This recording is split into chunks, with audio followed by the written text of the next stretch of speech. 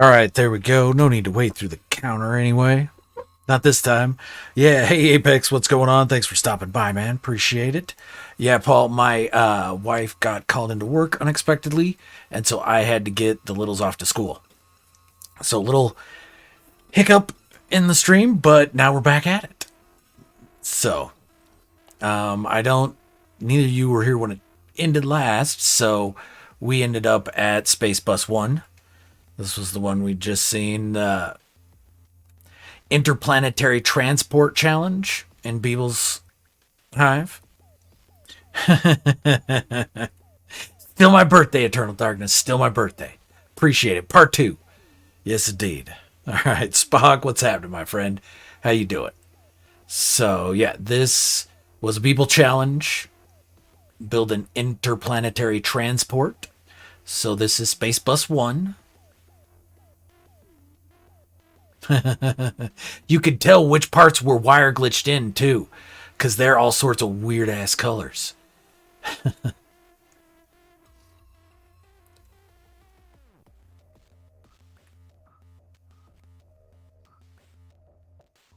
So inside the bus, we got the driver's area. Oh, interesting. I didn't realize I could actually sit in that chair. Okay, cool. Oh, no, just spin it. But if it was a chair I could sit in, I could climb over and sit it. Interesting. Okay.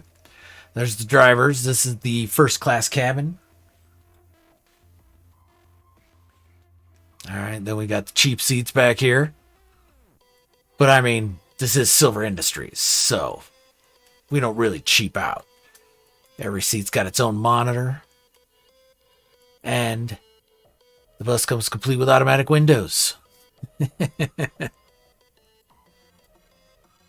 Oh, that's one of the most ridiculous things I think I've ever done.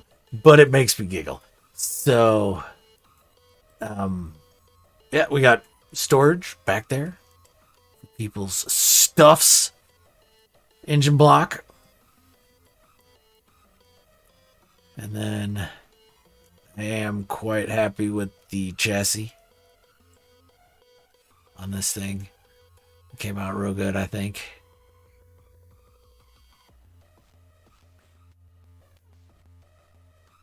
Drivetrain. And then, of course, we got storage boxes for any bigger sort of goods people might have. And the wheels, of course, can rotate 90 degrees.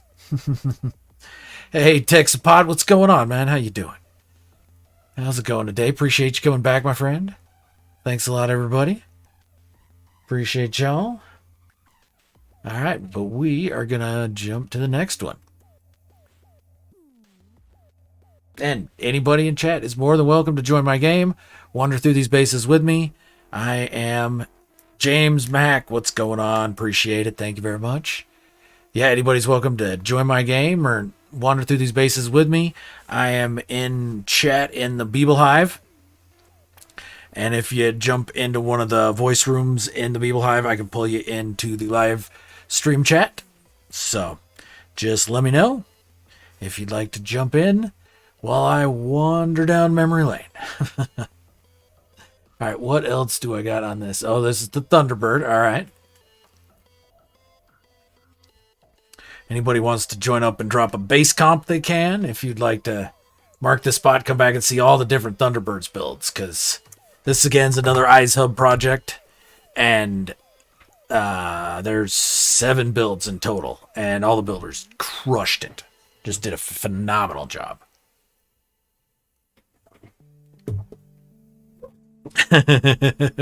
Fierce Pirate Captain. Yes, that's a Fierce Pirate Admiral, my friend. I mean, if you're going to make up grandiose fake titles, swing for the fences.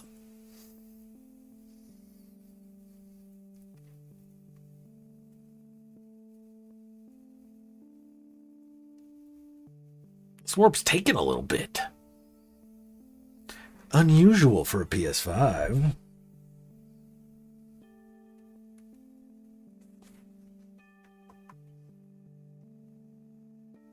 All right. Oh, be a good host. Welcome everybody in again. Hey there, Hi there, how's it going? Welcome to the shit show. You're welcome. All right. Welcome, everybody. Appreciate y'all coming and hanging out with me. All right, so this is a bit of a weird one. Well, if any of you are aware of the old British cartoon / puppet show Thunderbirds, the iSub group built all the different Thunderbirds, and this planet just so happens to have wormies. Where's it at? There we go. Look at that. Yeah. So, yep, that's fun. Something else that's fun. What am I need oxygen. I don't have it. All right, fine. So, the Thunderbirds deal, for those of you that don't know, they were a family of inventors, gotten rich, and decided to spend their money helping people. So, I got tasked to build Thunderbird 4, which is their submersible.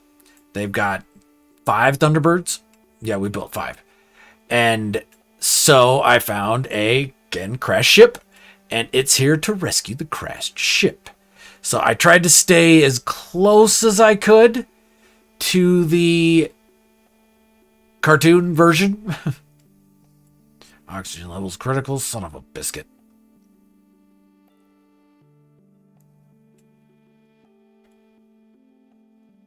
All right, but here's a weird thing.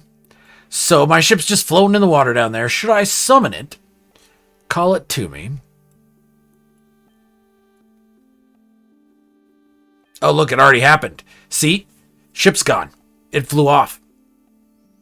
It belongs to that pilot standing on the landing pad. Because I built that landing pad, that pilot now has somewhere to spawn, and he can summon his ship and fly it on out of here. So, it's rescued! Yay me! All right.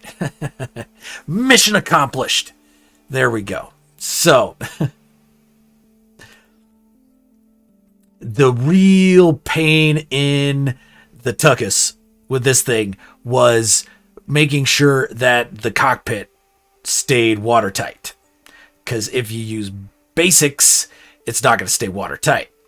So those propellers came out nice. Again, 4-sided wall caps, just to 45 degrees to each other. So, the cockpit, yeah. If you use basic pieces, it isn't going to be watertight.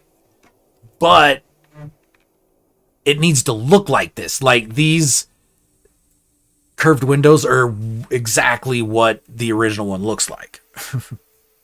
It's a feature. It's a feature. Yes. So what I had to do was I had to build the entire shell. And then after I was done putting literally everything, the last piece in this build was this sized up, upside down, sized up viewing sphere. So that now you come, hit the elevator, you're inside, or hit the elevator, hit the SRT, and you're inside the cockpit. Now from the inside, that SRT is not accessible though, because it's on the outside of that viewing sphere. But we got the cockpit here. I had some fun with some miniaturized switches and whatnot. Of course. See a briefcase, open it. All right, and then it's this one to get you back out. So that was the fun little part of it. I had to glitch in the viewing sphere, place stuff around it so I knew the boundaries of where it was going to be, and then build everything inside of it and glitch it in last thing. That was fun. This is why I usually do not like building recreations of things. Okay, if it exists in real life and people know what it's supposed to look like, getting things that look like that, I'm not the best at. There's a lot better. There's a lot of builders out there that are much better at that. Leonaris and iSub, she's really good at that stuff. So, next base. That was just a fun little project. It took a little while, but it came together in the end. So, all right, next up, we've got the Void Colony ship. All right, this was built. Hold on, sorry, I forgot to get glyphs. Here we go. Here's glyphs, everybody. Maybe. All right, fine. There we go. Glyphs on the screen. Yeah, recreations are a pain. I can't blame you at all for sitting this one out, Vortex. Appreciate you coming back, man. How's it going? All right, so now we're going to go to the Void Colony ship. Now, this is the first, actually, I think, that we've ran into so far, that we've done. Yeah, it is. Okay, so this is the first of my builds in the Void storyline that I've kind of made up and then expanded upon. But anyway, so this one's actually the latest point I've taken it in the build. But this was for Bud Day 7/7 this year, for the Boodalanger hub. There we go. The Boodalanger hub. Hey, Revivalizer. Appreciate it, my friend. Happy birthday. Thank you very much. I appreciate it. First build in 2 months. Nice, Vortex. Looking forward to it. All right, so and of course, since it's Bud Day, I had to plant some Nip. It's not growing. Oh, yeah, it's growing. Okay. All right. Anyway. Give me some Nip. So this part of the Void storyline is... This won't make a whole lot of sense until we hit some more of the other Void builds, but a couple apprentices of a Korvax named Yundal Hapet are out scouting for him, looking for Void presence. And on this airless moon, they get more than they bargained for.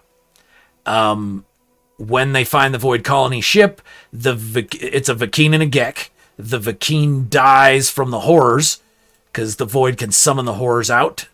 And then they kill the Gek, but they kill the Vakeen. The Gek manages to get away, fly back, and land back on the Void ship. Where's my ship? Oh, it's already up there. Okay, so I gotta summon it.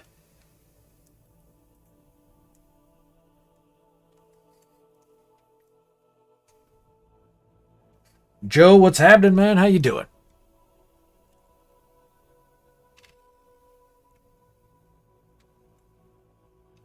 All right, so let's coming back around here. All right, so yeah. The Gek gets away to run, and then when he turns around, he notices that the living ship that was on the landing pad is now gone, and so he comes back in for a landing to try and see what he can find out for his master, Yundal Hapet.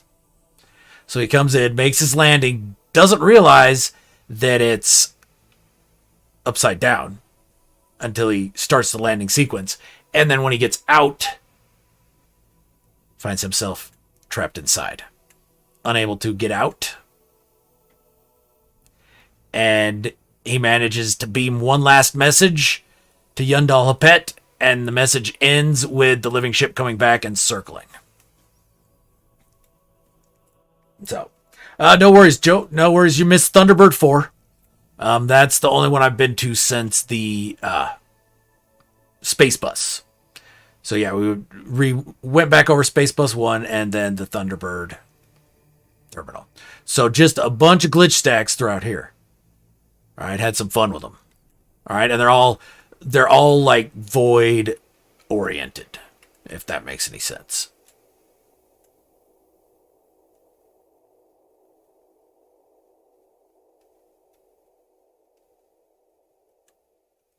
Hey, what's going on, Joe? All right. So, where's the. Yep, there's. Okay. This is the way you get out, because I did have to make a way to get out for people. So you come back out here, you can land. All right, and I'm going to bail out here, Joe, and let you take the landing pad. Now, I originally had. We'll show you the whole build here.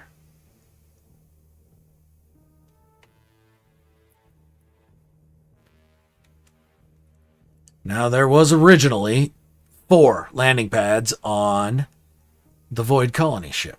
Where'd it go? Where'd it go? Where you at? There we go.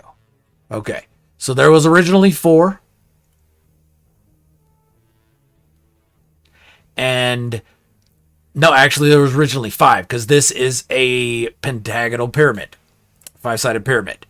So what I forgot to account for was the building. Because if you place upside down landing pads, the game requires there to be a certain amount of head clearance, basically, for the ship to take off. And if there's not that much clearance, it's not going to let the ship land there. So it kept telling me cannot land, landing pad blocked. Even though I had nothing on the landing pads, I couldn't understand why. Loki ended up helping me out, because he's built landing upside down landing pads underwater, and he's ran into this. So the building kept all of them except this one. This was the only one that would work. None of the others would. So now I know. Next time, build it a little bit higher. All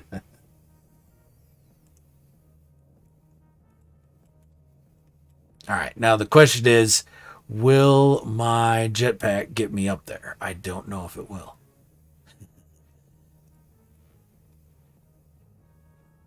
It might from here. Oh, no, it will. It definitely will. I forgot this is a abandoned airless moon. So, yeah, we're good. It will get me up here. Oh, shoot, though. I'm not going to be able to go back. Yeah, I set this up so it's specifically. All right. Well, let's see if you can land here, Joe. If you can, just go in and turn the teleporter on and it'll pop me in.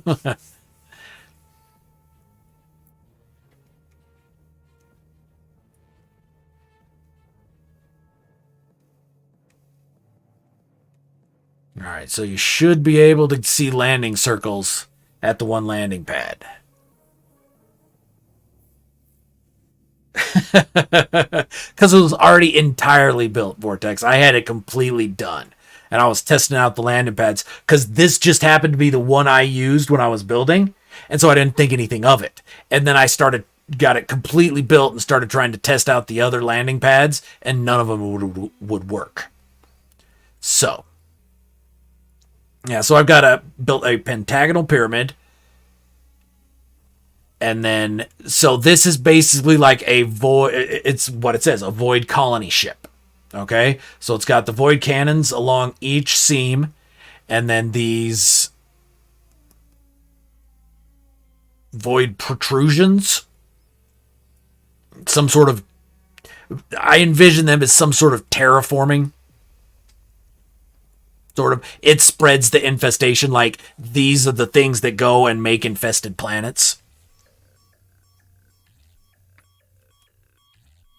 Oh, you landed down there, huh? Okay. Let me call my ship up here then, Joe.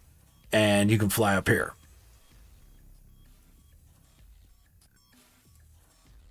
And I'll pop you in with the... There we go. All right. Oh, really? It's saying landing area not clear now? Oh, really? I just landed here. I just freaking landed here.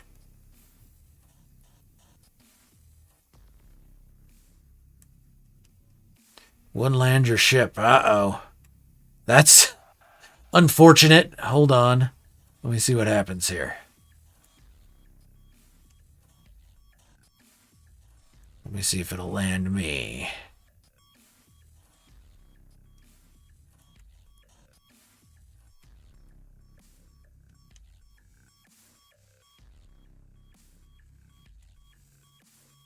Yeah, I even got the green circles. No, but it just lands me on the planet. All right, so here's what we're going to do, Joe. I am going to reload. And, oh, that's what happened. The building shifted just so slightly when you joined me. Okay, I'm going to reload. Once I drop out, try and summon your ship up there and see if you can summon it up to you. And if you can, climb in and get out.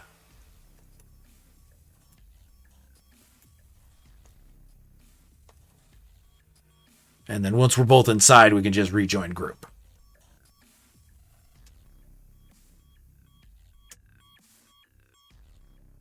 No, oh, it might have been.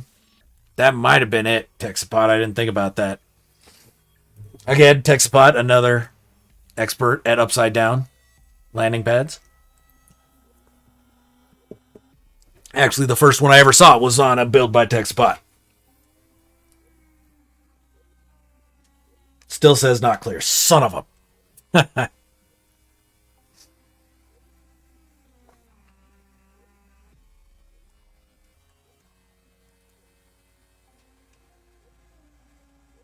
Not enough fuel to launch thruster. Nope, not the hyperdrive. Launch thruster. There we go.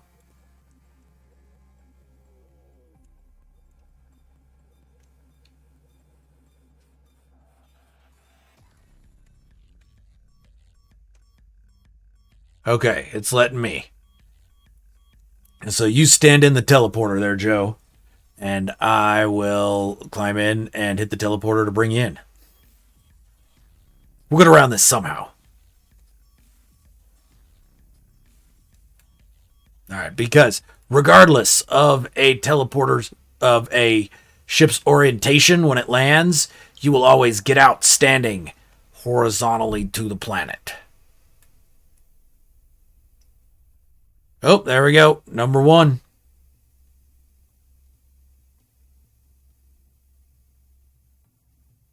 All right. Are you standing in the teleporter there, Joe?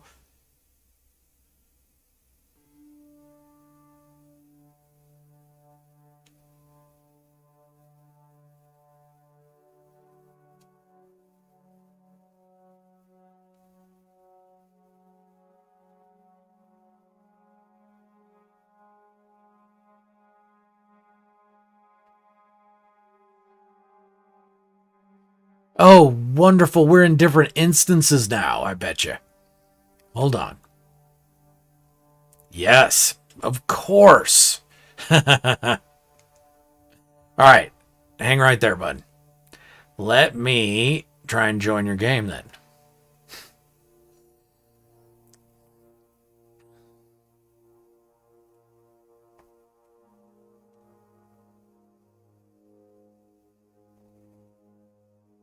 Oh, come on. And now your game's just not there? Oh,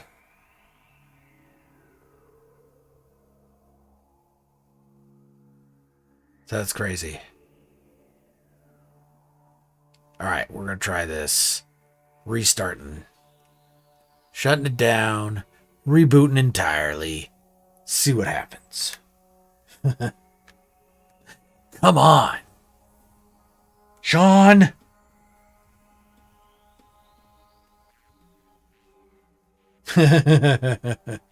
This game's the biggest troll, man. It is.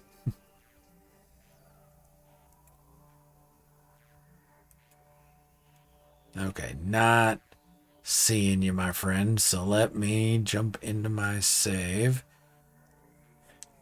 and see what's here.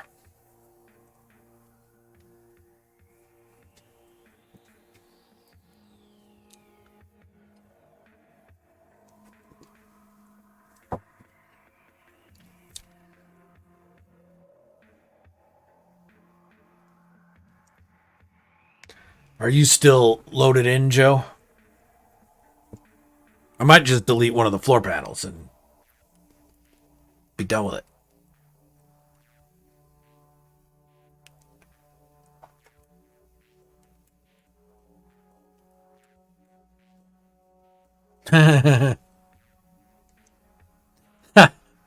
Oh, that's awesome. Still very awesome.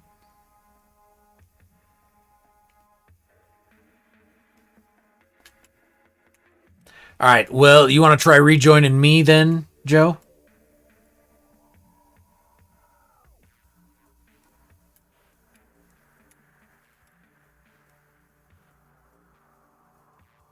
When you get here, I'll just delete one of the panels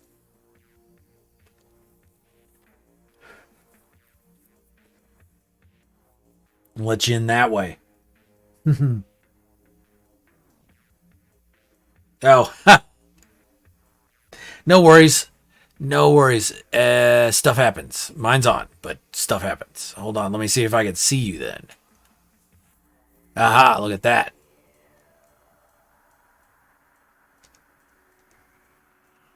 Invite sent. Oh, sorry. There we go. All right, now let's see what happens if I hit the button. Nothing.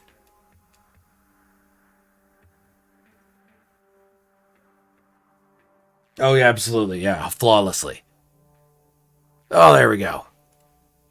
All right, welcome inside the Void Colony ship. So, a couple APG screens here.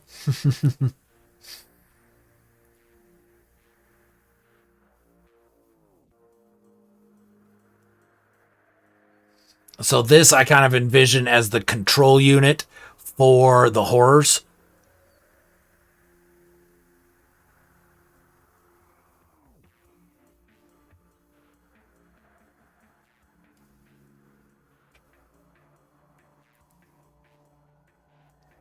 And then, yeah, just pretty much everything else is just a collection of glitch stacks focused around void items. And then we got that little column in the middle that all comes down off of the tip of the pyramid. And those the lamps merged in there. It's a real nice look. I like how that came out a lot. And you can see it on the outside. The very top of those short walls sticks out. And it's a nice look that I like. And then it just so happened when I was done glitching in all these plate stems, there's a hole in the bottom where they all circle around. And I'm like, that looks the size of a light fissure. And it is. It is the perfect size of a standard light fissure. It was the funkiest thing. And those are all adjacent seed in from a 16-sided light box.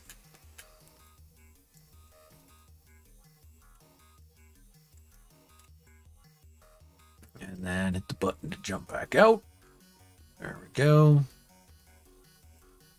Starship's already here. All right, jump into photo mode real quick.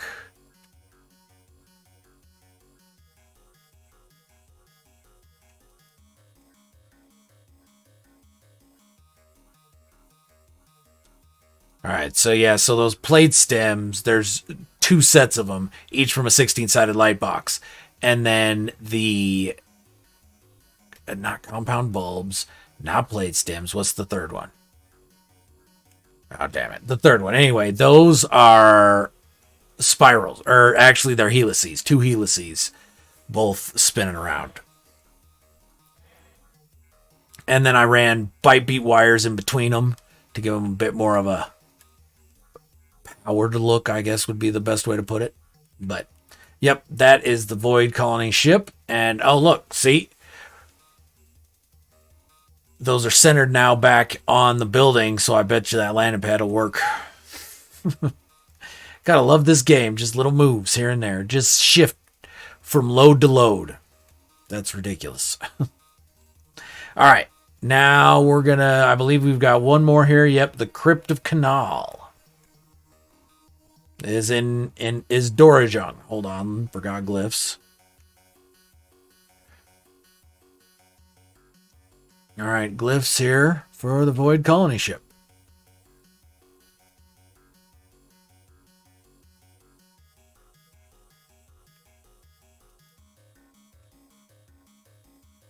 Like that purple jetpack trail, Joe.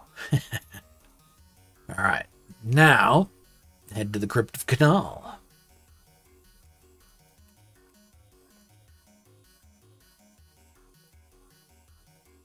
Yeah, the stacks in there are good, Joe. I was really happy with all the ones I came up with, and that those APG screens in that terminal were just what I needed.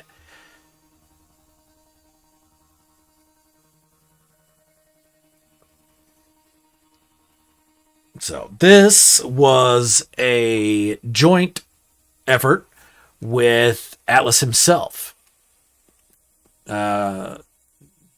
Collab, that's the word I'm looking for. This was a collab with Atlas himself. And Katrin actually found this cave and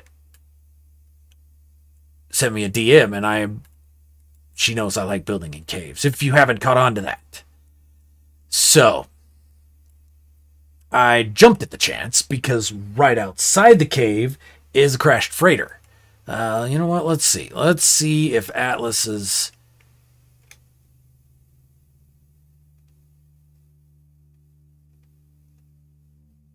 that's weird. Alright. Let's see if Atlas's build is out here.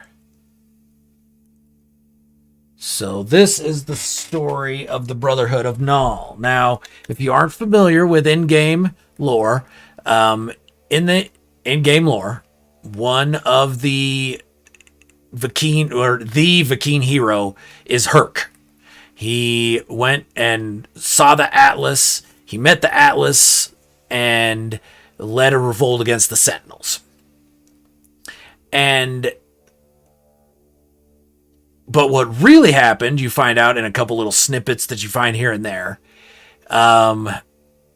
is that Herc went to see the Atlas with his childhood friend Null, and the Atlas talked to Null, not Herc. Herc got super pissed and shoved Null off a cliff, and went back and told everybody that the Atlas had talked to him, not Null. And so that's why everybody worships him, because by saying the Atlas had talked to him, that gave him the authority so that everybody be like, well, hey, the Atlas talked to him and he's telling us we all need to jump the Sentinels. It was easier to run a rebellion that way. So there is a small group of Vakeen who know the truth, however, who know what happened, and they call themselves the Brotherhood of Null. Now, this is my second build in this storyline. The first build in the storyline was the Technology Overload Recovery Center, which was a new age hippie type retreat that was masking a recruitment center for the Brotherhood of Null. It's on my survival save. Something happened to my survival save. I don't know what. But there's actually only 2 bases that still remain on the survival save, and I don't know where the others are. So I can't show you that one. But this right here is Atlas himself's part of it. And so this was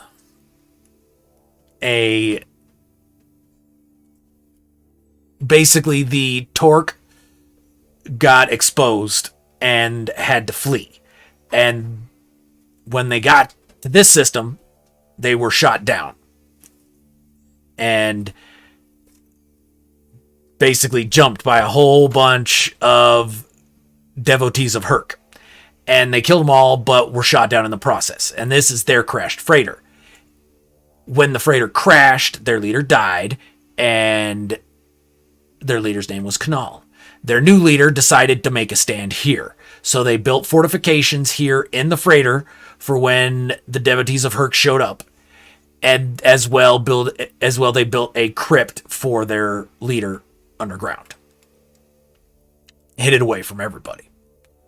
And so this is the fortification that Atlas himself built inside the freighter. And he did a ridiculously good job with this. He knocked this out of the park. So this here is like a shooting range, complete with the button in the back that if you tag, boom, hit the button, light turns on. Nope, because I'm not shooting it with the right thing. And mining beam. Yep. So it's a shooting range for him to practice. Okay, and then out here we got all the Crash Freighter stuff that he's integrated seamlessly into this build. Super impressive. Out here we got a couple little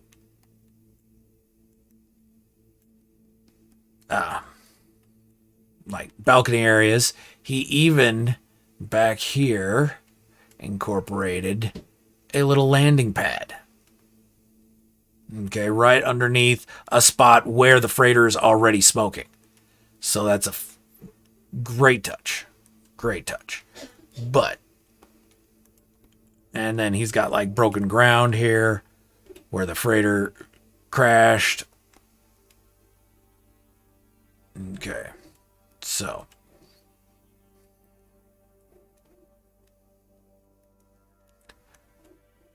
Then if we come up these stairs, this leads to more freighter area.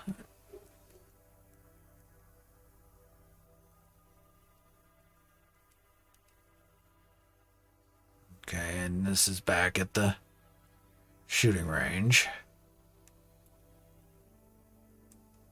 So if we come up this way, this is back into the corridors. And this leads us out to one of those cannons on the outside, remember? Yep. And then come back over through here. If we turn this way, it's another terminal. And then if we go this way, come through here. I really like this touch. Oh, you can only see it this way. Yeah. The little calves in there inside with the squiddy and the those habitation units or no flora containment. There we go. Yeah. All right. Yep. This circles around, and he even used stairs to get over a little bump in the freighter wreckage.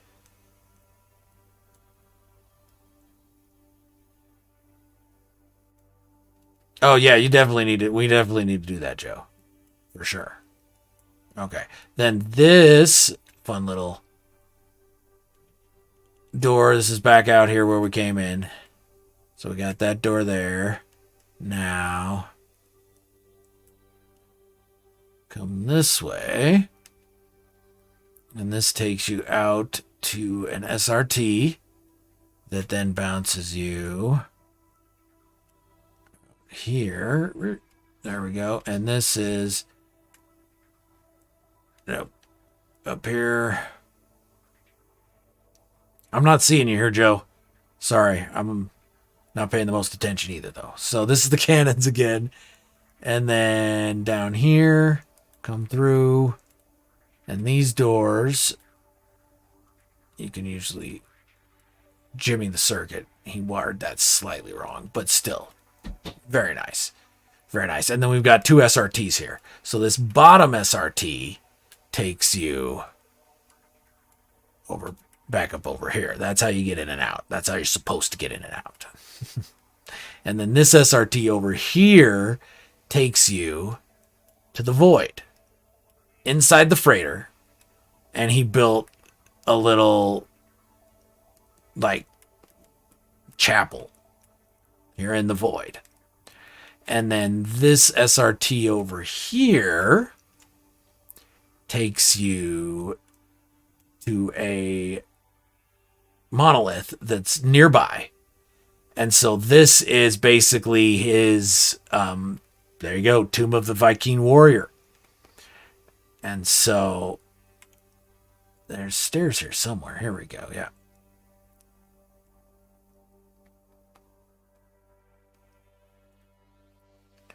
So, yeah, and he's got a really, really nicely centered stack right there.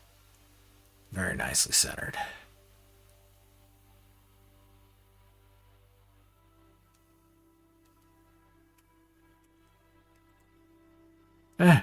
Learned me some stuff, and it gave me a milestone. What do you know? I'm a linguist.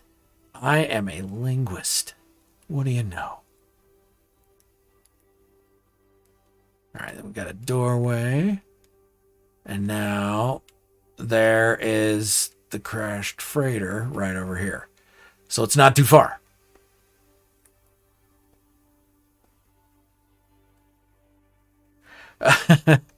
You're lost, Joe. All right. Where are you?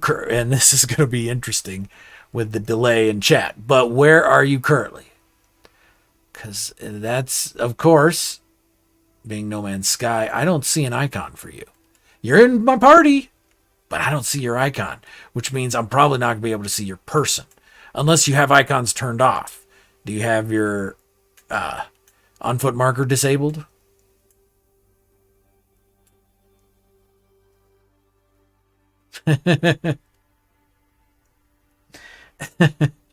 Turtle darkness.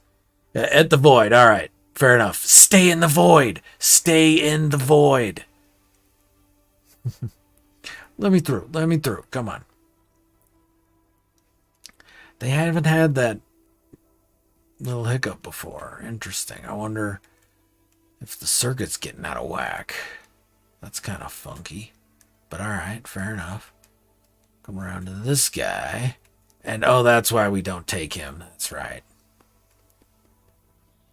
That's why we don't take that one. Because we get stuck in the wall and can't get out. Oh, son of a... That's why we don't use that teleporter. I don't have build permissions either, which makes sense. All right, so I've got to reload. All right. After a good cooking on the Barbie. Yes, indeed. All right, let me see if I can join Joe. There we go. Is it going to let me? Connecting. Oh. Why?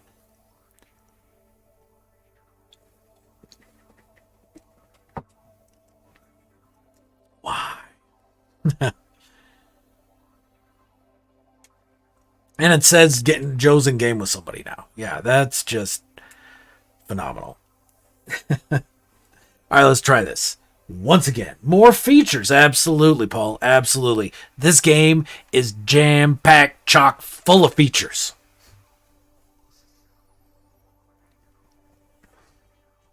Okay, I gotta say, I saw a very interesting video by Professor Cynical today.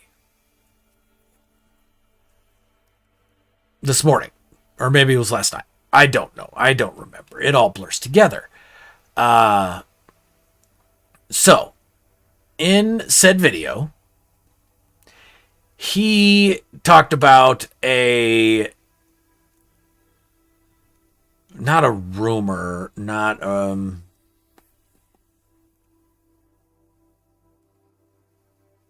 tall tale? No, not that either.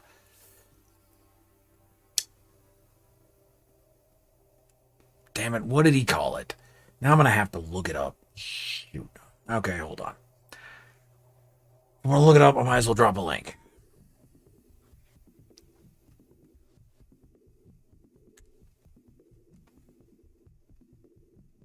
Let's see what's up here.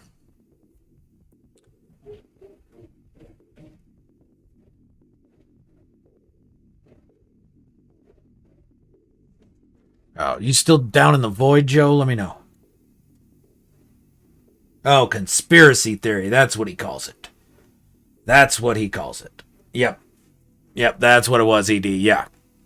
Yeah, and this is not something that I had ever heard of before. This was completely new to me.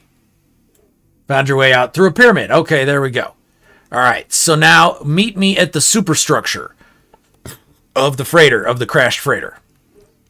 Because look what's up there. we've got an SRT cannon. So, this SRT cannon was built by the Vakeen to help destroy by the Brotherhood of Null. It was built by the Brotherhood of Null to help destroy the devotees of Herc when they arrived. And son of a...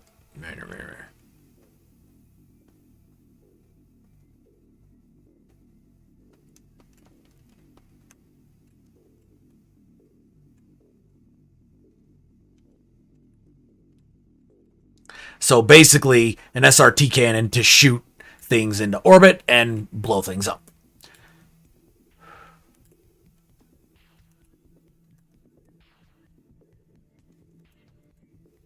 All right, so. And yeah, Atlas did a phenomenal job with this SRT cannon. It looks... Not only is it functional, but it looks friggin' cool. So yeah, he did a phenomenal job with it. And you've got like a little viewing platform here where for somebody to sit and fire for a gunner. It glitched you through the floor. Okay. Is that a glitch you through the floor to get out, or are you stuck again? Let me see. Let me invite you to my game. There we go. That'll help. See if maybe we can get in the same instance this time. All right. But anyway. So you come through here. If you go all the way through, and then up here, now you're in that viewing sphere. You're the gunner. Or you come here, and this... Yo, what's up, dude? There we go. All right. Come here, and you fire Nautilons. Boom. Whee! Boom. And it rolls you down into the cave.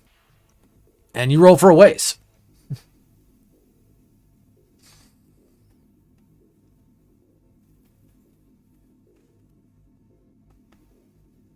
And now you roll back a little ways.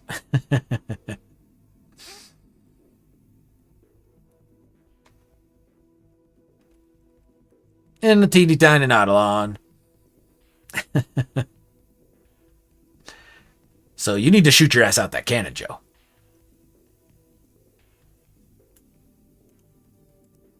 I sent you an invite to my game.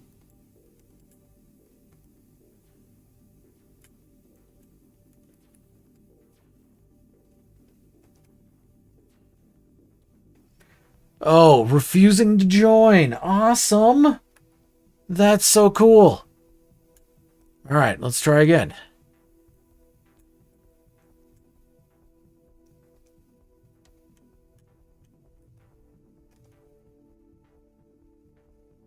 Okay, so after they were found, the devotees of Herc did not stop. They kept coming and coming and coming until finally the leader of the group here realized that there was no way they were going to be able to protect Kanal's body because they were going to get wiped out, and then the devotees of Herc would scour the planet till they found his body. So instead, they turned the crypt into a fallback fortress and used the SRT cannon to fire themselves down to the crypt when there was just the last few left. Says you've joined, but you're not in the group. That's awesome. All right. Once more with feeling. Invite to group. All right. And I like how Alice has the landing pads merged into the deck of the freighter as well. Yep. So when there was just a few of them left, they jumped in the SRT cannon and teleported themselves down to the crypt of Kanal, where they were going to make their last stand.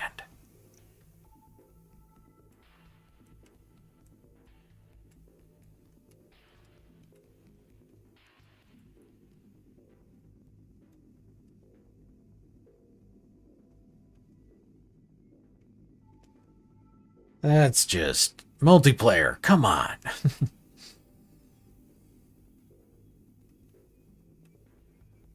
Let's see if I can get this guy. I'm gonna get him.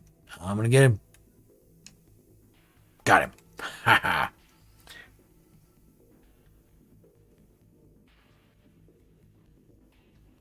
Yeah. That's what I'm hoping, Paul. That's what I'm hoping. Well, okay, and now, I'm sorry, I got sidetracked. Back to Professor Cynicals. If nobody's seen the video, go check it out.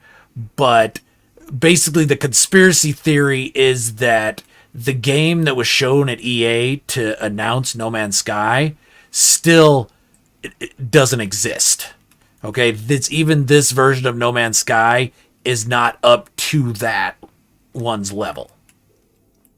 So what the conspiracy theory is that the other game that HG's been working on is that game. They've just taken all this time, waited for advances in technology until they were able to make that game, and now that's going to be their next game. And it might not be No Man's Sky 2, but it will be based off of that original game that was shown at the gameplay footage that was shown at EA in like 2013 or whatever, or 2015. So this is the Crypt of Knal that the Vy'keen have now turned into a fortress. So this was a 32-sided circle that I just basically cut one of the quarters off of. Okay, I just didn't take it. I took about a third. Yeah, took about a third of it off. And then those are floor panels, or no, sorry, not.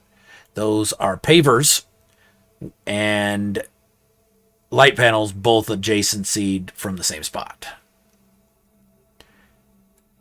And then, of course, along the outside, we've got stone floors and light panels. And then we've got that tunnel running back to the actual crypt. Okay, let's send Joe another invite. Because, I mean... Oh, no, he's still not around. All right, let's see. Stuck on connecting again. Phenomenal. So, try and load back in and see if you can get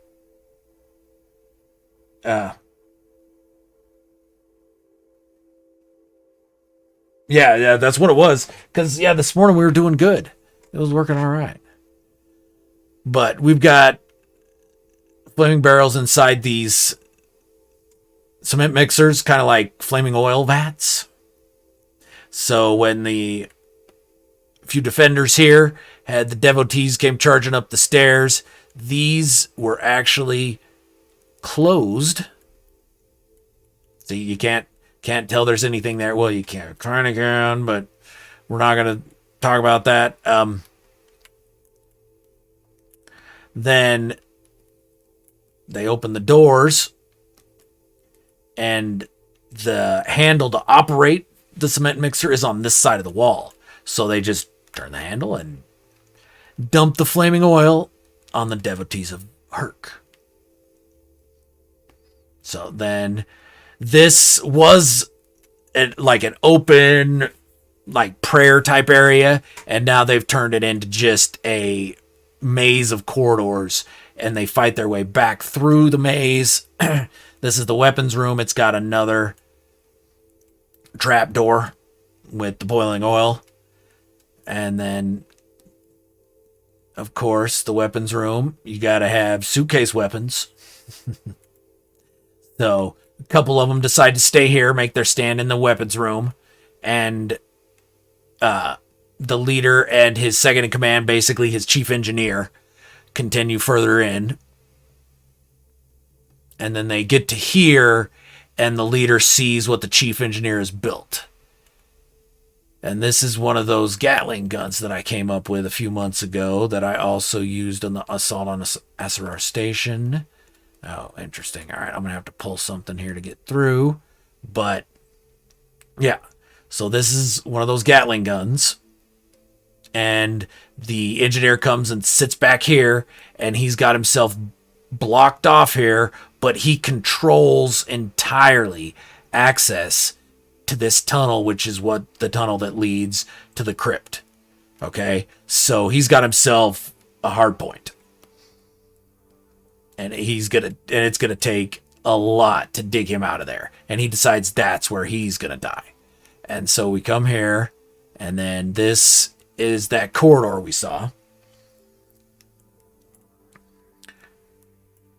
And I like those double action power doors. They're one of my favorite things. And so you come up here, and the leader of the group comes up here, and this is where he makes his last stand.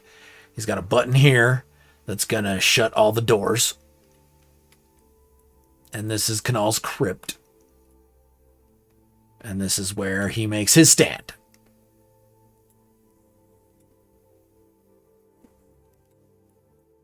So, that is the crypt of Kanal. Oh yeah, they open from the outside in still, so you gotta wait for a second. All right.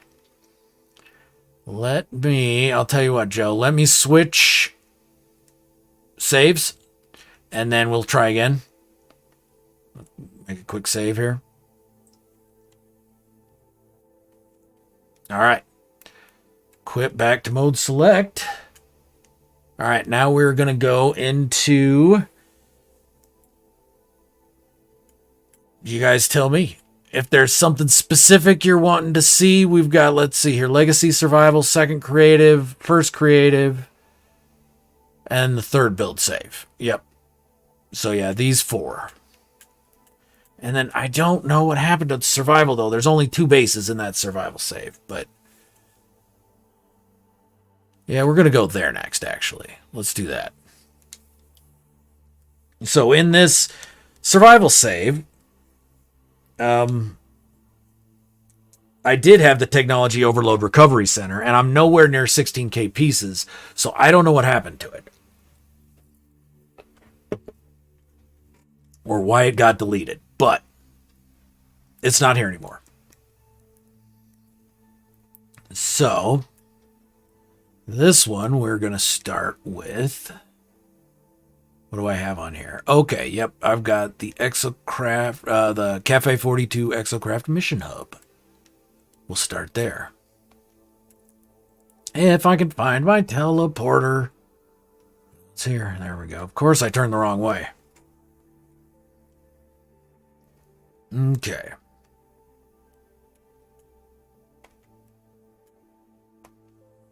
So this I built. Oh yeah, Icarus definitely looks good. I'm definitely looking forward to seeing a playthrough of that. It looks very interesting. So Cafe 42 put out an invite for people to come build here. This is kind of a system that they found and decided to utilize as kind of like a forward base, a resupply, just like a outpost system sort of thing. And they invited people to come build here, so I came. This is, again, a super cold planet with nasty storms. But I built an Exocraft Mission Hub here. So, first off, this is still to this day one of my favorite little solar arrays. So in there, each one, we've got 4 tiny solar panels and a battery. And then there is one right side up, one inverted, 4-way screens, just universal adjacency from a light floor. So, and I've got it built so that down here below, there's a button. You can flip the button, power doors open, and you can actually access the solar panels and batteries. Kind of like a repair hatch, if you will.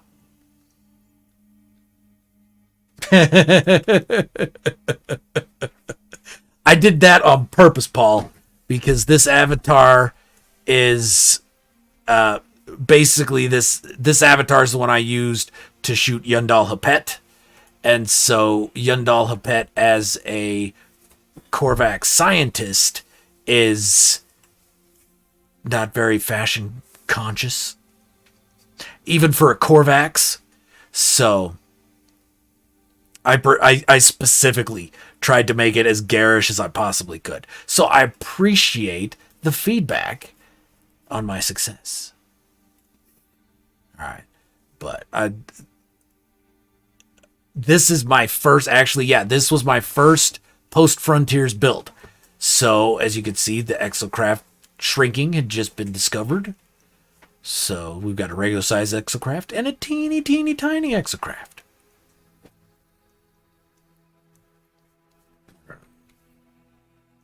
Turn these off real quick. There we go.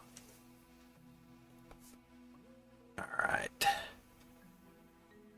And so, yeah, so this is basically a forward base for them to run exocraft missions out of. And as part of a forward base, we've got exocraft. So this is, of course, a gigantic Colossus pad. And then here in the middle,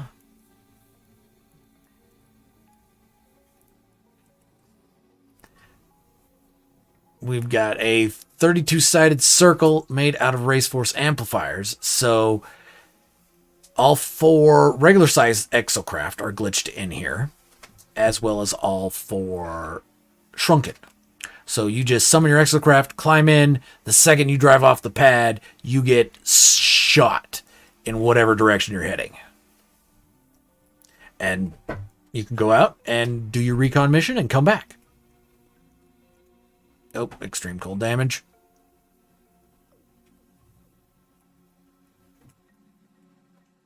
There we go. All right. I had to build a massive Colossus. I just had to. Couldn't help myself. We had to. Thank you, Miss Silver. I appreciate the input. Anytime, Mr. Silver.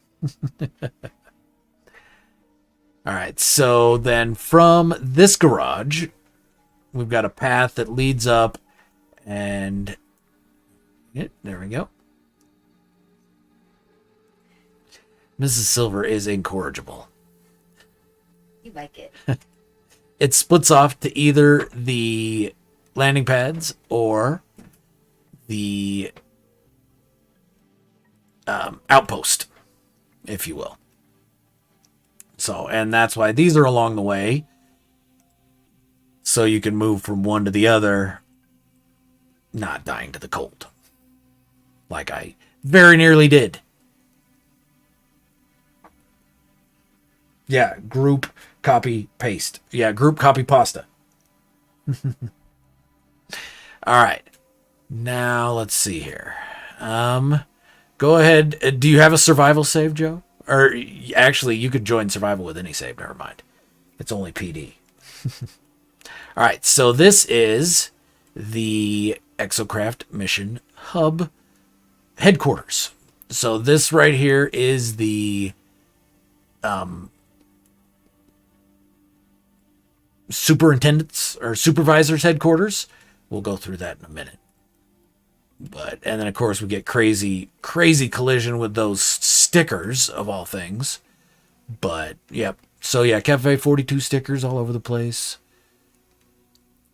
And yeah, this was very first post Frontiers. So still just playing around with pieces, seeing what went where and how things went together.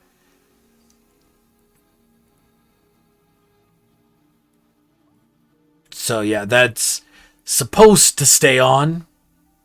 And then when you hit it again, it turns off like a stove. But couldn't get it to work right. I could now, but at the time, didn't know enough about logic. Was just messing around with stuff. So then here is bunk beds for the Exocraft pilots while they're in between missions. Okay, we've got a nice little outer area A little walk around.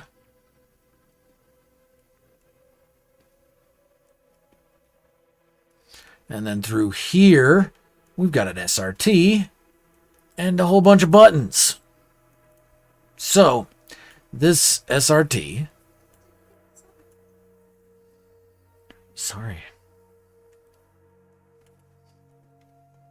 Okay, so if you'll notice, we've got 5 of those stone canvas roofs.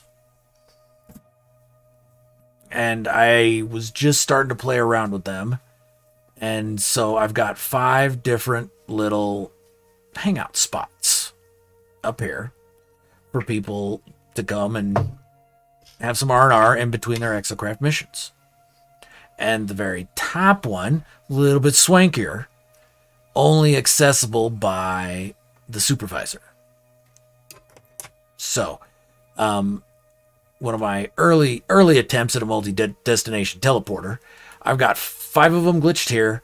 You hit the button for which one of the 4. Basically, it's arranged like the roof is, as if you were looking down on the roof. So that one will take us to the one on that corner, and it usually pops you up really high. And then there's one inside of each one.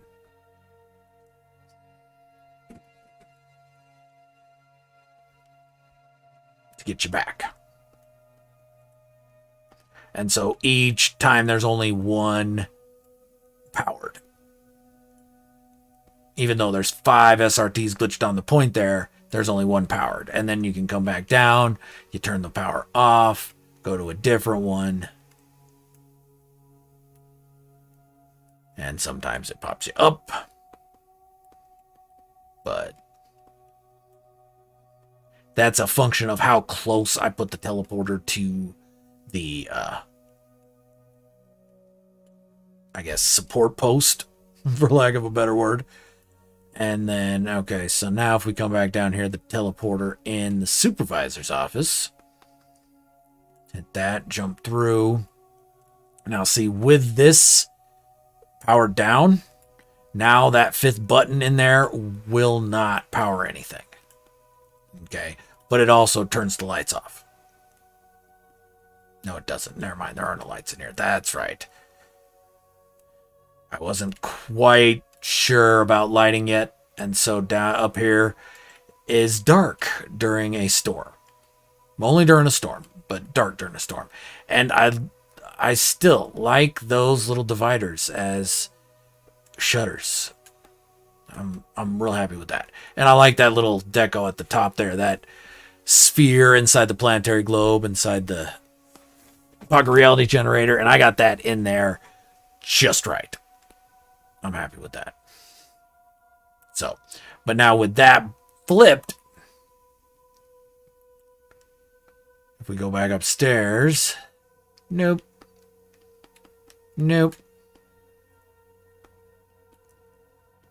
Come on.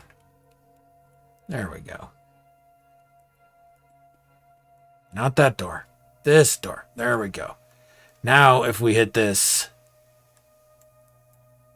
we still get something powering up. All right, what about this one? Still something powering up. That one.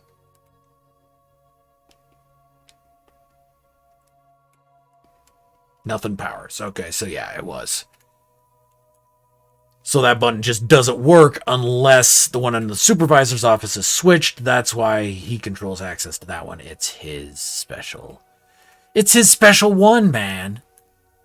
Okay. Now, do I even have... I don't think I've got a base teleporter here. I need to build one real quick.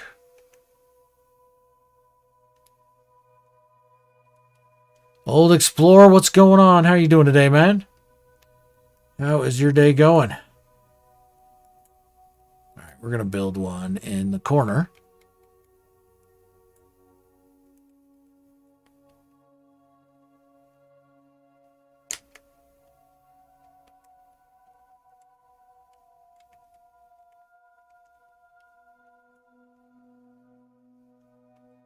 There we go.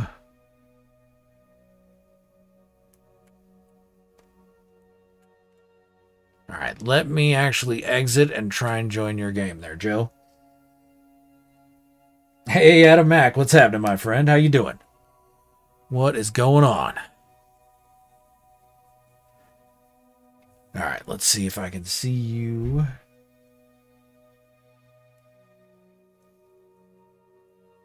And okay, nope.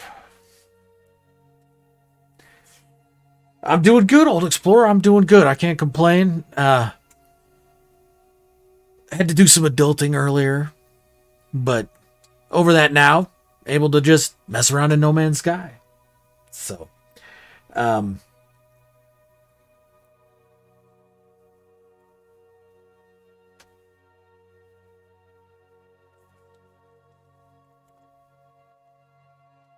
not seeing your game there, Joe. All right. To the new people, if you would like to join in and wander through these bases with me, you are more than welcome to. I've also got a chat channel open in Beeble's Discord. If you'd like to jump in there and say hi in chat, I can jump into the green room and I'll pull you into the live chat and we can have a little chin wag.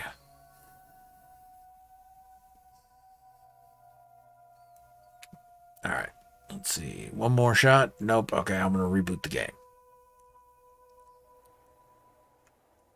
No, not that one. Thank you. Knew that. Wouldn't that been trippy?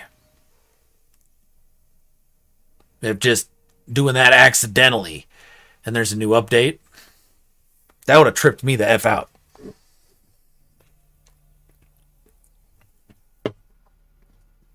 Just saying. Is all I'm saying.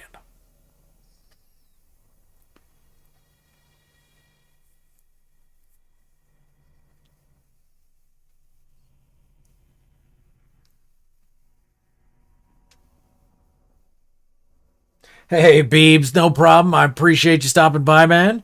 Hopefully you have a tasty dinner. And thanks again for setting up the channel in your Discord. I really appreciate that.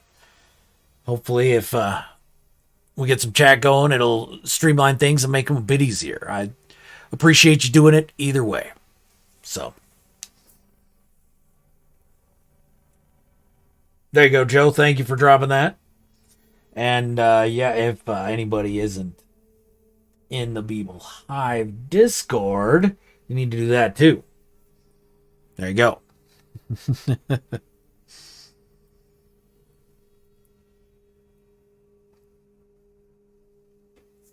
All right, here we go. Back at the Broken Colossus. There we go. All right. See if you can see my game now, Joe. Can you see me now?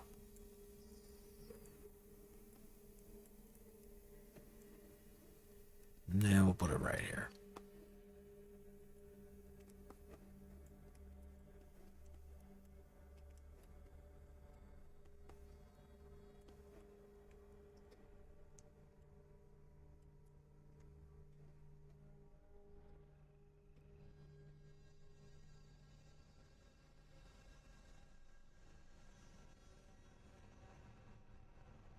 Ouch, ouch. Gotta get going. There we go. Hey, Dariel, thanks for stopping by. I appreciate it. Thank you very much. Oh, nice. Okay. Good. Good to hear, Joe. Just as I started teleporting. But, so tell me what system you're in when you get in. Tell me what system it loads you into.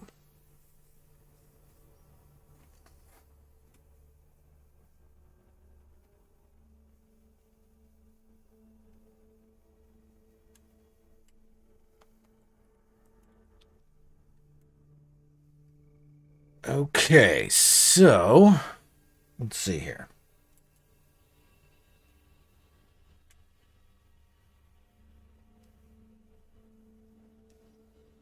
Okay, you're going to have to anomaly jump to me then, my friend, because I am in Eisentam. You can come get yourself a nice robot pet. All right, so we're going to climb in my ship while we give a little background. This is my second oldest build. I did this right after I finished the Nursery of Souls. So, yeah, about a week after I finished the Nursery of Souls in, I don't even remember which Discord it was in, but one of the Discords I was in, dude named Eros Reiner dropped in, said he was looking for builders who would build in survival to come and work with the ISUB Builders group. I had no idea what a Civ was. I had no idea what any of that was at the time. But I enjoyed the collab build I'd done with Pez S and DG Squared, and I was looking to do more collaborative stuff, and so I DM'd him, and I was like, yeah, sure, I'd like to give it a shot, and I sent him the Nursery of Souls video, kind of like as a, this is kind of what I do sort of thing. And so he brought me in, and this was the first project I did with the iSub EPC. And this whole system is mechanical. There are multiple planets in this system with mechanical animals on them. And so we built kind of a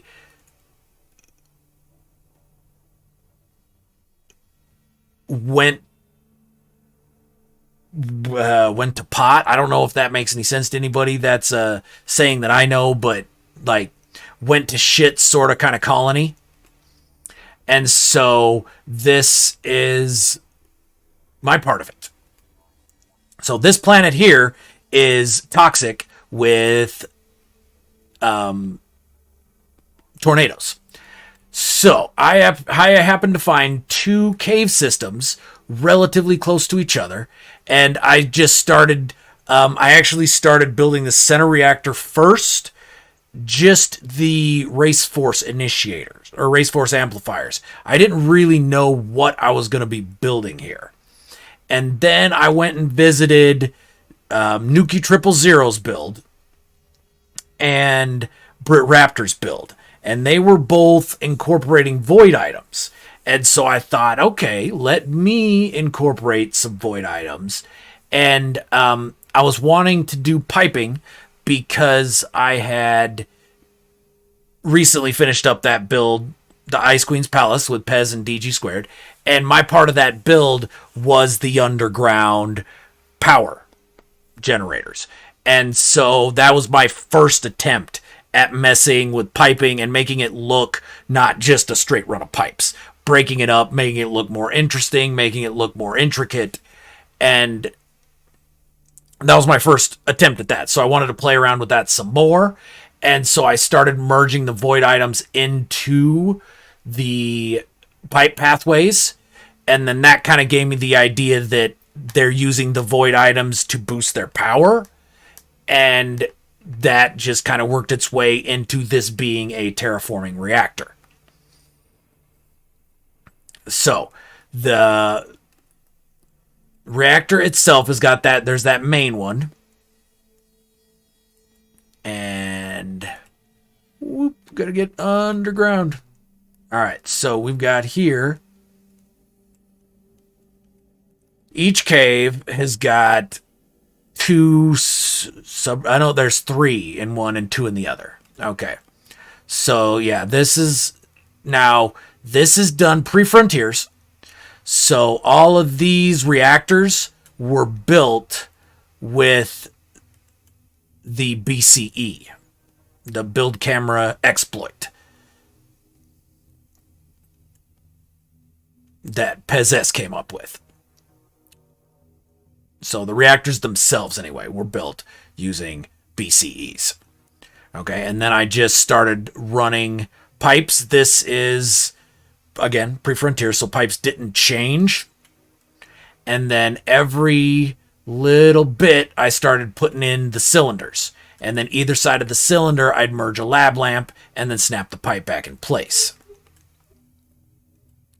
And then every, like in between the 2 cylinder stops, I'd put more pill lights. I'd merge pill lights in between the pipes. What's going on, Joe? There we go. All right. So then over here, we've got another subreactor. Again, BCE made out of beds. And then we've got the four, just, those aren't attached to anything. They're just kind of there for the look, if you would.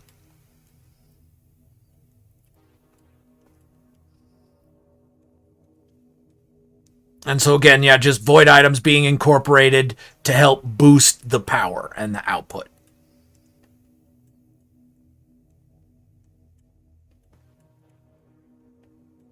Man, the storms here are freaking absolutely bananas. They just drop your protection so fast.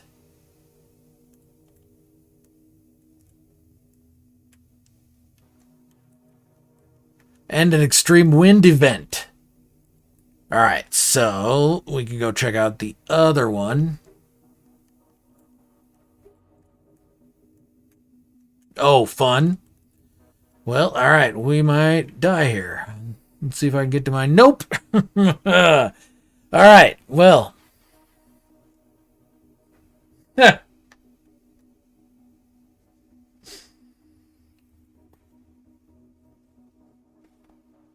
Well then, there we go.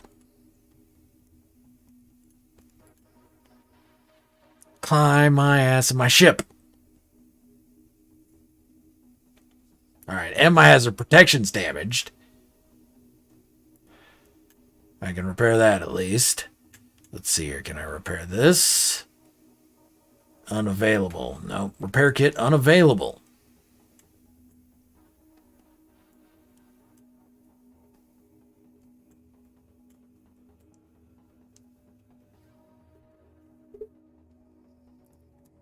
Yeah, so like I said, storms are awesome.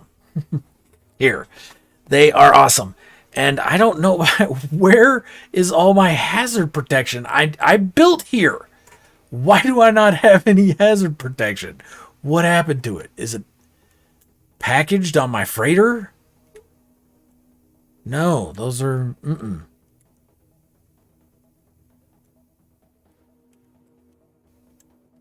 Alright, so the storm's clearing. Let me hop out here. Rad's dropping a little bit. Yo, Drucifer, what's going on? How you doing, man? Thanks for stopping by. Great seeing you. Okay. Oh, yeah. No grave marker to go get. Oh, no. All right, let's call in my freighter while we're here. Oh, wonderful. It can't get to Tenseiha. All right. So let's see if we can make it. Well, at this point, I can keep dying. I've already lost all my inventory. We're fine. All right. So again, these down here are just more of those same type of reactors.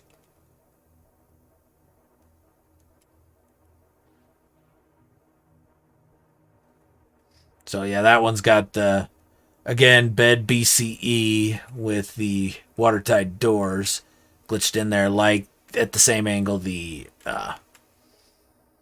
SRTs were last one. And this is a BCE with what? What is that? Oh, the storage crate. Yeah, storage crate. Okay. So yeah, these are all like things to boost the power generation. And so they get everything built. And my character's the lead scientist here, name of Yundal Hapet. So they get all the reactors built. While they're building the reactors, they're also building a dormitory over here.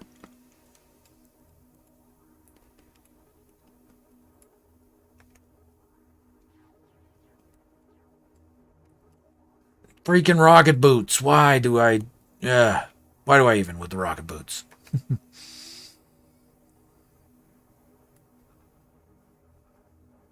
All right, so this is their laboratory / sleeping quarters.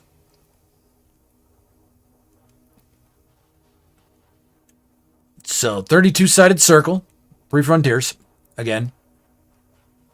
Then we've got a switch right over here. That opens, you guessed it, blast doors. And still not very good with the deco game yet at this point. So this is a little bare down here. I couldn't really think of what to put down here. And so, yep. Then we've got the glitching separator staircase that I blatantly stole from DG Squared that leads up to living quarters. So they've got living quarters for biologics as well as recharging stations for their fellow Korvax. Oh, yeah, that's right. Again, still not that good at wiring, so if I've got the blast doors open, the lights are off. Now that'll be better.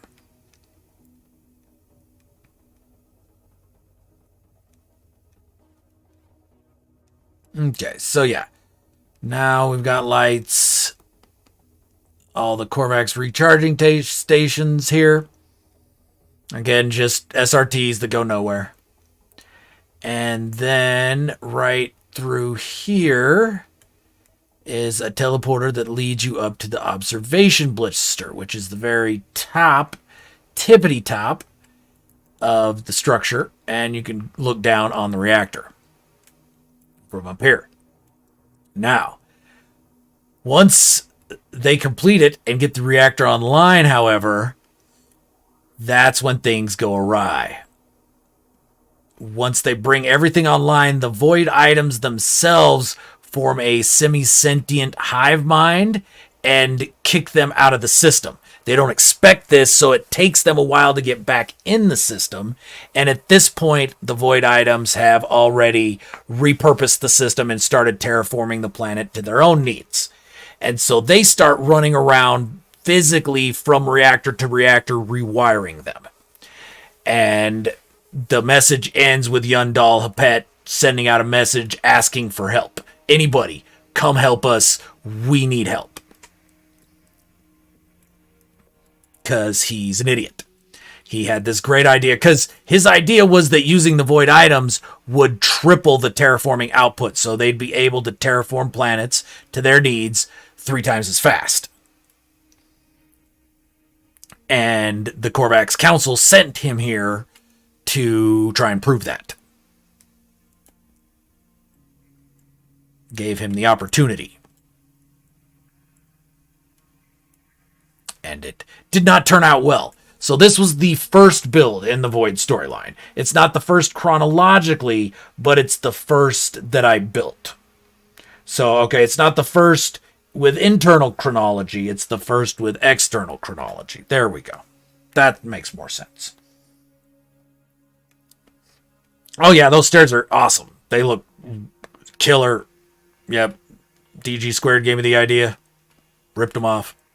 So, but yeah, that's this survival save. I still no idea what happened to the torque, or it couldn't have been the only other build on this save, because I know this save was at the construction limit, because I had to trim some off of this build in order to finish up the Cafe 42 Exocraft mission hub. So that's frustrating, but that's the end of that build. So, we're going to jump into a different save now. So, what are we at here? Okay. So, we got first creative, second creative, third build save. Chat, any input? Oh yeah, those bunker windows are that's still to this day one of my favorite things. You'll see plenty of those.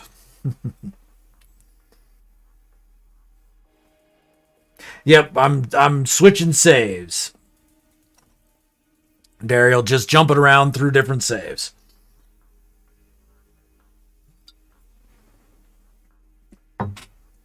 Thanks, Adam. I appreciate it. I've had that Void storyline's one I've had quite a bit of fun with, and I have still future plans for.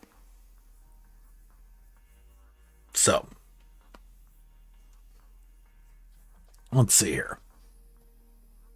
We're gonna do PD last, third build save, second to last. So let's do the Legacy Creative then. All right, so this was my first creative save.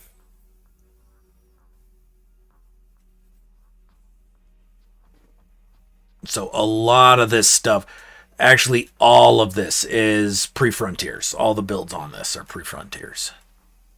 No, that's not true. That's not true. But some of the builds are. What the? Oh yeah, this I've done nothing to this freighter. Okay, can I build a teleport room? Oh yeah, it's creative.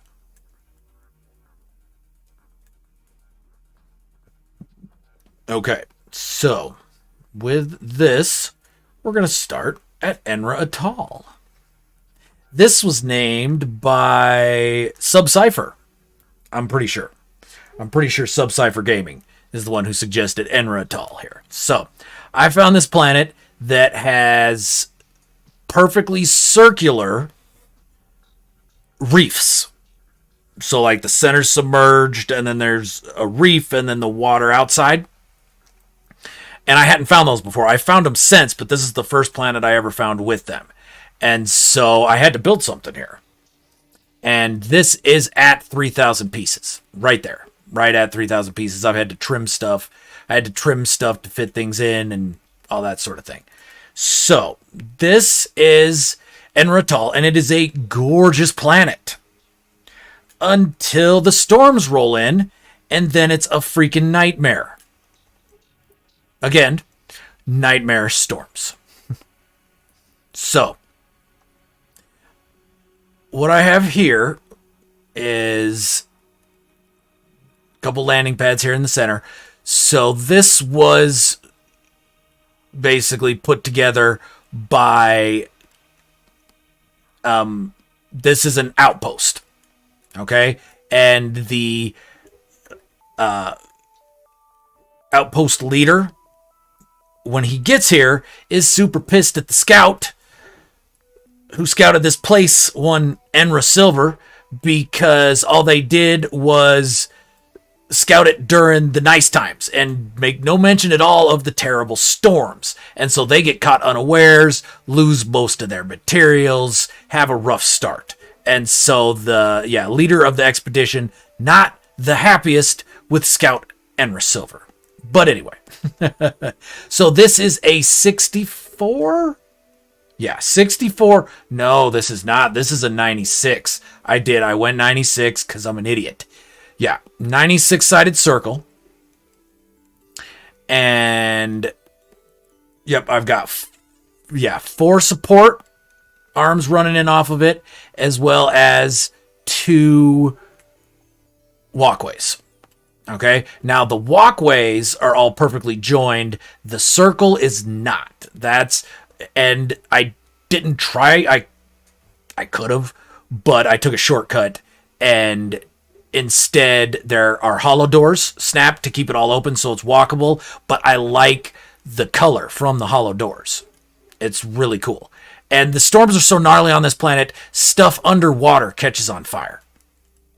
So this little traffic control robot, that was a Beeble challenge, a Beeble Hive challenge, was to build a little robot. So that's my traffic control guy. This is the traffic control area, again, built pre-Frontiers. So with Frontiers, the windows flipped around. Fun. But yeah, so I've got this square, basically, of the prefab cuboids. And again, this was an early experiment with logic.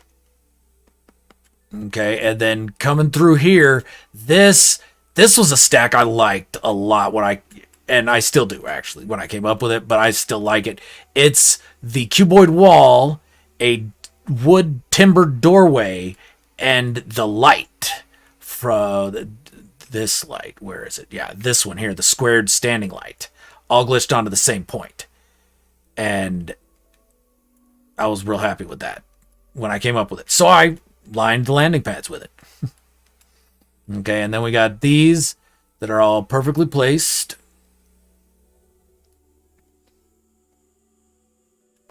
Oh, yeah, water catches on fire. Yeah. Everything does. Everything does. So you can run through all these. Okay, and then we got two. We're going to keep going. There are two buildings set off to the side. One's a dormitory, one is a exocraft launch facility. Because again, this is an outpost. So all the why won't those? There we go. All right, all the pathways are lined with the heating units because this thing gets so nasty, because the storms get so gnarly. So this here is the the bottom is the experimentation. So they want to know, after they landed here and survived the first storm, they realized that the flora and fauna weren't hurt by the fire. And so they're experimenting with the flora and fauna, trying to figure out why it doesn't react to the fire, basically.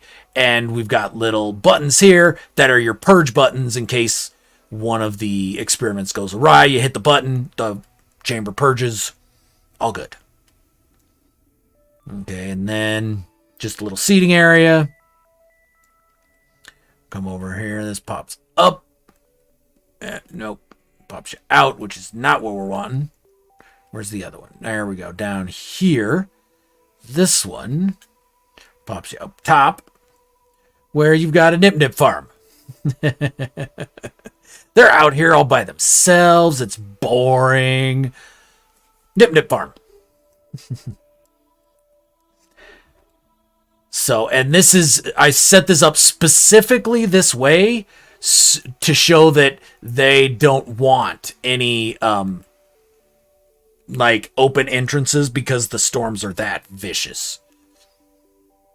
So, and one of my first times playing around with stairs as roofs, as well as making the buildings out of the curved windows.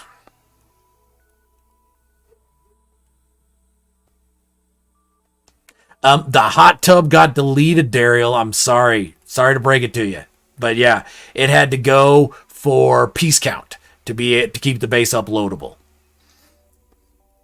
Now, I probably wouldn't do that. I'd probably just make it an overbuild, but at the time, I wanted everything to be uploadable, and 3K was the hard limit, and that's what I stuck to. So, so this here is, again, pathway lined with the heaters, just in case you get caught out here with a storm. Storm's rolling fast.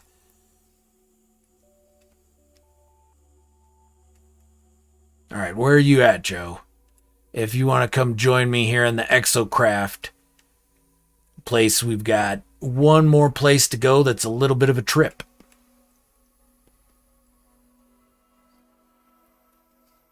So this, again, and keeps sealed off from the elements, has the... Oh, that's fun. Let me through! Has the power doors. And then we've got just some research areas in here. Uh-oh. I dropped the ball there. Terrible. And then we've got a Minotaur. We've got a... And a... Oh, yeah. The other one is out. No. Weird. Oh, yeah. It's here. You just can't... It's not highlighted. So, yeah. This is the Nomad. Okay, Minotaur and Nomad. And then down here, we've got the Nautilon. So if you want to drop down here with me, Joe. And each one of them are in bays that have doors with proxy switches assigned to them.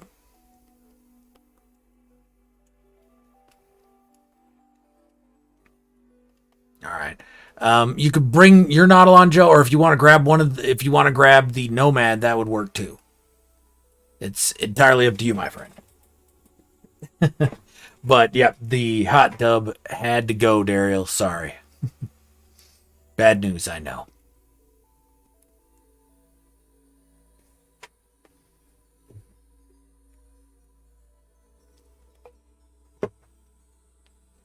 I dropped through the floor in the middle, Joe.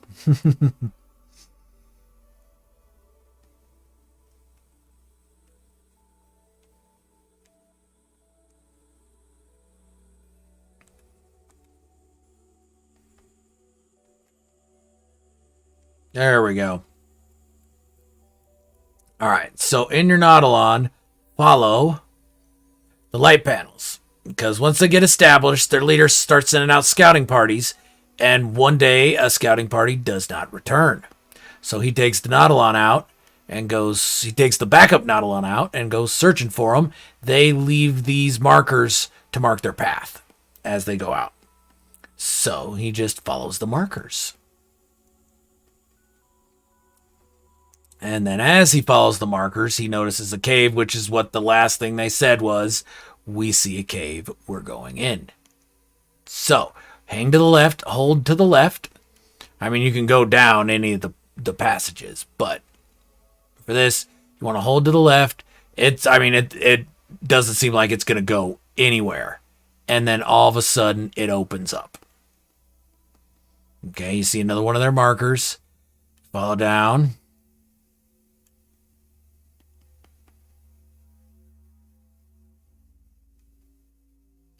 And now I have lost myself.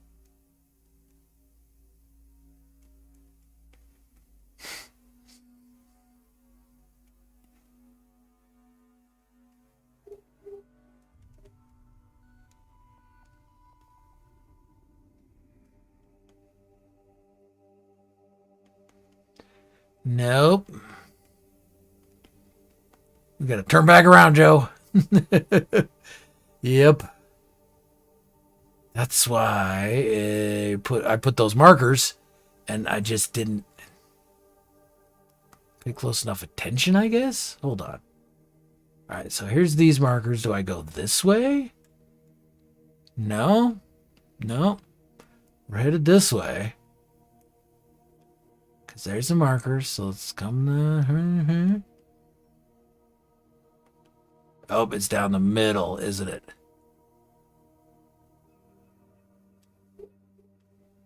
No, I already went down that way. Oh, sweet. Okay, we went that way. What about this way? Here we go. Okay, here we go. All right, so I was exploring around out here, just running around in the Nautilon, found these caves, found this spot, and came up with this idea. So this is another one of the void builds. It turned into this at the last minute. This is why the hot tub got deleted.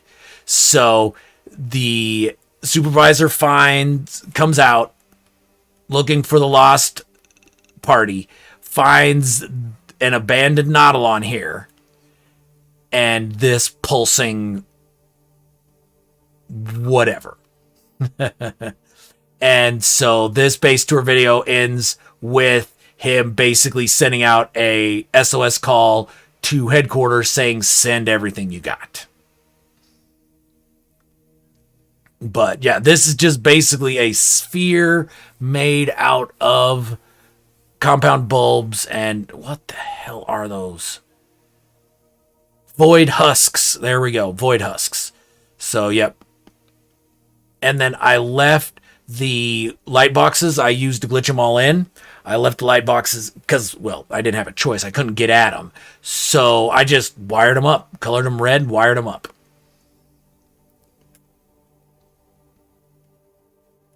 And so that's the story behind Enrasilver.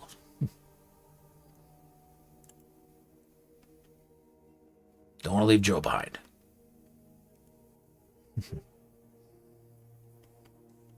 There we go. Because, yeah, it's still fun to find your way out of here, too. Hopefully be a little easier. There we go.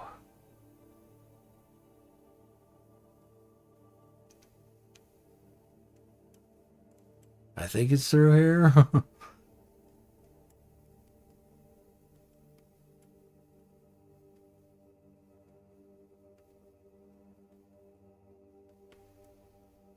There we go. Freedom. Got out.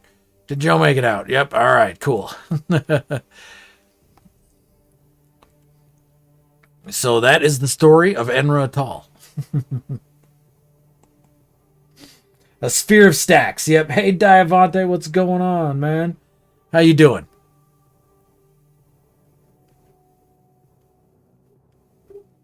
Yeah, I told myself, Dario, that it was because they wouldn't want to be outside in the storms anyway. I mean, come on.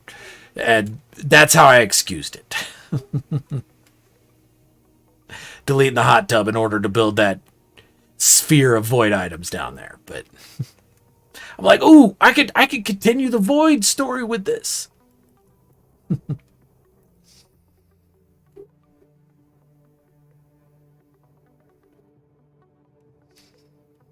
Yeah, that cave was just pure happenstance. Everything else was built. I'd even uploaded it. I mean, I was good to go, and I was just wandering around in the Nautilon for shits and gigs, and stumbled across that cave, and just I had to do something.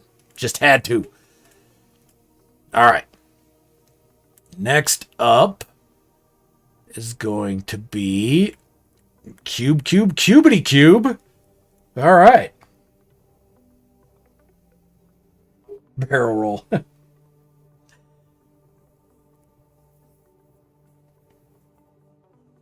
Nice. Multi-tool. Oh, hadn't even actually noticed which one I had, Adam. I'm sorry. That's terrible of me. I guess it just proves I'm not a hardcore multi-tool hunter. Secret's out. All right, so this was another Beeble Hive challenge. Actually, this was two of them together. So we got an infested planet. Yikes. Okay, and so the very first ever Beeble challenge was to build an infested cube. Or was to build a cube.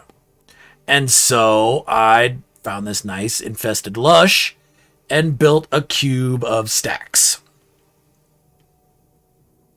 So there is nothing inside the cube at all.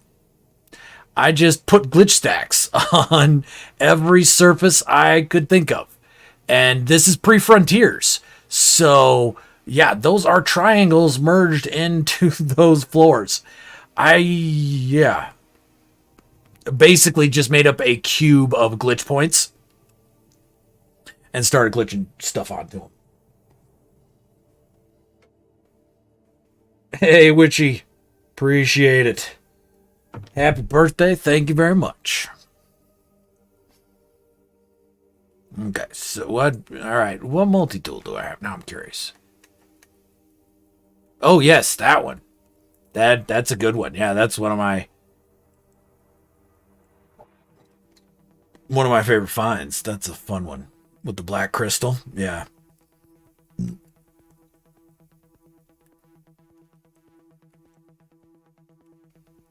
Did I lose you, Joe?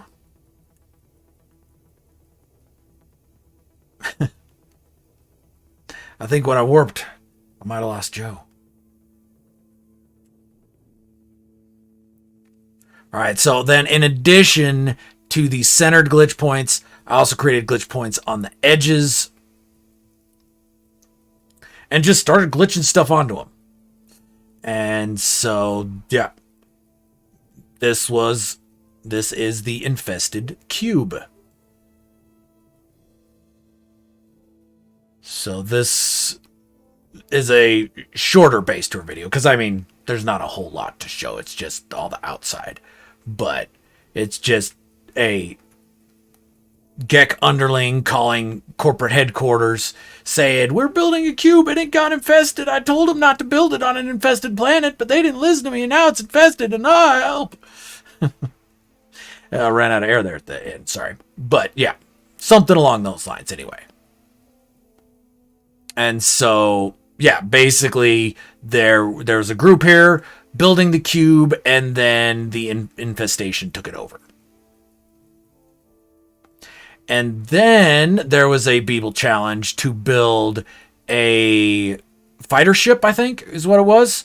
But anyway, I built this pre-Frontiers, before there were legs on the damn moon pools, as an EM interceptor that headquarters has sent to blow up the cube. So, of course, there's Gek pilots.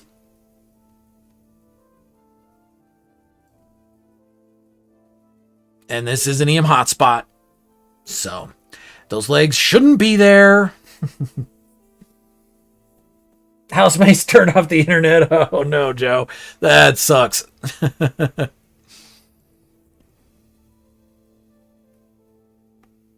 So, yep, they're coming in to blow up the infested cube.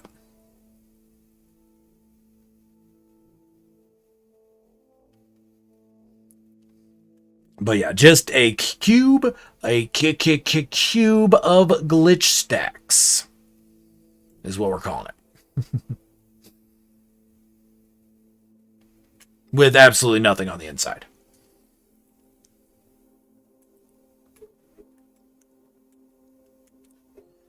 All right. Yeah, not much there, just a little another little piece in the Void story. So, okay, this was, again, another Beeble challenge. I built most of my Beeble challenges in creative, so we'll be seeing a bunch of those here coming up, and have been. But anyway, this Beeble challenge was to build, everybody starts the game building a wooden shack. And so, the challenge was to build another wooden shack, but incorporate some of what you've learned.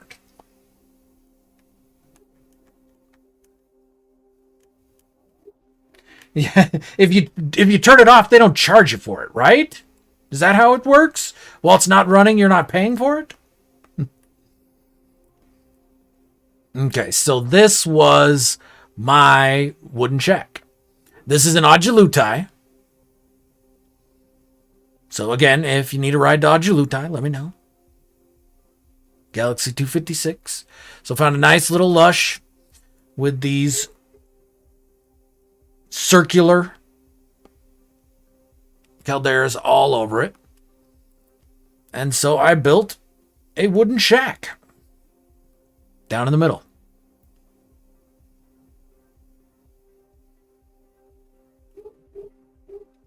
So this is pre-Frontiers when stairs would snap to all four sides of the basic floors. So that was, I just stacked up basic floors and snapped stairs into them.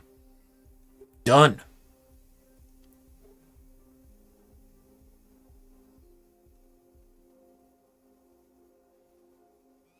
And again, just playing around.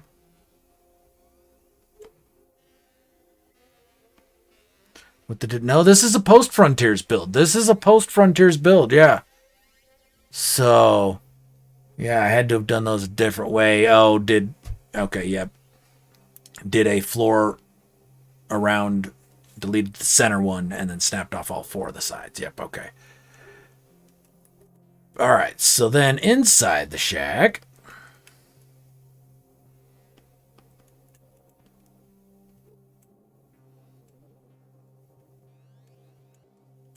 okay, again, playing around with logic. This is not much, but yeah, a little door that opens that allows you access to all the different plants in the game.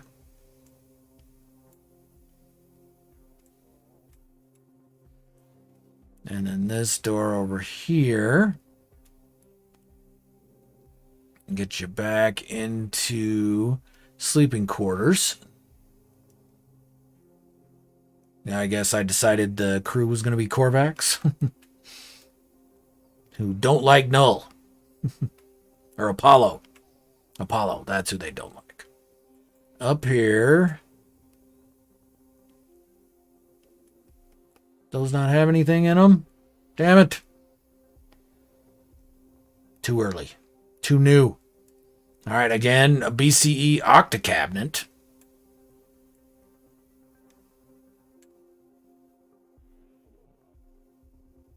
your different NPCs all got spots up here. And this, we've got a little burn room. And you can shut the door if things get out of hand. And it's all contained.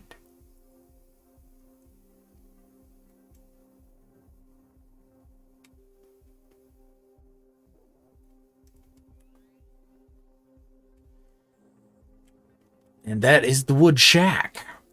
Just kind of starting to play around. This was very early after the release of Frontiers. I might have even built and finished this before the Exocraft Hub, but I probably started it after.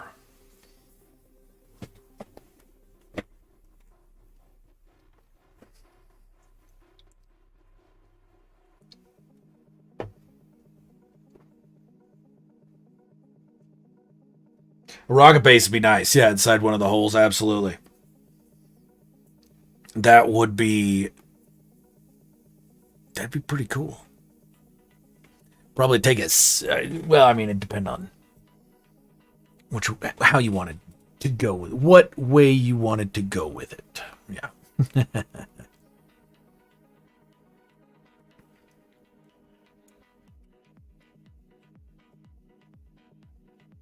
And again, just starting to understand the new mechanics. So now these would all be stacks. The piece count would be double. All the walls would be merged with other walls. Lighting would be more hidden and subdued. Looking at it, I mean, every time I go back to these old builds, it's like, oh, I could do that, and that. But that's kind of the point of these old builds, is seeing where you used to be. Oh, yeah, very, very well could end up as a missile silo. Both would work out great. Just turn that rocket into a really big friggin' missile, and you got a missile silo.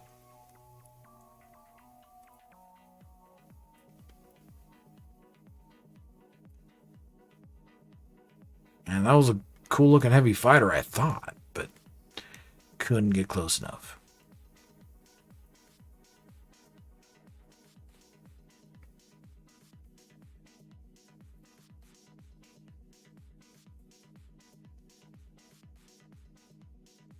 What's going on, Joe?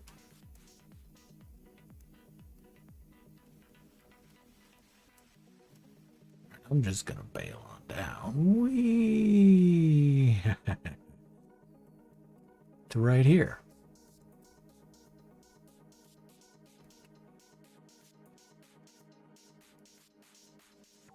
Not much to see here, Joe. You're more than welcome to come wander down through it, but I am going to teleport to the next spot. I don't know if you can call it evolution, more like sideways movement.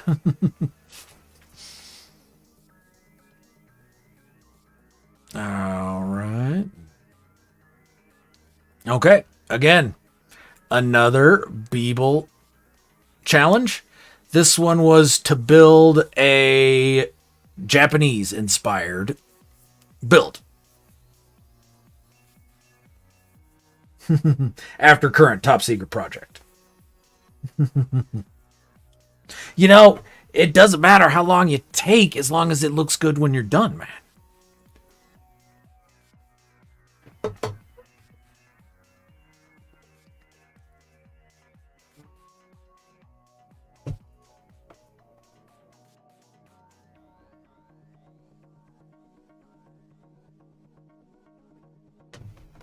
Alrighty. So yeah, this one was to build a Japanese-inspired structure. So I found, again, a bioluminescent lush in Ajalutai. And I built a torii gate in front of a little rest stop type area.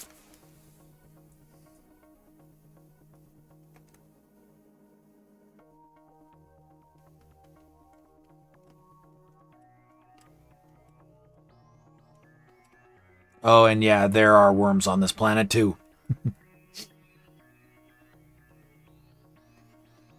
All right, but I'm pretty happy with how the Torii Gate came out.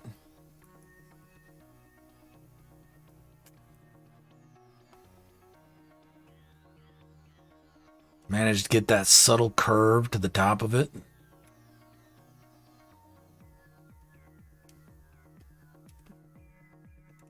And again, the stairs. All right, and here was just more glitch stacks. Playing around with stuff. Seeing what looked cool. Another BCE table. And then, yeah, a little teleporter stack.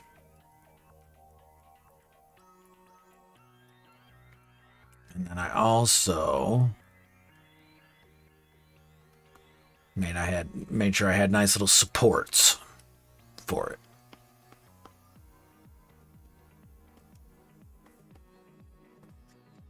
So it wasn't just hanging there. But yeah, the gate was the reason for the build.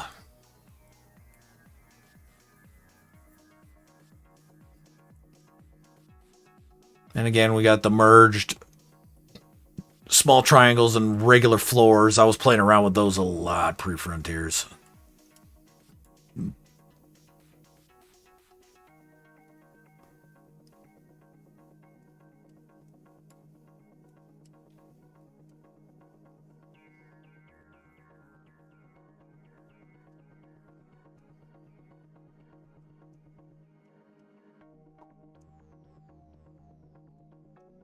There we go. There's the worm. I knew I heard it.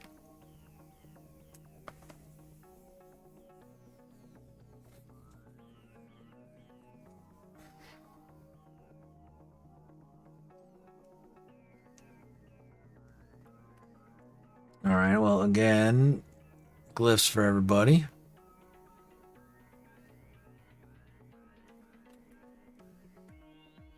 Red grass.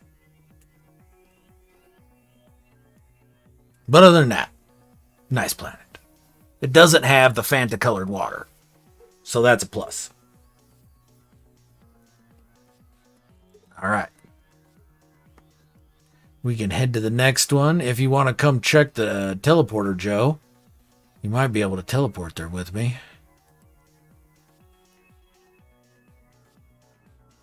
Let's see how cooperative multiplayer is going to be.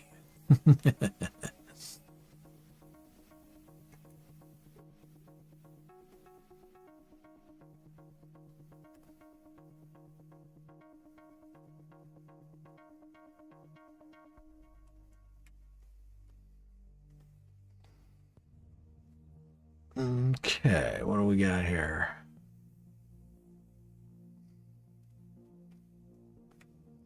All right, industrial industry.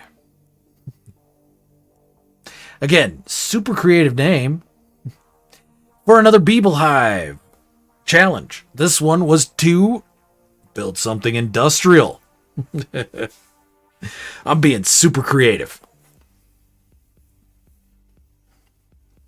So I built this.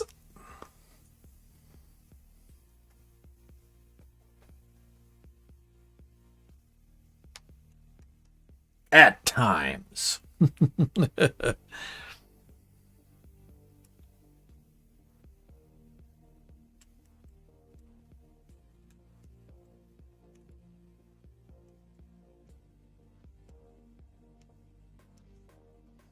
This is an infested planet, so there we go. We've got worms again.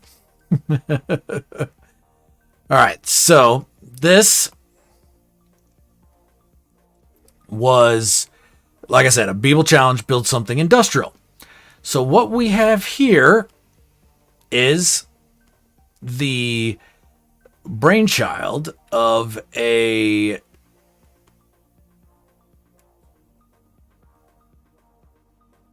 very, very young junior scientist by the name of Yundal Hapet, who came up with the idea of using void items to increase terraforming yields, and has built this as a test case. Something to send the Korvax High Command and talk them in to further funding his work, which, of course, he was successful in. So this is the first iteration, if you will, of the terraforming reactor. So little bits and pieces of the void items incorporated in, but not, except for this last one, it's all plate stems. But other than that, just little bits and pieces of void items. And then each one has a little work area, basically. And then they're all connected. What are they connected with?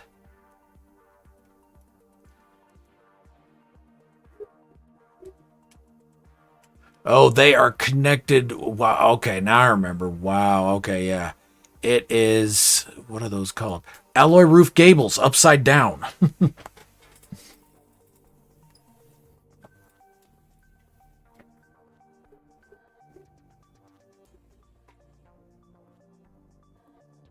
Hey, thanks, Mr. Witchblade. I appreciate it.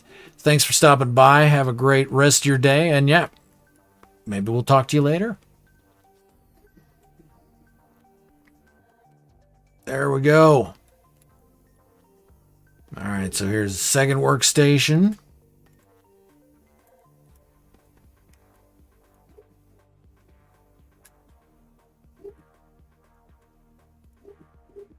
It's tough to see, but there are bubble vats glitched in there.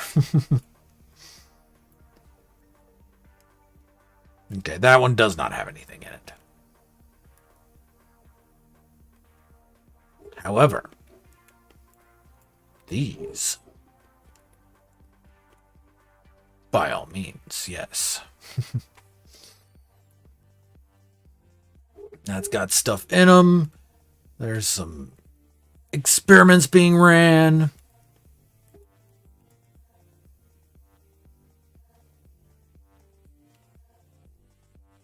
Work being done, if you will.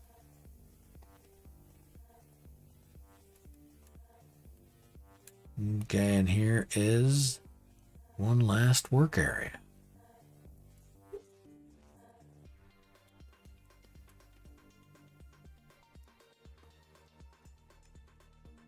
And so, yeah, like most of these Beetle challenges, I didn't get too overboard with them. That's why there's been so many bases on this save, is because they're all on the smaller side, because they're the Beetle challenge bases, and so they're meant to be built in a day or less than a week. So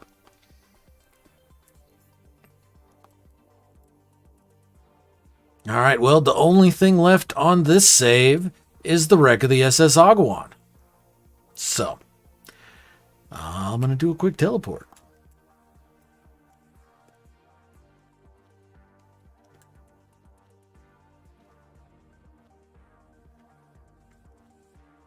Oh, nope, we've got one other. Oasis of Reflection. That's right, okay.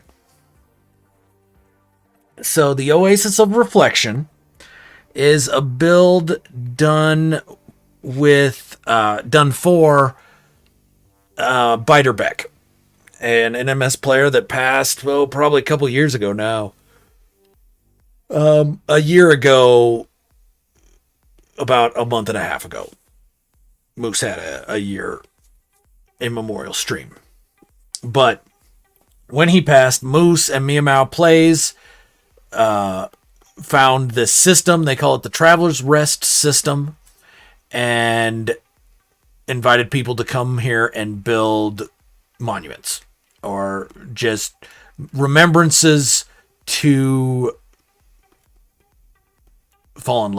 lost loved ones, if you will. So I came and I built this Oasis of Reflection.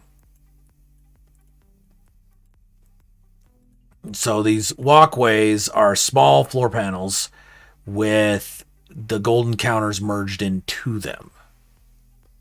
Okay, and this is an earlier experiment with those merged center. And I've got the 07 on the landing pads too.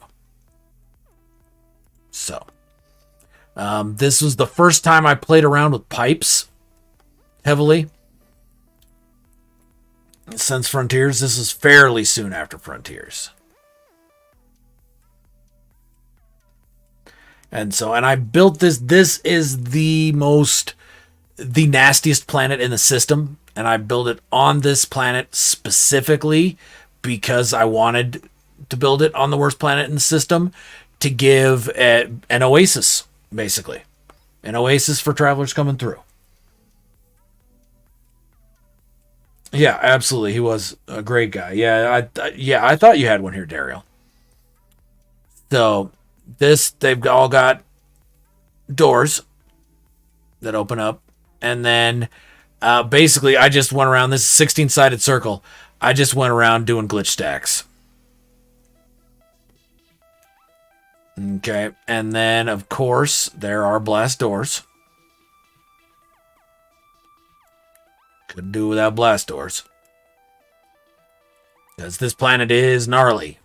But it's also nice to kind of look out over all that chaos and storm while you're safe and protected. So. And then if you want to,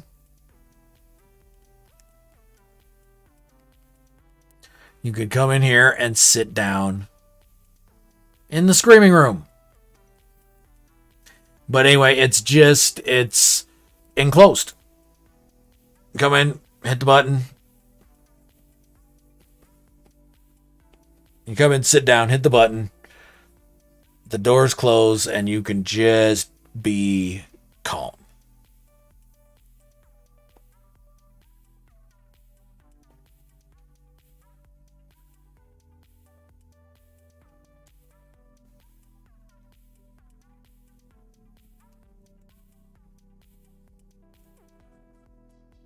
And then if I remember correctly, the other side has the exact same glitch stacks. Let me double check.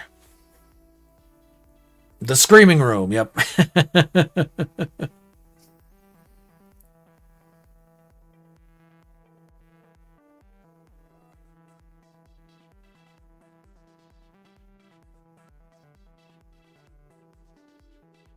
Oh, improve sprinting efficiency. So no wonder I'm just sprinting.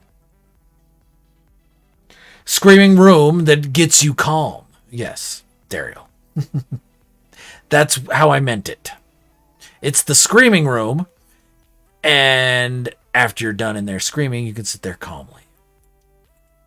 How's that? I realized those two comments made no sense with each other, so was not purposefully trying to obfuscate things. But if you try and stand up before you open the door, you glitch into the door and you get stuck and got to reload your save. So there is that. But I didn't know what to do with this central area. And so I ended up just doing that. But yeah, similar glitch stacks in each building.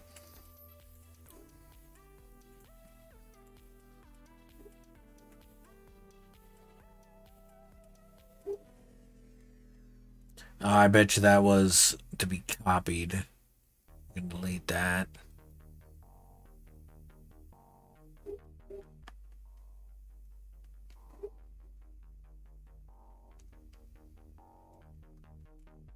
There you go. Yep, just shut yourself in.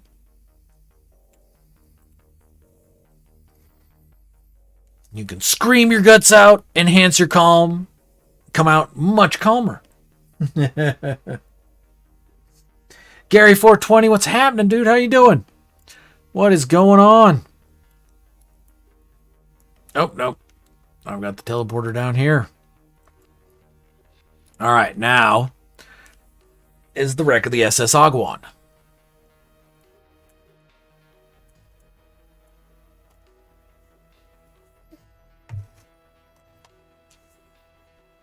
Yeah, that was another, again, little. I mean, for me, that's probably qualifies as a micro build, but anything under 1,000 pieces. I mean, seriously, why'd I even bother? But it came together over like about 3 or 4 days. And yeah, it was good to play around with the different glitches or glitch stacks. And so, yeah, it was good. All right. So this is the wreck of the SS Agwan, which is that freighter right over there. So, story behind this, if anybody hasn't seen the video, I can't really blame you because it's the longest one I've ever made. I believe it's 16, 17 minutes. But yeah, longest one I've ever made. Where do I want to start with this? Let's start.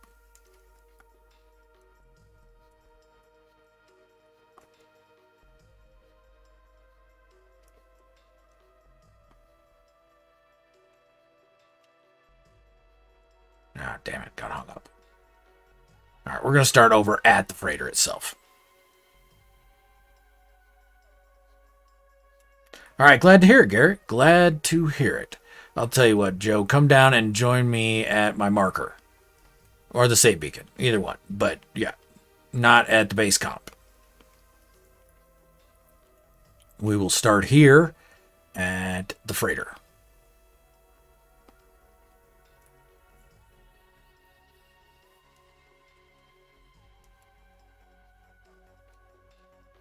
And I do believe, yep, there's another landing pad for you, my friend.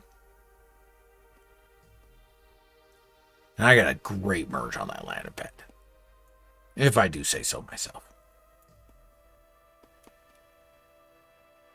Nope, can't do it. Oh, base out of range. Fair enough.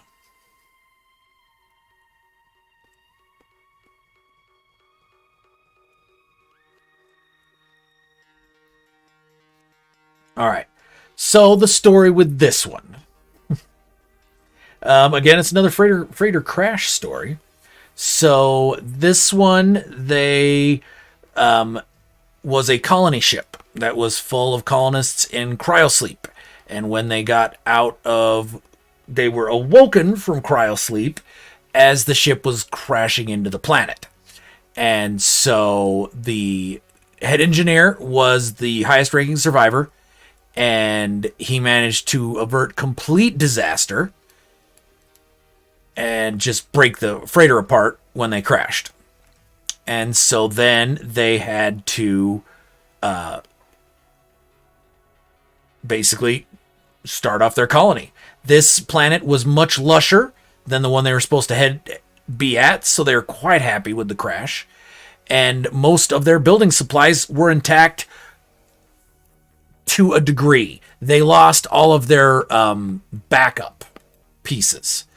So they had all the building pieces, but limited amounts. So with this build, at the time of its completion, all 680 parts available to builders in No Man's Sky exist in this build somewhere. I used every single one. That was the goal of the build when I started it. The story kind of just came together as I was building everything. But yes, I wanted to do a build where I used every piece. And that's what this build is. So this first thing they built was an external power core, basically, because their leader's an engineer. He loves power, wants it. And so this was built to kind of siphon off the Crash Freighter's engines. These are all those APG balls that he was making 6 months ago or so. No, like a year ago.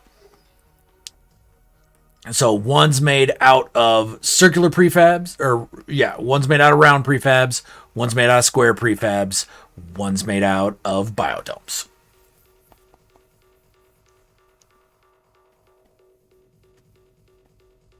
Just got a 4K TV, but not as happy as I thought I would be. Guess that's what you get for being cheap. 4K's 4K, man. But that sucks. You're not as happy as you thought you'd be. That's not cool. So then just using all the pieces I could. Stacking them in there. All the different corridor shapes, sizes. I've got big light fissures merged inside either one of these cubes to give that kind of like power flow between the balls. I think that came out real good. I'm happy with that.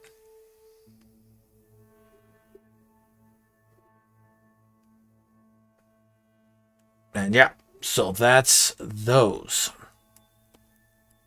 So now next we have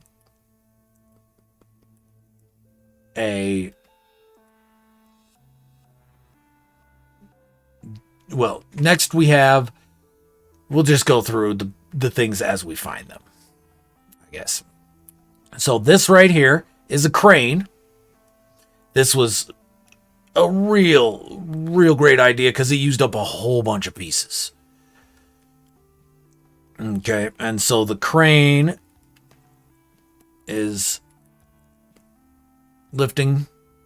I had that suspended rock right there in the middle. I'm like, what can I do with it? I don't want it to go to waste because that's such a cool feature. And so, yep, it's being moved out of the way by the crane.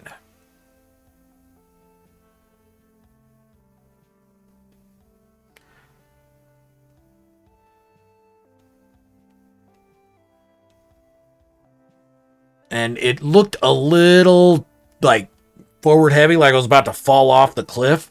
And so that's why one of the last things I added, I came back and I put these plates in. So that's basically like those supports you'll see the bigger construction vehicles having to hold them in place. But that's the crane. Then over here we have, this is going to be the cultivation shelter. So we've got on each corner there is cultivation rooms with the planters in them growing the different plants that are available. And so again, just using up what I could, putting things on desks and whatnot. I did this with a master spreadsheet. I went through and wrote down literally every piece in the game and then just started deleting them off the list when I used them.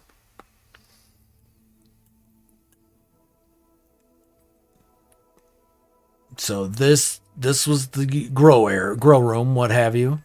Then here we have little beach cabanas that people had set up for themselves. It was a really good way to use all the tinted roofs.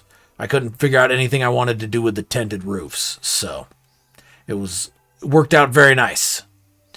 And then once again, couldn't figure out what to do with these skylight roofs for the alloy, and they work pretty good as a floor actually.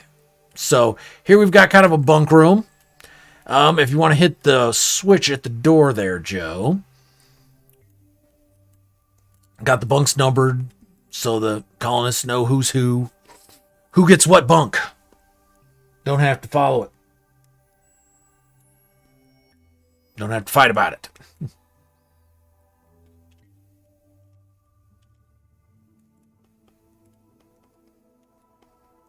Okay, so you hit that door, you hit that switch, that closes the doors and seals this place off. And then you can go up, if you go up top, we've got some more bunks as well as weapons. And again, just using more pieces wherever I could.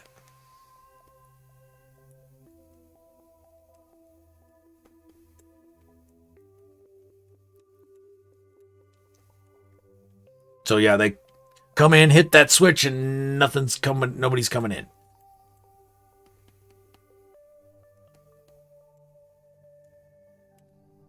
Okay, then over here is going to be the cafeteria.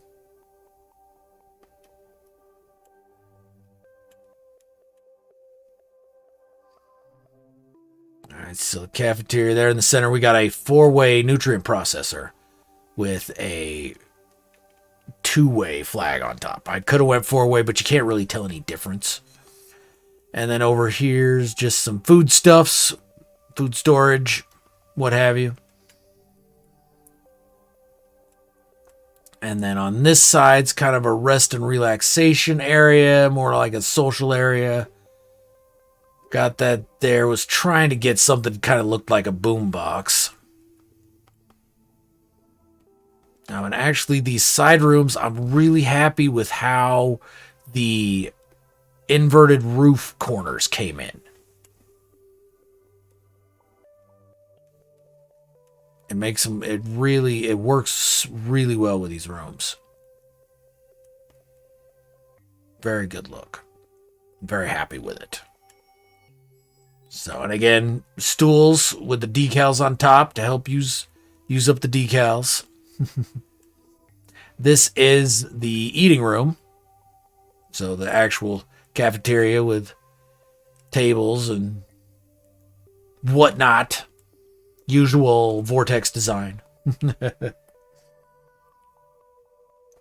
But that is the commissary. So that if we go up the hill here,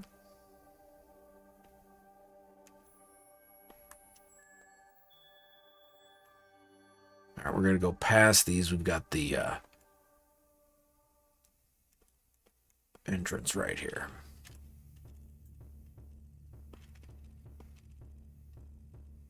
Get rid of the tree. There we go. All right, so all of these connected rooms here are Exocraft rooms. So I hit 3K real fast. And because there's not a whole lot of, with having to have 680 different pieces, you can't have a whole lot of too many pieces. So not much deco to most of the rooms. But I did throw glitch stacks in here and there. I like that one, the upside down wagons. And then we've got a Nautilon here because it'll drop down into... Hold on. All right. Shut those gates. Now we can... Oh, no. You can come out over here. Where are we at? Here we go. So. That Nautilon drops you down into there. This over here is a Colossus Bay that comes and spits you out that way. Then this building here has got the Minotaur on top, and then it's got the hovercraft and the bike in those two. And then this one has another Nautilon Bay for this side because we've got this little spit of land here that breaks the water up so they can explore both bodies of water with the same Nautilon. Just summon it to either side.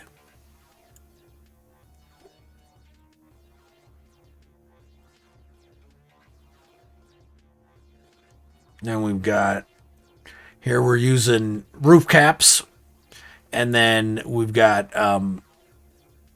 arches with glass floor panels.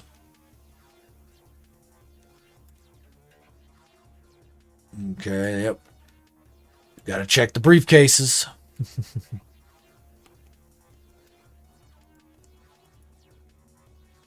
There we go. Got stuff in them. Now this is something I just stumbled across, but the pipes, bubble or otherwise, if you snap them into a circle, a lab lamp fits perfectly right in the middle. It's a good look. I've used it other places as well. So there's several things I stumbled across doing this build that I've used elsewhere. So now this building, the walls are all, if you notice, these outer walls are made out of the dividers, the partitions. So that got them used up and out of the way. Or two of the partitions. Yeah, two of the different partitions. And then the third one is down here making up this building. Or the roof of this building. And so, yep, again, just slapping more decals around, using them up. Down here with this Nautilon, it's on a delay. So you hit that and, well, basically you summon in your Nautilon, then you hit the button to open the door, and it's 4 seconds before it closes. So you've got time to get into your Nautilon and fall through. So that's how you use that Nautilon. Mia, what's going on? How are you doing? Appreciate you popping in. Hey, as long as you can stay, we're glad to have you. Appreciate it.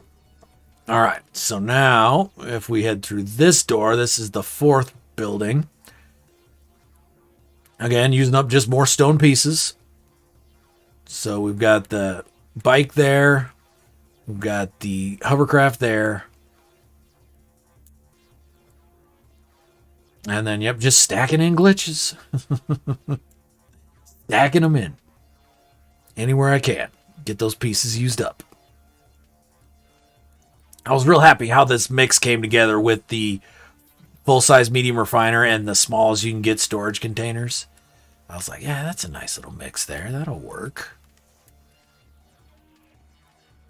All right, then we go up this way. We're headed back up into this first room we got into.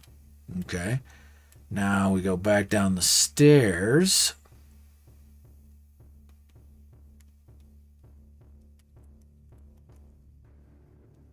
And this is kind of like a second beach play area, basically. Okay, now all the stacks here along the play area, all of these I tried to make as organic as I could. And I'll cover that when I go over the story here in a second. But yeah, I tried to make these all look as organic as possible, but with definite mechanical pieces. So basically it looks like the organics taking over the mechanical.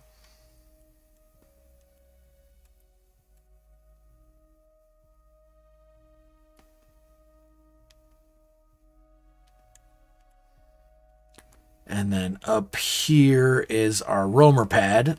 So that's all the exocraft now. They've all been accounted for. All right. Now where is Joe? There we go.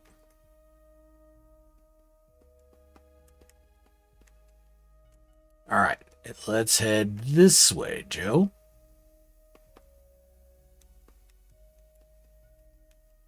Okay, I would take the Nautilon, but, well, let's go this way.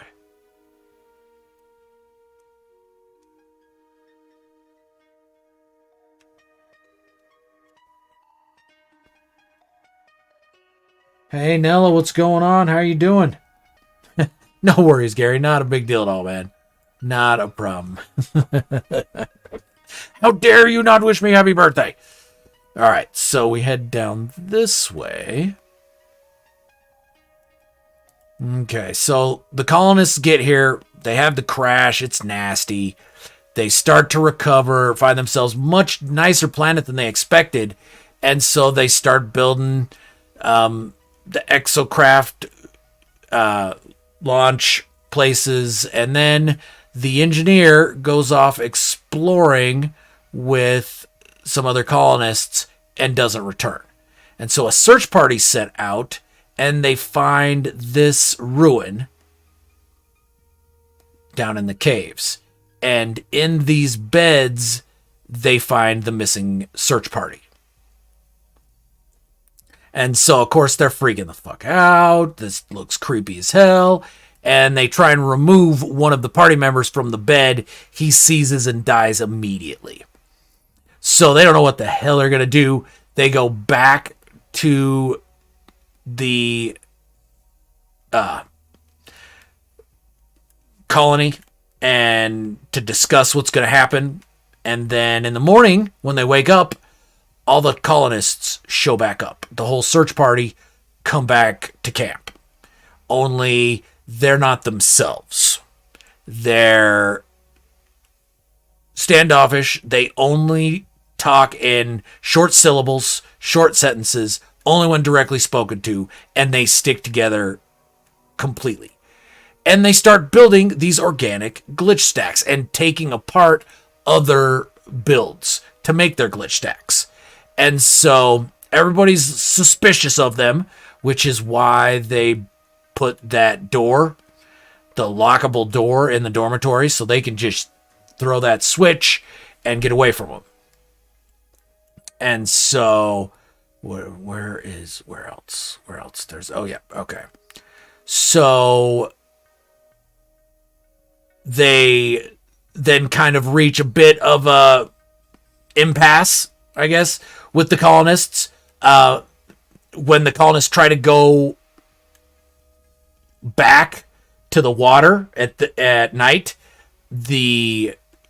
when the pod people try and go back to the water at the end of the night, the colonists move to block them, and that is the only time they show aggression, fighting the colonists and just coming at them like rabid animals. Okay, so the colonists can't stop them, and they go back to and here's a couple APG balls built with the underwater pieces. And so they return to the water every night. Every morning they come back to the colony and tear stuff apart and build those organic glitch stacks. They finally reach a bit of an impasse, and they decide, the current colony leadership decides, another sunken, ruined group here, decides that they're going to build that plaza, that little swimming hole, and they invite the pod people to build their glitch stacks there, and everybody's going to just be happy and live together. Then that's the last you hear of the colony. The final entry of the story is reinforcements, next round of colonists arriving and finding nobody here. They find no one at all. That reactor down there in the water was never reported to be here, so that's a new construction. And yeah, nobody is present. No sign as to where they went or anything. They just disappeared. And all the pod people beds are empty. No sign of anybody anywhere. And that is the wreck of the SS Agawan. The story of the wreck of the SS Agawan.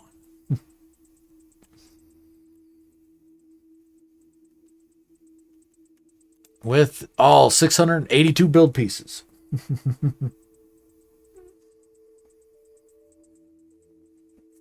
Mad Doctor, what's happening, my friend? How you doing, man? Appreciate you stopping by. That is definitely a fantastic early present. Thank you.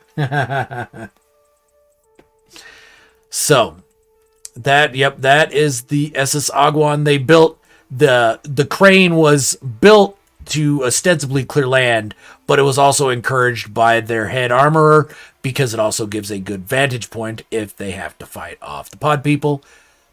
Don't know if that actually worked or not because nobody's here to say. It's deserted.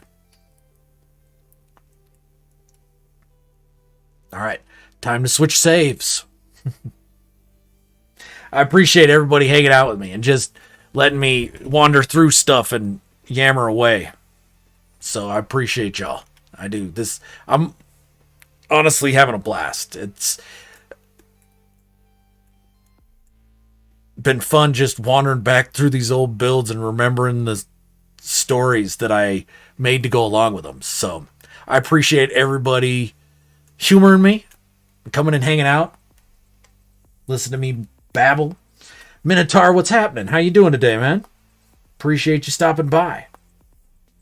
Thanks, Joe. Yeah, I had that build was a lot of fun to do, and I learned a fuckload on that build. So, pardon my French, but yes, I learned a lot on that build. And just putting pieces together, because that's all I was doing, was trying to use up all the build pieces. Okay, what can I put this with? What can I put that with?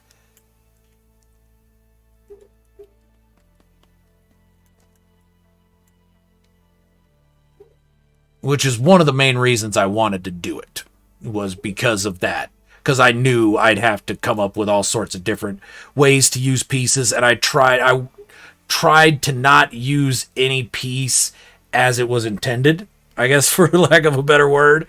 So, like, all the buildings have, like, floors made out of roofs and walls made out of floors, and yeah, floors made out of walls, what have you. I tried to use every piece in a novel way, I guess, for lack of a better way to put it. All right, so what are we here? Okay, looks like we're starting with the Kaleidocone. Again, another Beeble Challenge build. This one was... oh, yeah, doing great. Minotaur having a great day. This Beeble Challenge was to build a kaleidoscope. Was to build a kaleidoscope. But make it your own. And so I built a Kaleidocone.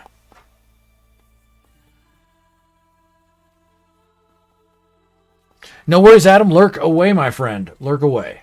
All right. Hold on. I gotta pin something to chat. That was pinned in the first part of the stream, but once I restarted, I forgot.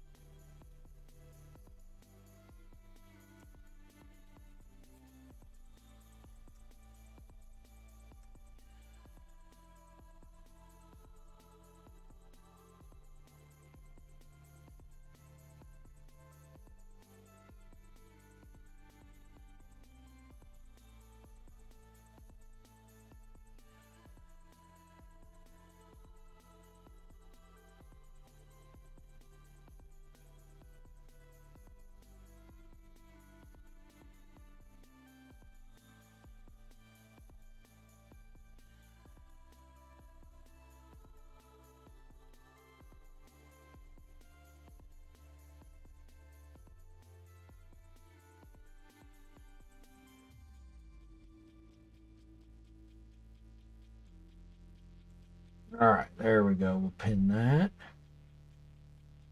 Okay, but yep, again, anybody is welcome to join. I've been having Joe tag along with me. That's been awesome. Appreciate you, Joe. I'm probably not going to be able to get rid of my ship. So let me do a quick little pan around here. Again, this is another little Beeble challenge build, so micro build for me. But yeah, started from a 16-sided light box.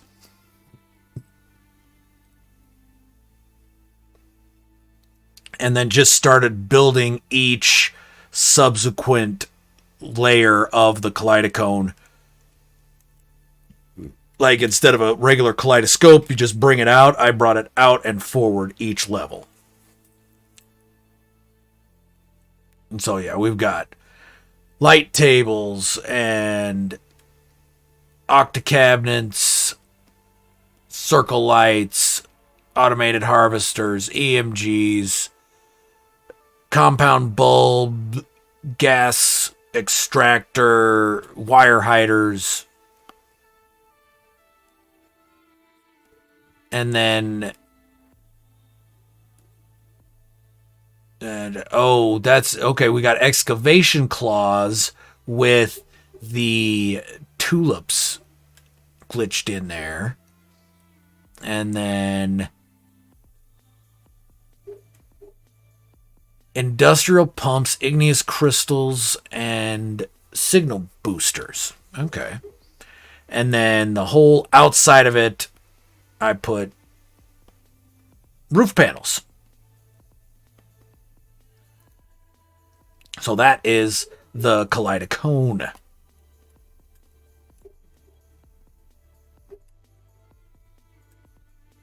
All right, we'll let you pop up here to check it out real quick, Joe, as I teleport if you would like. All right, I'm going to teleport to the Defender of Hope. Now, this is another sequel build that the original got deleted, unfortunately. Only 99 degrees in the lava, no big deal. No big deal.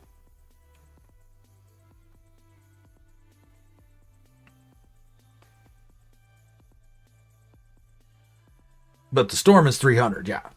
So it's nice and cool in the lava. That it wasn't my first kaleidoscope, but it's the first and only kaleidocone that I've built.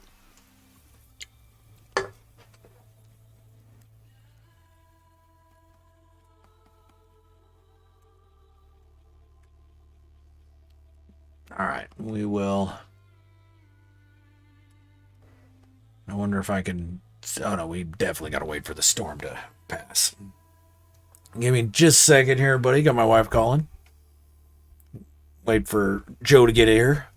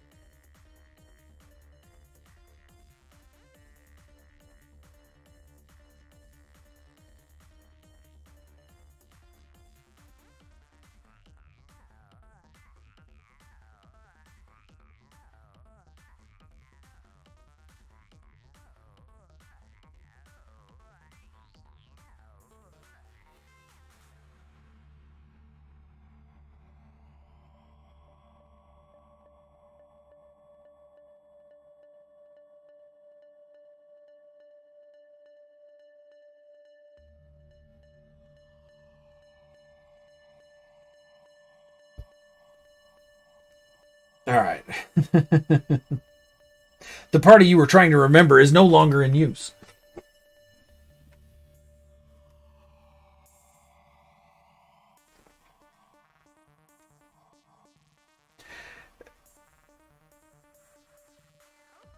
Absolutely, yeah. You don't. I don't want to change a thing about those first builds because that's what led to the later builds that I like.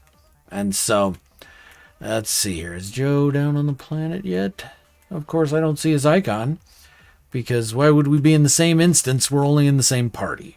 All right, well, this is the Defender of Hope. It is the second build after the Resurgence of Hope, which was a build I did in the Beeble Quadrant.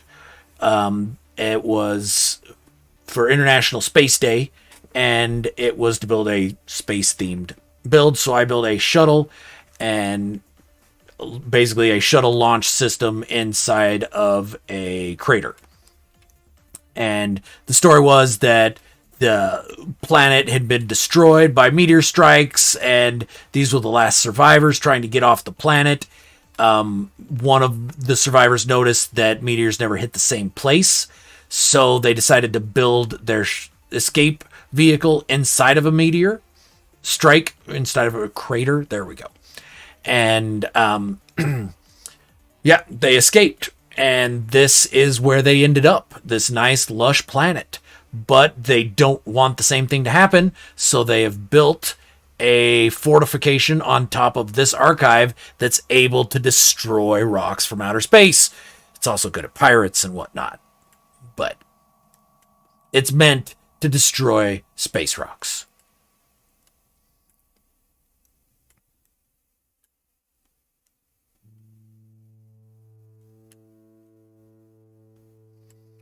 All right, so let's see here. Where is the button? Button, where's the button? All right, so the center spot is basically just a big, is actually a normal sized holographic chart room placed over the center, the structures at the center of the archive itself. So you could see like I'm walking around archive structures here. And then I've got a door here somewhere. There we go. All right. And there is a switch here somewhere that's gonna, surprise, surprise, open the power doors.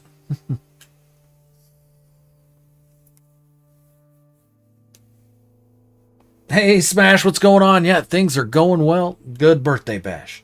Pez S, what's happening, man? How you doing today? Appreciate you stopping by. Thank you for the birthday wishes. Okay, so yep, they've got the nice power doors so that they can look out. Keep an eye out for inbound rocks.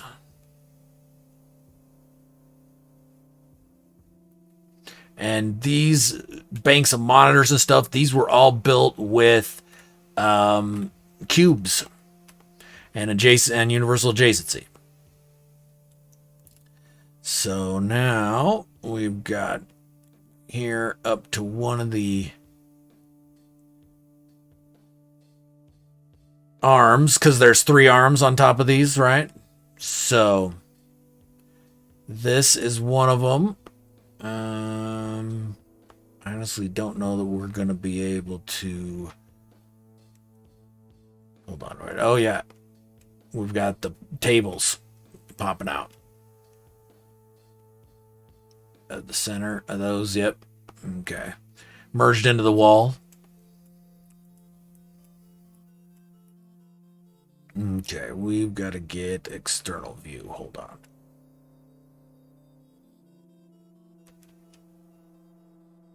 Come over to this one and pop out one of the side walls. Oh, it's already there. Nice.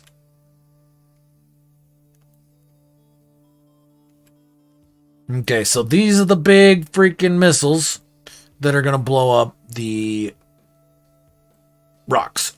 Space rocks.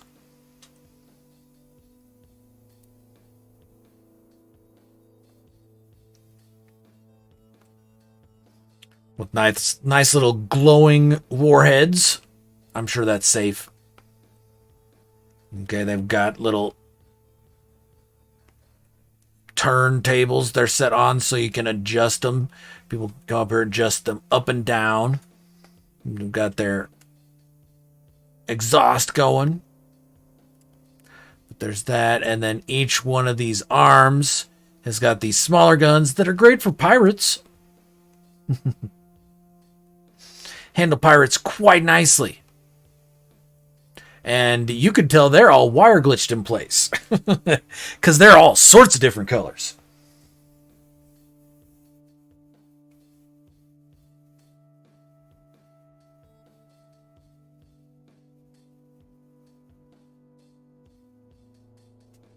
Well, I appreciate that, Minotaur. I have fun making them. So that's what that's what keeps me making them, is that I enjoy it. And so this is a 32-sided circle that basically I just cut 3 wedges out of.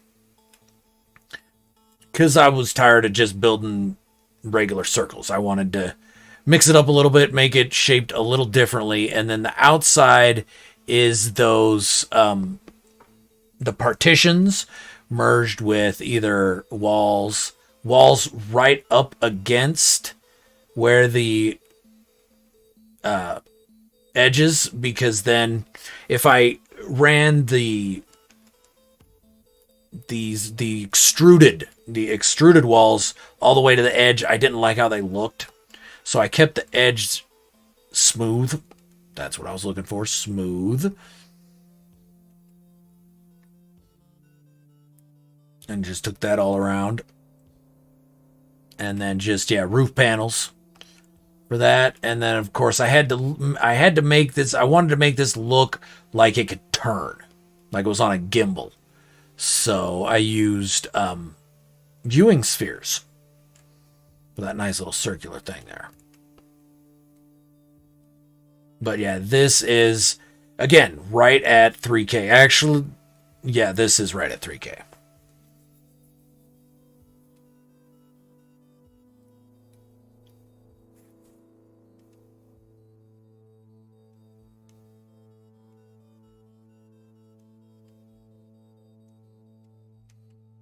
All right, and of course, can't see any icons or anything for the person I'm actually in group with. That would be just terrible if we could do that. And so this center here is the same 32-sided circle, but brought in closer until it's just overlapping doorways.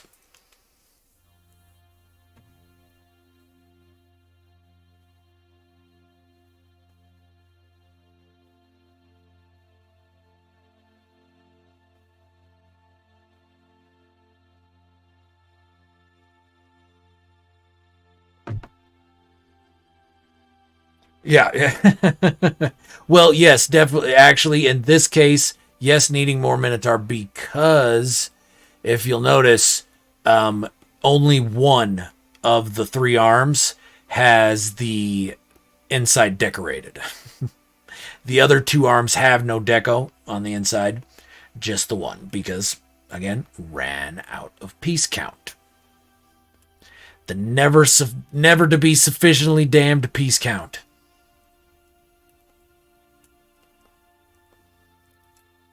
There's that for closing the power doors.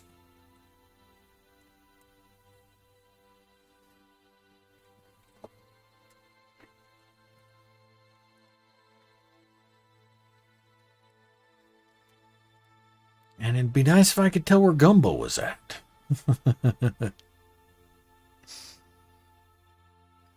But I wanted this inside. Well, no, I didn't. I had to have this inside be a little raised because of the collision on the actual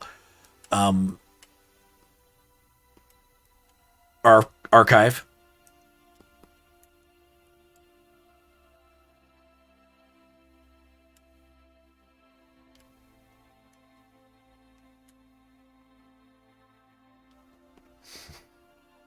And I got the notice that he entered this building, but he's not here.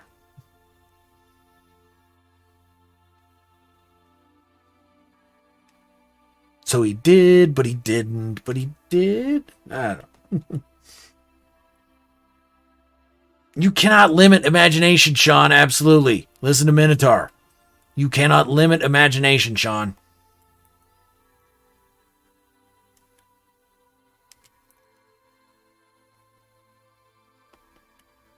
Ugh. I don't have any landing pads up there, Gumbo.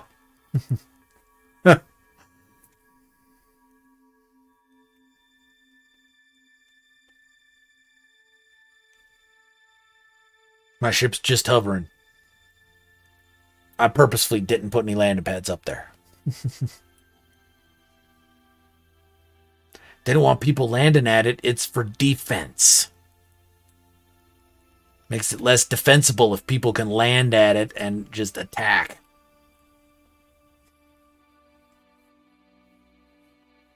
Oh, the landing pad disappeared. Okay, that's because the render completed, probably. Because there's not supposed to be a landing pad up there. I wonder if I summon my ship, if a landing pad will appear where it was. Let's find out.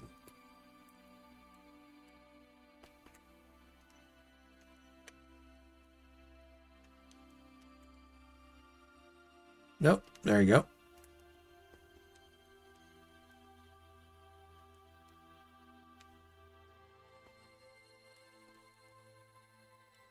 That's kind of weird. There we go. All right, yep. Head this way, Gumbo. But it's a trap. You might have seen a circle of lights, Gumbo. That's very possible. There you go. Bink.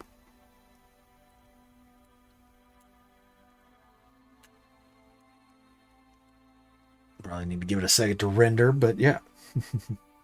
Squeaky clean. Oh, no worries, Adam Mac. No worries.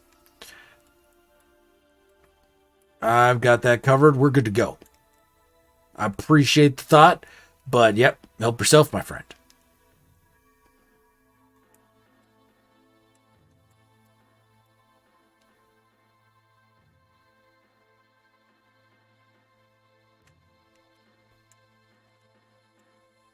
Aha, Gumbo found his way inside the center. Can he find his way out? There we go.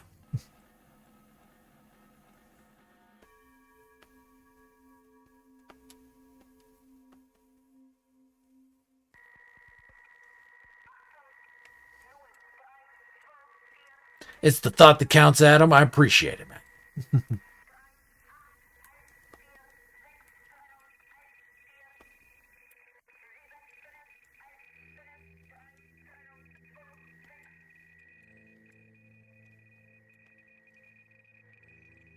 You see the switch there, Joe? There we go. Maybe. Aha, there you go. Flip them up.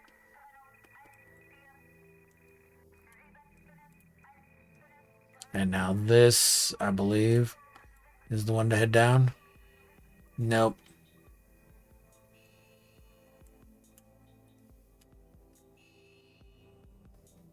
Is it this one? Nope. Of course, it's going to be the third one I pick. There we go.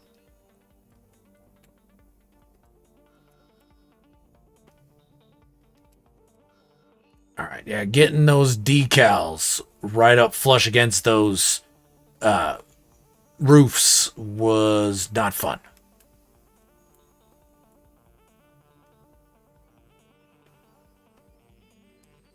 But I like how I got the stuff merged into the walls here. Nice look. Looks like maybe little buttons, toggles that you can use for the guns upstairs.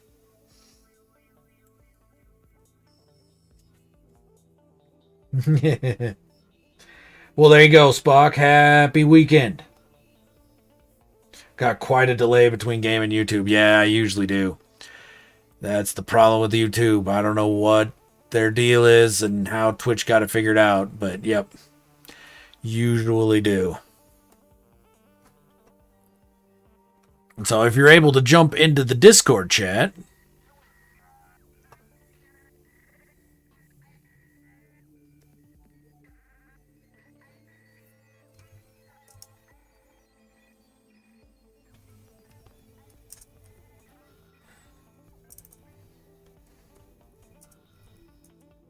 oh,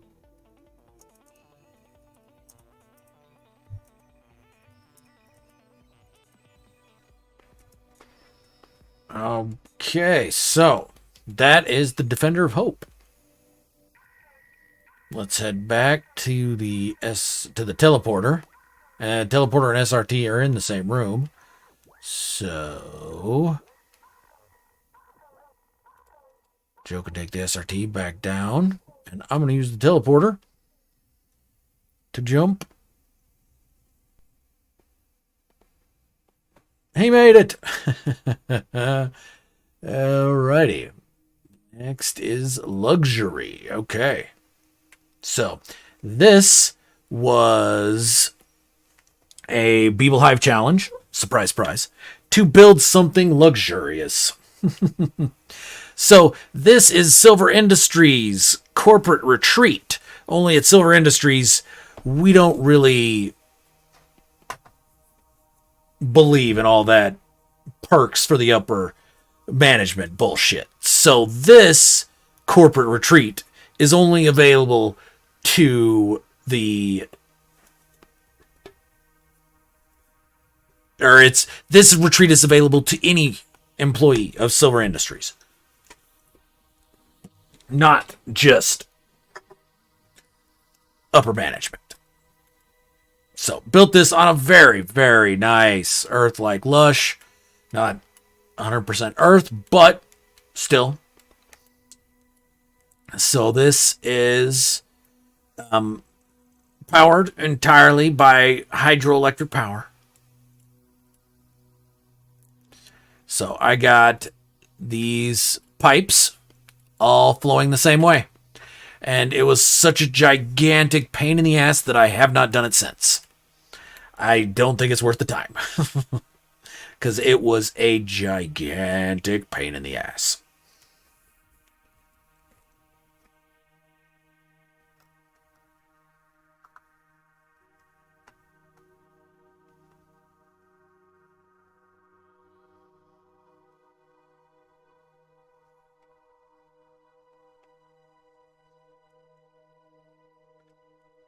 Spock, what's happening, my friend? Thank you for joining up. Yeah. Come on down. I've got landing pads merged into the ground. There is 3 of them, I do believe.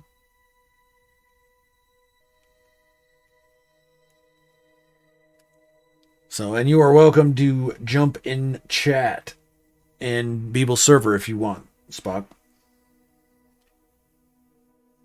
Absolutely, Richard. Absolutely. I would not do that to you guys.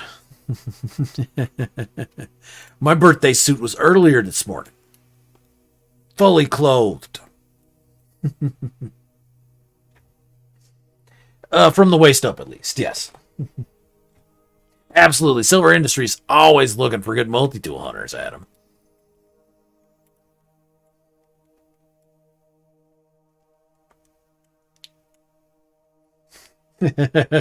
I'm not Donald Ducking it. I'm Winnie the Poohing it.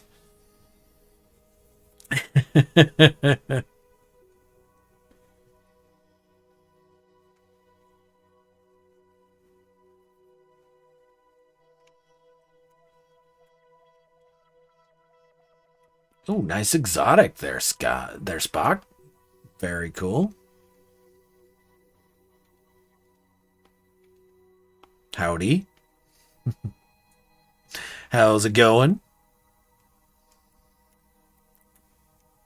We got Joe inbound, maybe. Flying towards an unmapped planet. There we go.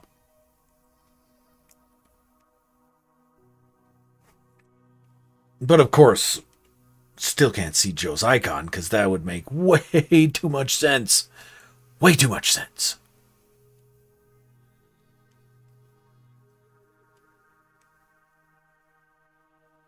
All right.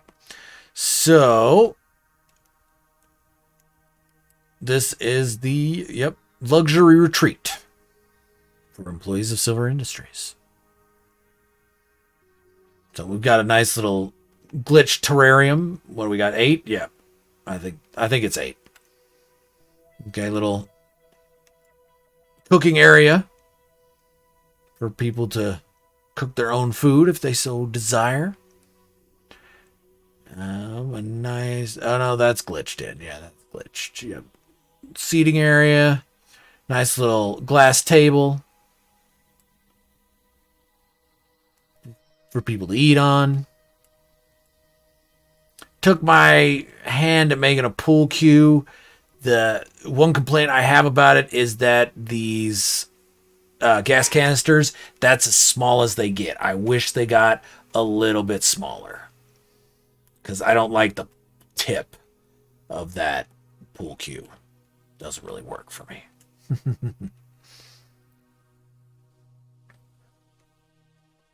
And then upstairs, if I can make it, there we go. Upstairs, we've got sleeping quarters.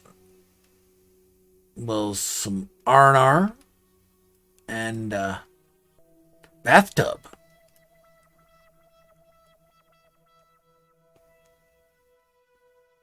Little privacy screen for your bathtub. And then the switch. Where did I put the switch for the doors? There we go. There are the power doors, opening it all up. So you can enjoy the beauty of the planet.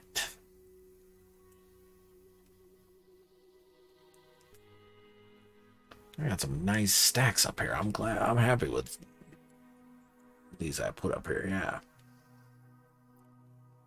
And then out here, we've got, again, just some more chase lounges for people to sit on and watch the sunrise or sunset, whatever, your choice. Some little Catanian whiskey barrels that have pipes run down straight into the table, so you know what's coming through there. And then if you drop down here, you've got a nice Nautilon should you want to go exploring. And of course, the bay here at least is heated. The rest of the water on the planet can get a bit nipply, but the bay is heated. And you can take the Nautilon and go exploring as you wish. And then you come back, do a little swimming in the bay if you want. Come out. And you dry yourself off. And there we go. Come on, interact. There we go. Dry yourself off after you get out the water. So that is the Silver Industries luxury retreat. Because at Silver Industries, we value our employees.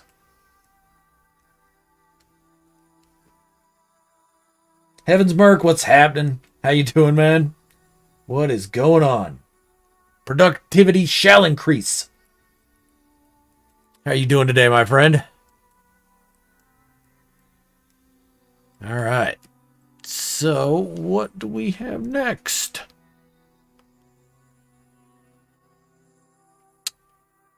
What do we have here? Oh, yep, okay. The attack on Asarar Station, and that'll finish this save. Absolutely, Minotaur. That should be playing it all the time. If I knew how to program a bite beat to play that, I would have and put it on that deck. Because that's one of those. That island there is a funky shape too. Oh, thanks, Joe. Yeah, those pillars are just for The infrastructure ladders are for the ladders all glitched in together. So this build was for Beeblebum's 24-hour live stream this year. And I started building this airship and kind of liked where the story was going in my head. And so I decided to keep going on it after the event and finish it up. And that's why, and here we are. 3,000 pieces exact.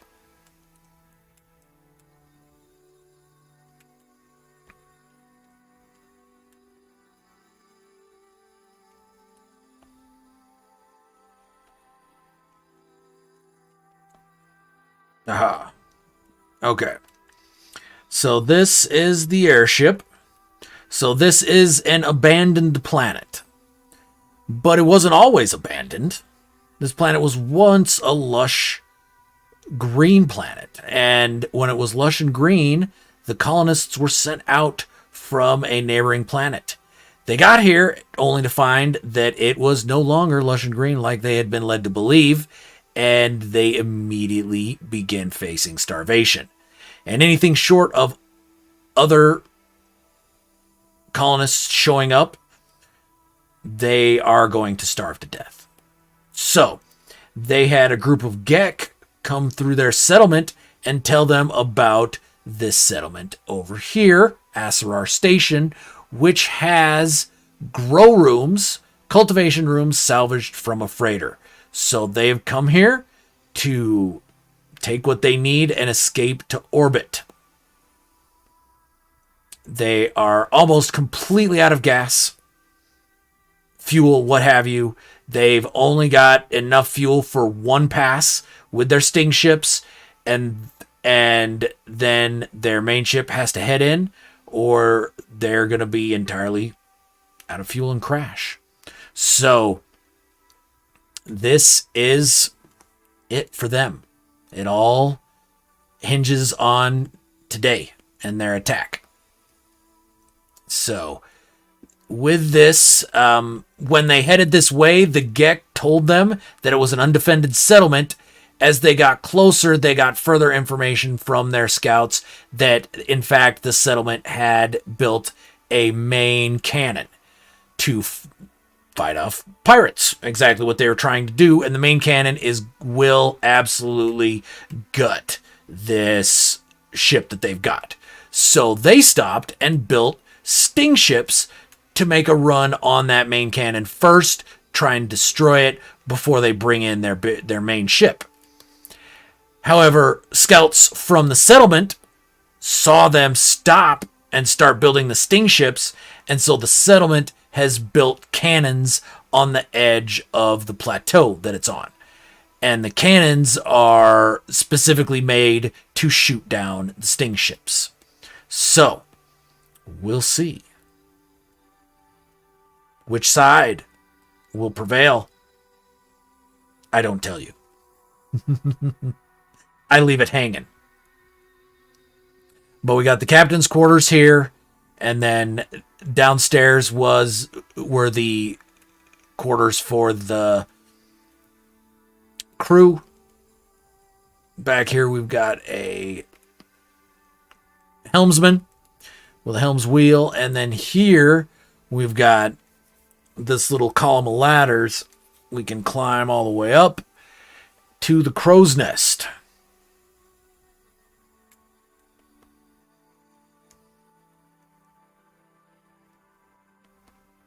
And I'm actually really happy with that crow's nest. It came out great. Came out looking really good. So they've got Gatling guns fore and aft, and then they've got rail guns mounted broadside, and then the sting ships have 2 missiles each.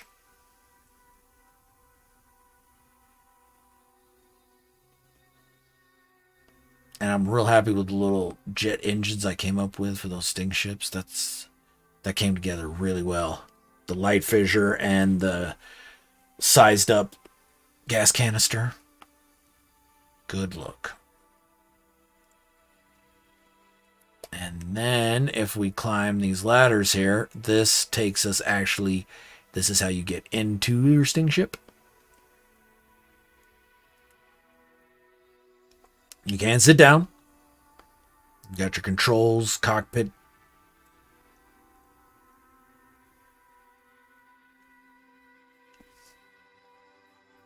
Those buttons are not wired to anything, unfortunately. You can hit them.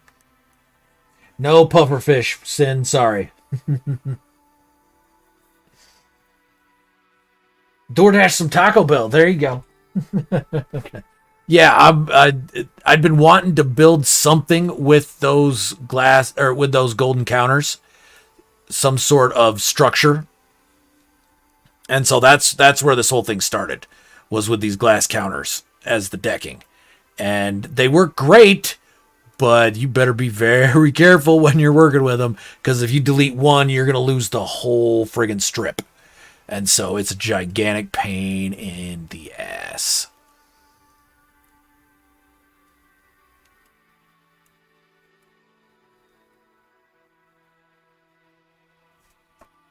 But, yep, so that is the recent colonists. Now, the people at the settlement over here, these are third generation colonists. Okay, so they came here when the planet was green and verdant. And they came here from one of the other planets in the system fleeing religious persecution. And they thought they'd escaped, that they'd made it, and that they were going to be able to practice whatever religion they freaking wanted, and they were free. Unfortunately, there was a small contingent of zealots from the other religion that they were running from that had infiltrated them and detonated a doomsday device on the planet. It didn't destroy the planet like they had wanted, but it did knock it out of its orbit, and so its atmosphere began to decay, and that is the reason it is now an abandoned planet, not a lush. So the grandson of one of the original settlers now runs this settlement. Him and some friends decided instead that they were not leaving the planet of their birth. And so instead, they sabotaged a freighter carrying some of the last escapees from the planet. And they were a little bit too zealous in their sabotage. And the freighter blew into too many pieces too far away. And so they had to go on a bit of a trip to retrieve freighter parts. But they went and got the cultivation rooms out of the freighter and built them here in the settlement to provide food for their settlement. When the Gek came by, they told the Gek that, no, sorry, we're not sharing. We don't have enough to share, and sent them on their way. And thus why the Gek were so eager to tell the other group all about this group, because they were a little pissed that they didn't feed them. So we've got the one main battle cannon here in the center of looks like New Mexico. Yeah, Mortal Engines. Yeah, that's kind of the look I was going for, actually, Richard Ed. That's kind of the movie I was thinking about when I was building that. So I appreciate that. That's good to know that came through. So yeah, this is the main battle cannon, and it's built around the settlement terminal. So you're able to walk inside of it. And still interact with the settlement terminal. And then, in addition to the main battle cannon, they've got these cannons at the edge of the plateau that they built to help fight the sting ships. What's going on here, guys? There we go.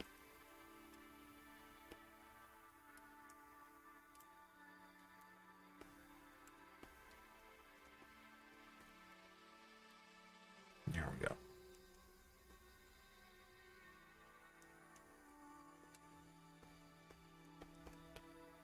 Yeah, don't sit in those chairs quite right at all, but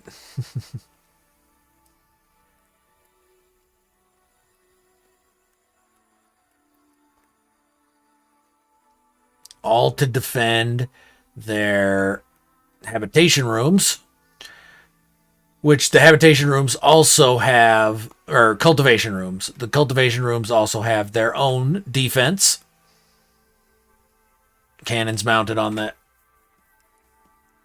middle. So basically, I built 3 levels, deleted out the middle level, and replaced it with fortifications.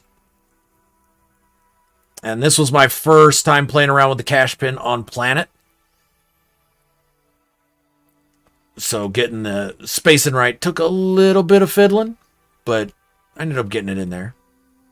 Okay, and then these are the cultivation rooms themselves, with a few little things merged into the wall here and there, simply because I was running out of piece count, and so couldn't go quite as crazy on the deco as I was planning, but I got some of it in.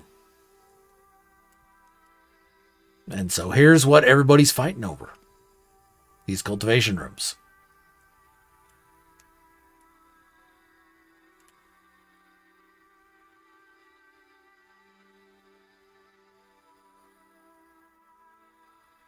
The Gek transporter.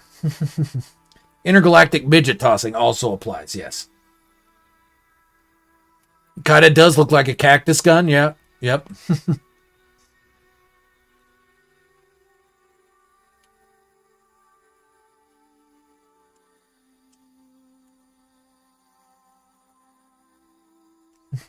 Clean up in aisles 1, 2, 3, 6, 9 ASAP.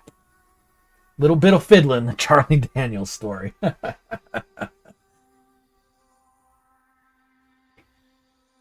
want it to look just like that. There you go. Absolutely. Pity the fool that blocks aisle 4. Go right through him. Yep.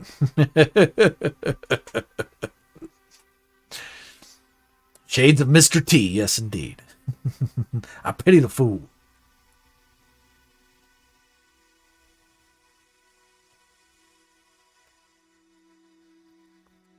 But that is the attack on Asarar Station.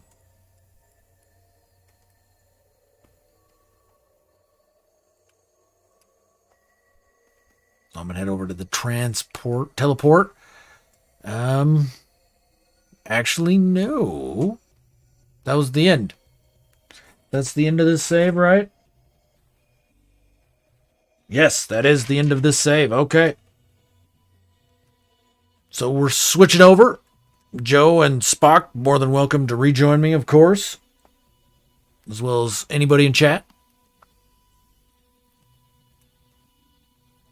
All right, so now we're on to the third build save. Yep.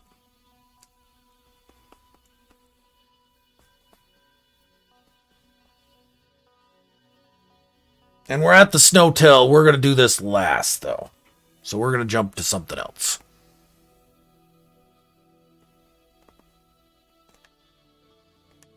Showing our ages, absolutely, yep.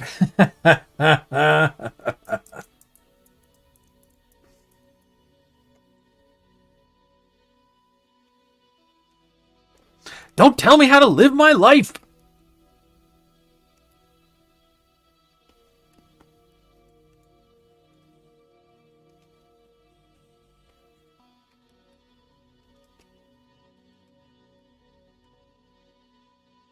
All right, so now let's see here. Where are we starting?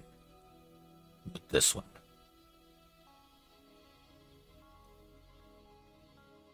Bridge Between Worlds. Looks like all the other stuff got deleted to make room for the Snowtail.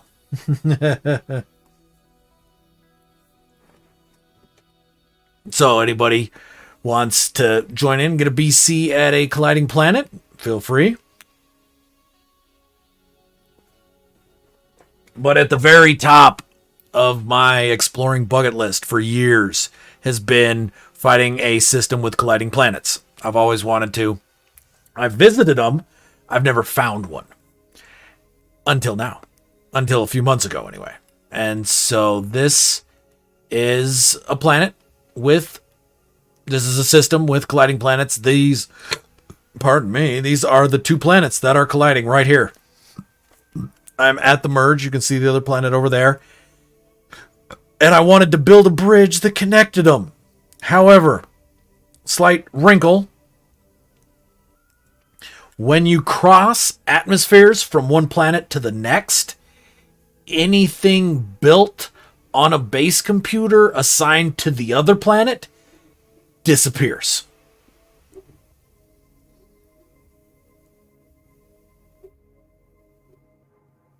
So my thought was I'll just build 2 that go there and meet each other, and you just walk from one onto the other. Problem with that is the other base takes time to render in.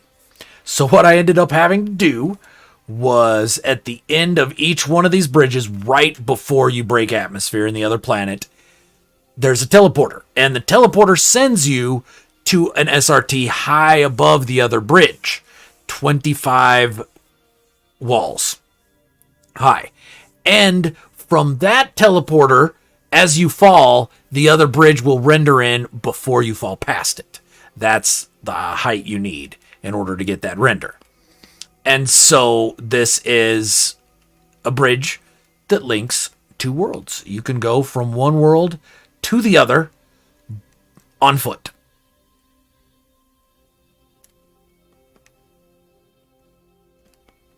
What are we using? Pilgrim. All right.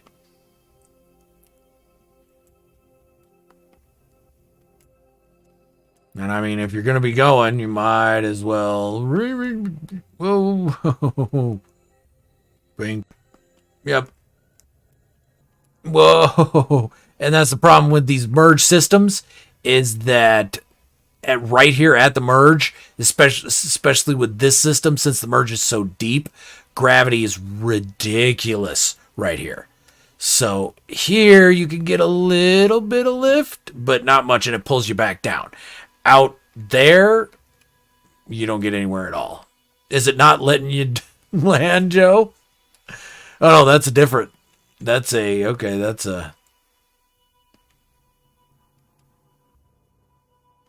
NPC ship. Oh, that's Heaven's Mark. What's going on, Heaven's Mark?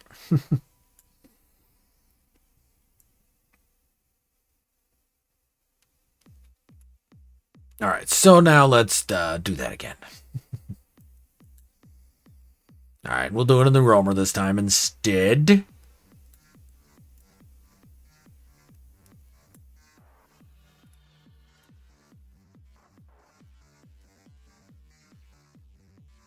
Just cruise on down to the end. And then you can bail out. Got some bumpers down here in case you're coming in too hot. Then you come over here and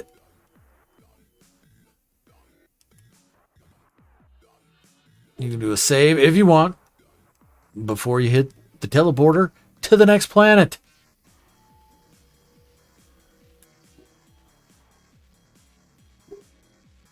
All right, yeah.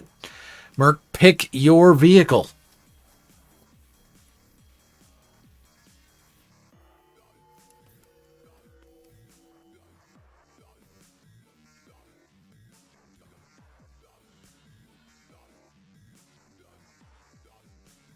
Can be whatever you want.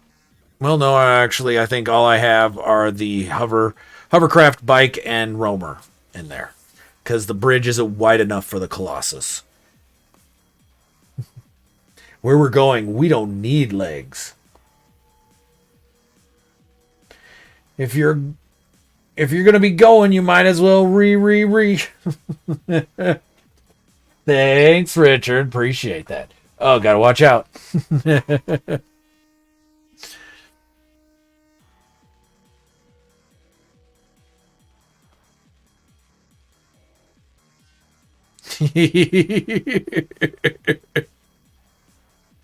I don't mean to laugh at your misfortune here, guys, but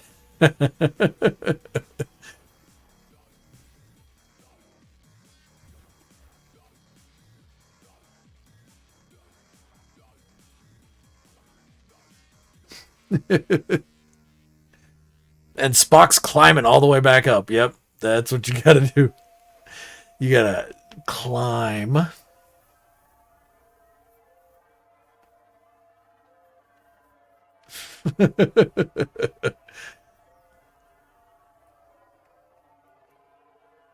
You just gotta hold it straight the whole way down, guys.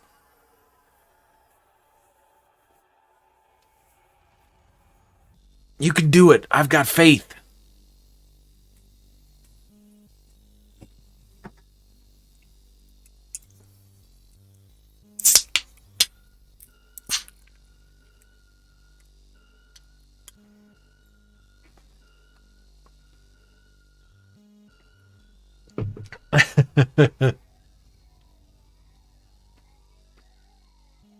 Woohoo! Somebody made it.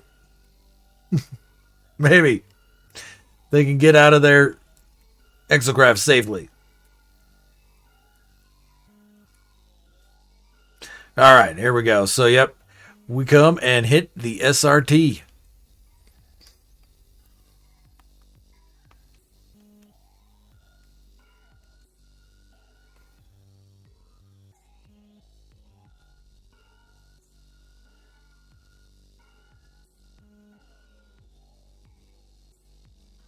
Did you fall again, Spock?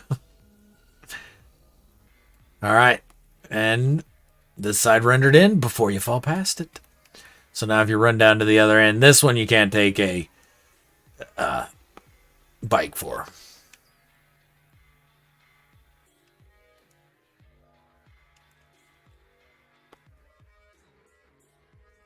But it is hemmed in on either side, so you can do the super dash, get down here real quick.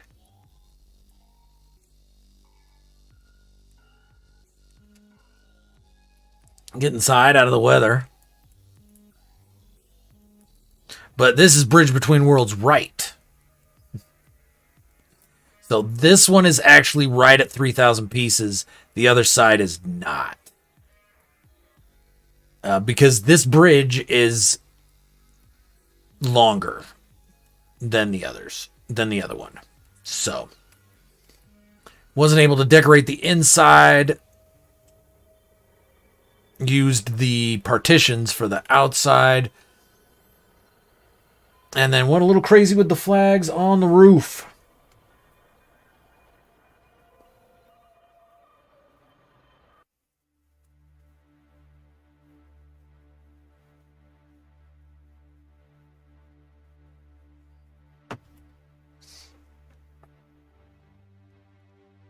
But what's funky about this is built around, instead of a monolith like that other one, this one's built around a comm tower. And because the gravity is so incredibly funked,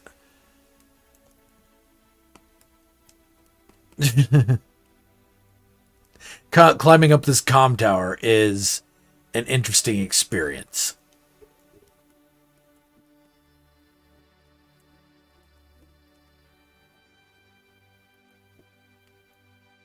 Because the game keeps trying to make you climb straight, even though the comm tower is horribly slanted because of the planet.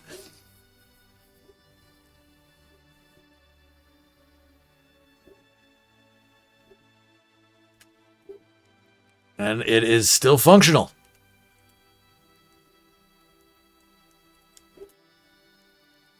You can still access it if you needed to.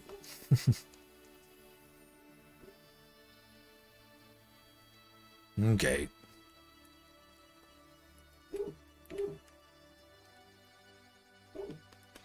Whoa. All right, so now this gets a little funky, actually. I suggest we walk back. Because when we get back there, you'll notice this bridge is 2 floor panels wide. The other bridge is 3 floor panels wide. That's because of the collision bubble on the exocraft. If you try and run it on this, you get rattled around pretty badly.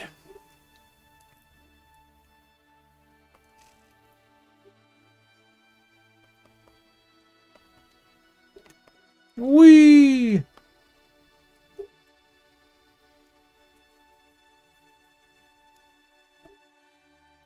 Treat it like some monkey bars. Yep. I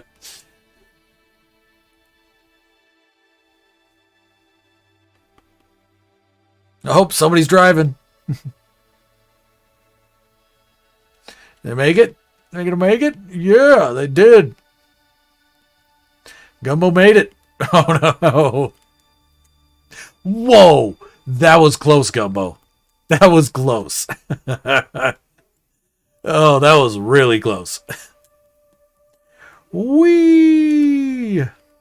Boom.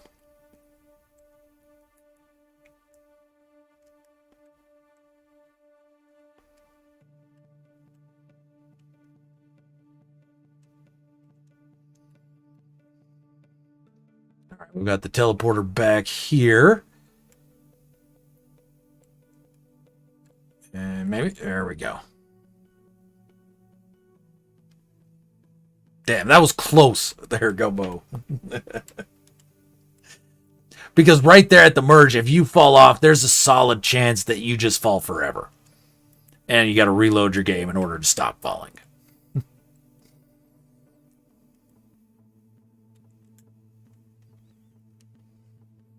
All right, so that was Bridge Between Worlds left and right. What do we have here?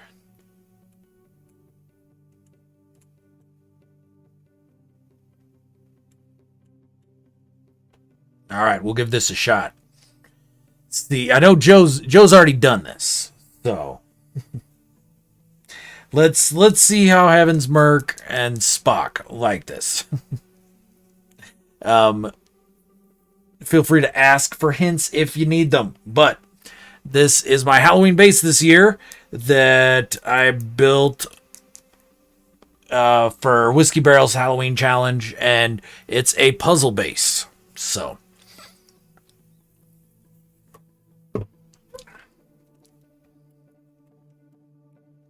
Ooh, here we go. Summon my ship here.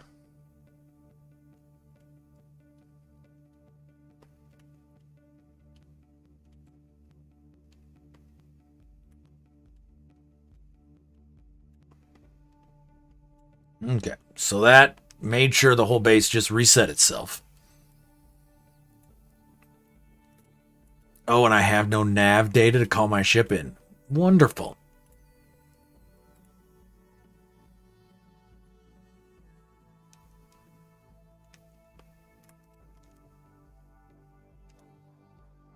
Spock with the fastest load time. It's them PS5s, baby. They load fast.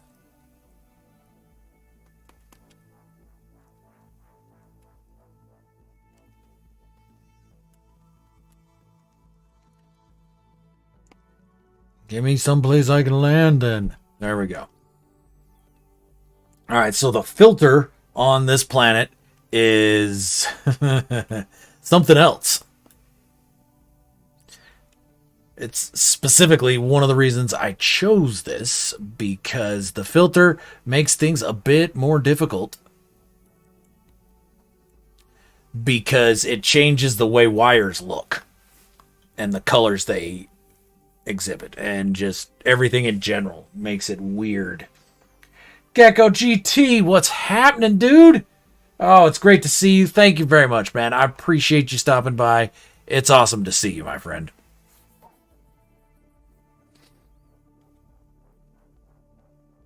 Or at least see you in chat.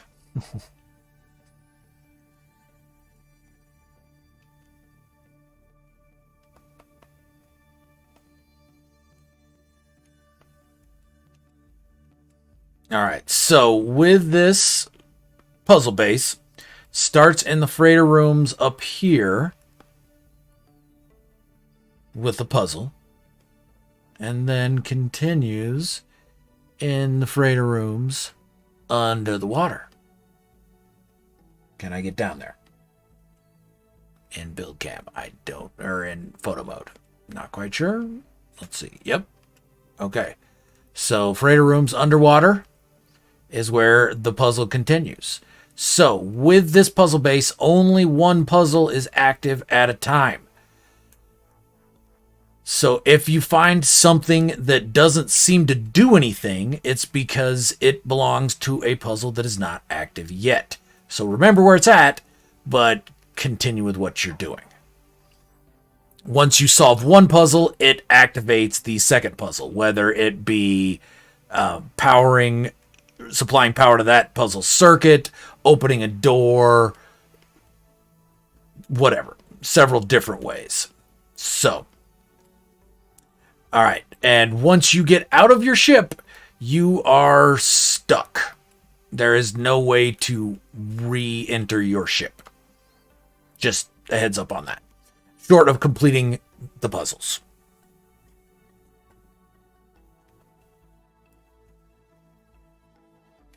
Okay, Sid, let me know if you would questions you have with Resolve. I don't know if I can help much, but DG Squared's been helping me out quite a bit. So, definitely check with one of those. The landing pads are underneath. Yeah, don't use the landing pad out in the water, Heavensburg. Turn around and use the landing pads and underneath the freighter rooms that are suspended in the air. Those are the ones you need to use.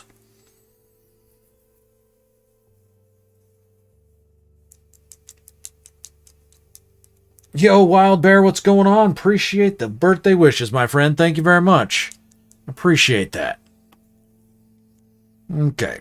So, yep. Once you get inside, all right, Spock.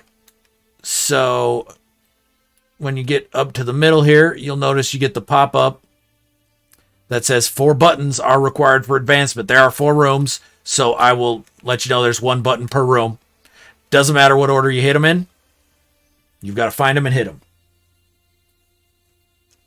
Hey, thanks, Gecko. I appreciate it. My wife talked me into it. I've never grown one before. Didn't expect it to come in white, mostly, but that's how it works. No way around it.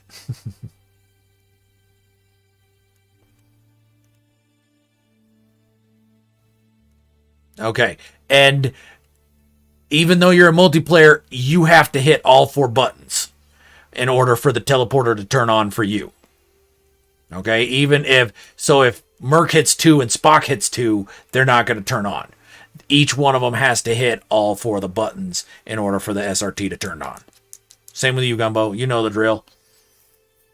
If you guys follow Gumbo, he has done this before. I brought a ringer.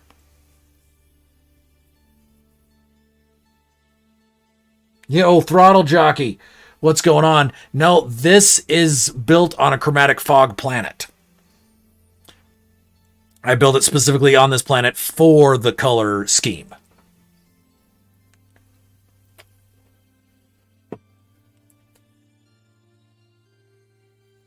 But how you doing today, Throttle Jockey? Appreciate you stopping in, man.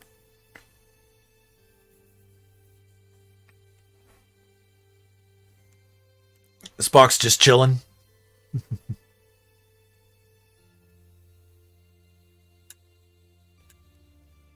There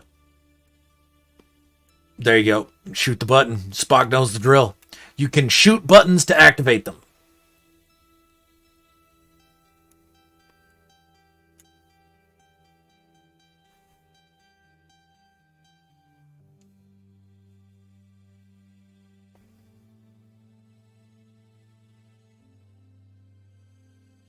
Your ship won't land? I thought I saw you in here, Joe.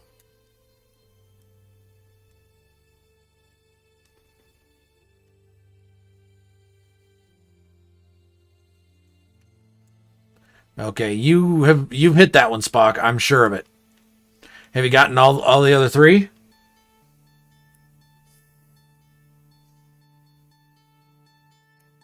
Oh, nice.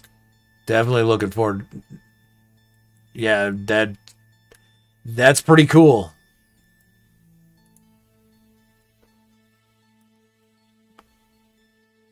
All right, let me know if you guys have trouble finding any of the switches.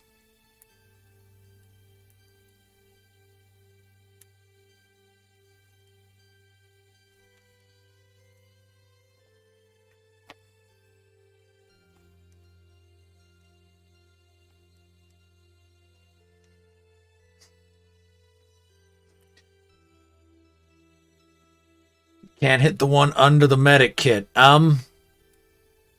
Try standing back. Like, try standing back where I'm at. Here, Spock. Yeah, try standing back here. And you hit any pop-up you get, hit it. Harvest whatever plants are in the way and see if that'll clear it out. It is hittable. You gotta walk around until you get the pop-up. I meant it to be usable, at least.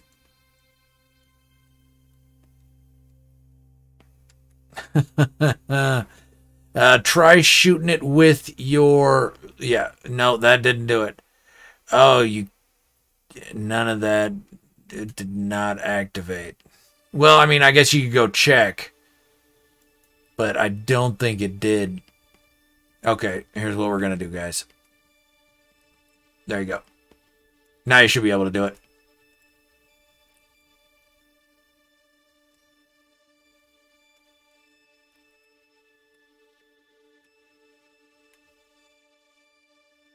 If it's not on, that means there's one you didn't hit. There's another one you didn't.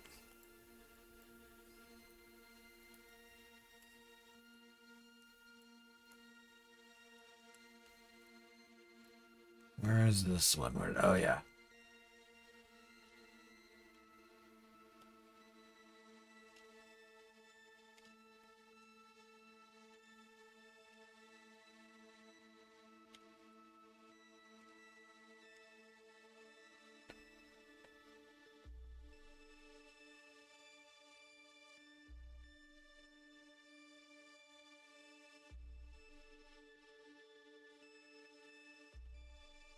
And you only got to hit the buttons once. You don't have to hit them in any specific order.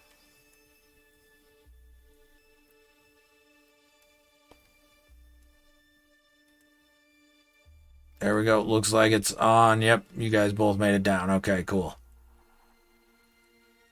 All right, so now here, this doorway here leads out. This will not be accessible, but occasionally you do get ejected out through the roof of these freighter rooms, and when that happens, that's how you get back in.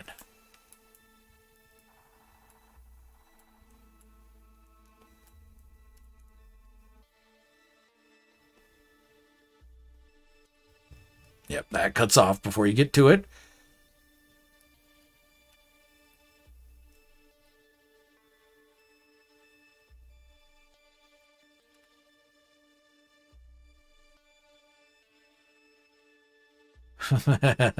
Somebody's using build camera.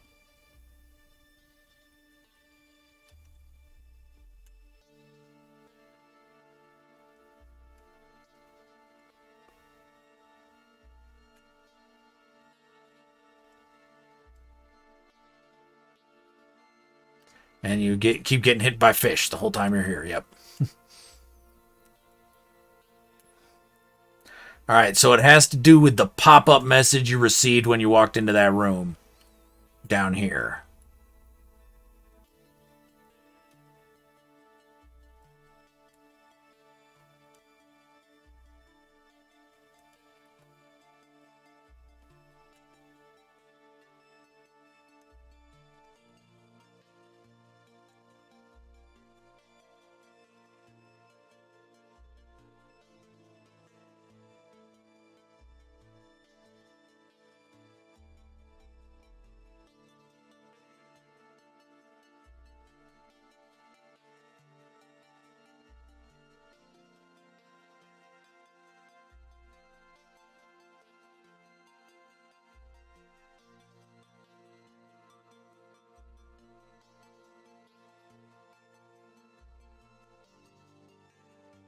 Okay, look up here.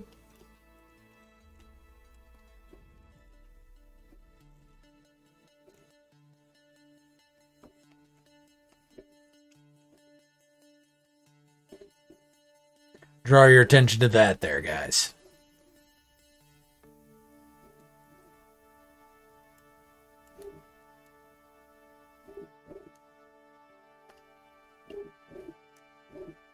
That's not getting a pop-up message.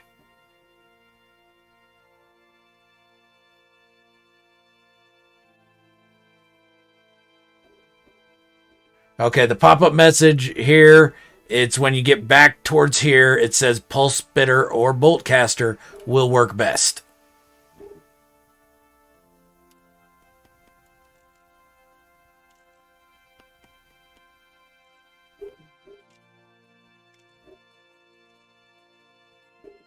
You got that switch out in the hallway you've got to hit.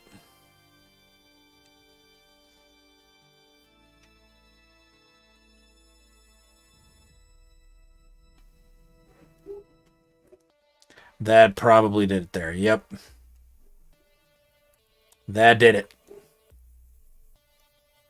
So there's a proxy switch merged into that wall there that supplies power to that button. So you're going to be standing by that wall and shoot the button from there, and then the door over here opens.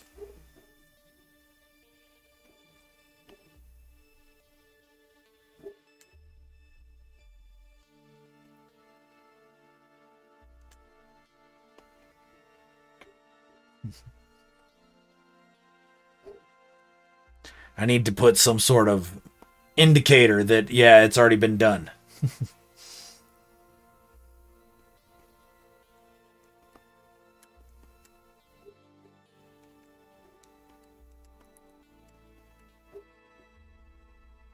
Oh, damn it. I'm not going to make it through. I should have been running faster.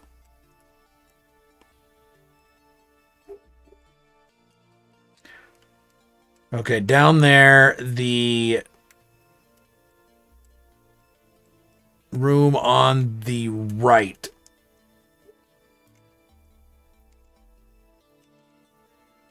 Oh, no, room on the left is the first active one.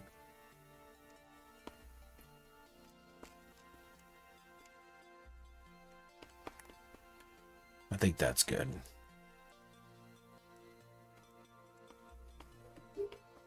Yeah, I'm not going to get down there while you... Oh, wait.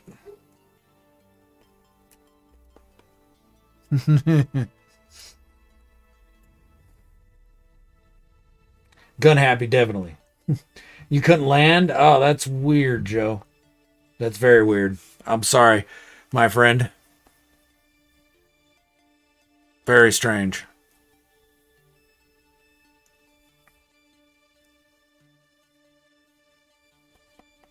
Can I see your head poking through the window? I cannot.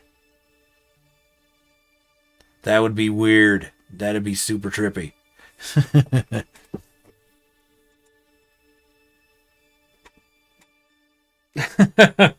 Well, thank you, Smash. I appreciate it. Thank you to all 600 subs. I appreciate everybody.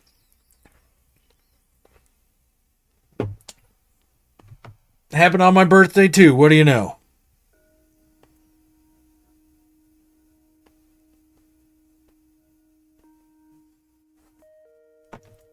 Appreciate it, everybody. Thanks a lot.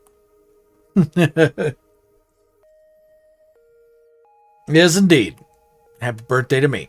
So, you got to solve the puzzle in the room on the left, and that turns on the puzzle in the room on the right, which then turns the puzzle in the room straight ahead.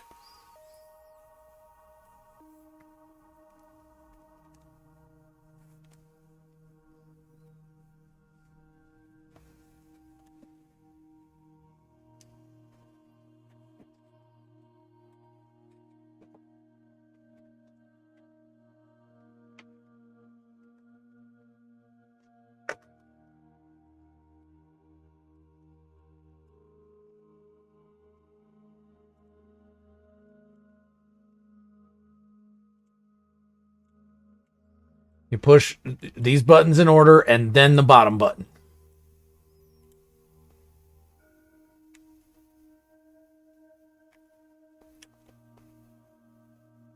Okay, you're good. You guys have this one.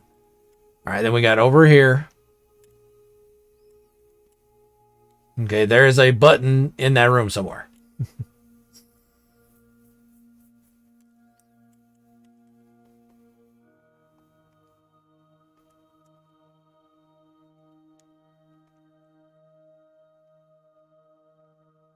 Oh, there you go. Somebody got it. Yep.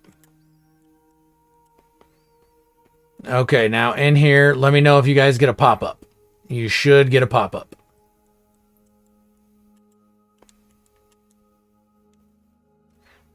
Atlas, single-digit Atlas factors descending. Or single-digit Atlas factors ascending is what it's supposed to say. So these you got to hit in order.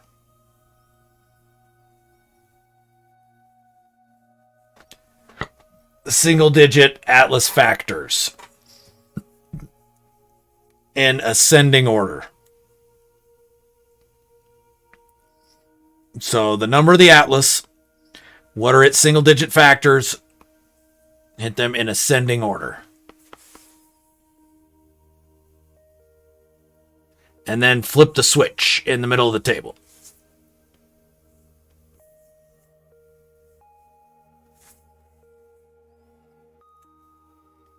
Nope, you don't have them yet.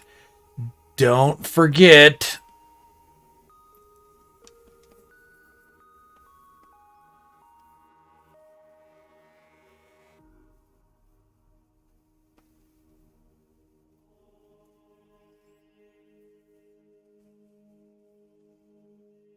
Everything is a factor of 1. Or 1 is a factor of everything. Damn it. Didn't mean to delete the 1.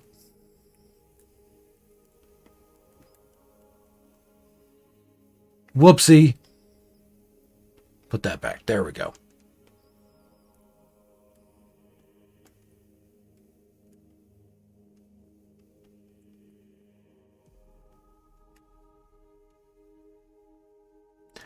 There you go.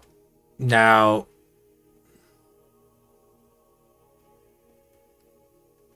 flip the switch in the center of the table.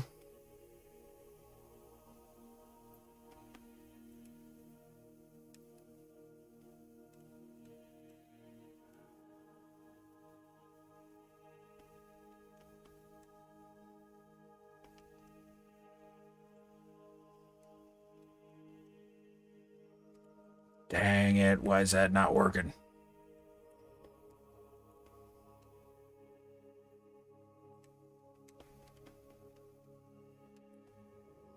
That should work now. Okay.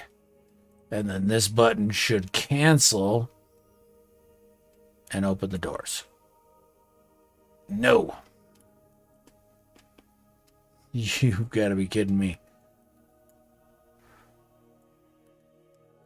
Why is that not?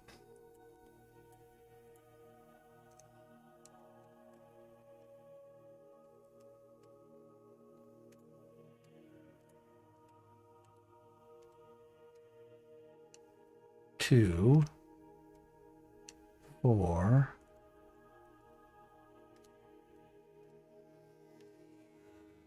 and 8.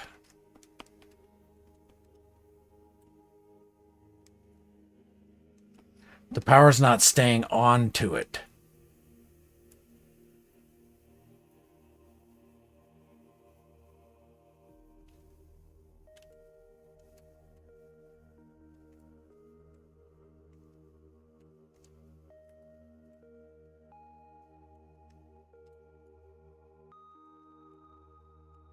There we go.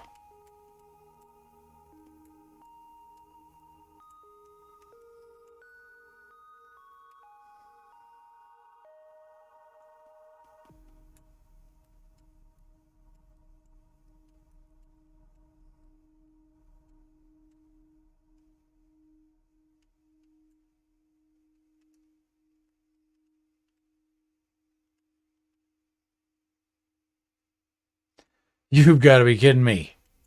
Dang it. Why is that staying shut? Yeah, puzzle bases just go a bit squirrely in multiplayer.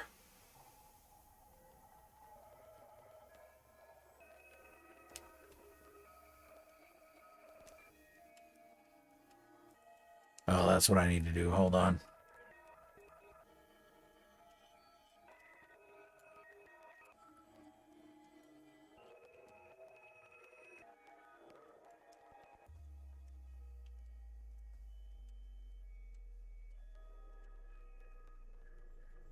And it's not opening still.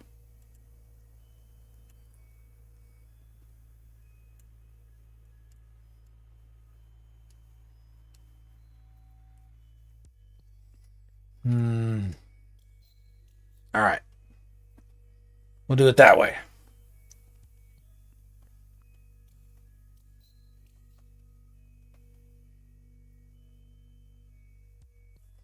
All right, come on, Mark. Where you at?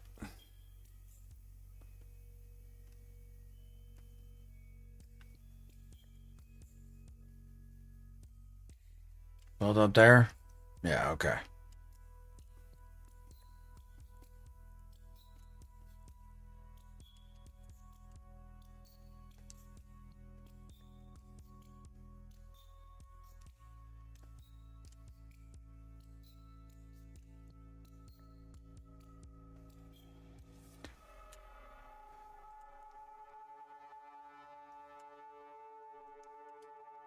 And that door should be open.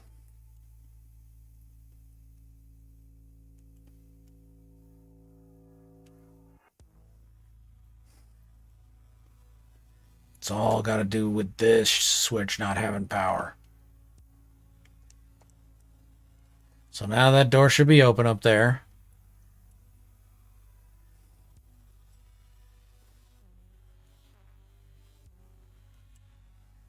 And it's not.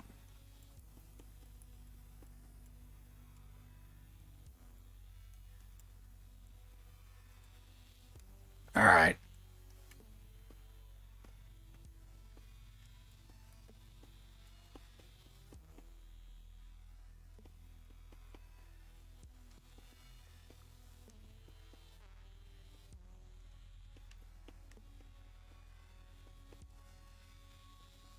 Here we go, guys.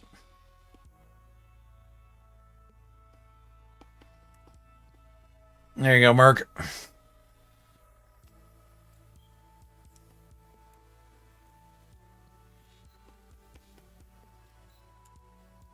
Wait for it to render in. You guys get a bunch of nip.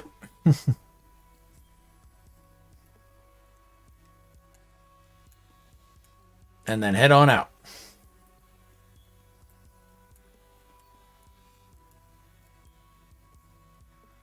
And that resets the entire base. So, yeah, moral of the story is multiplayer is not fun with puzzle bases. Sorry, everybody.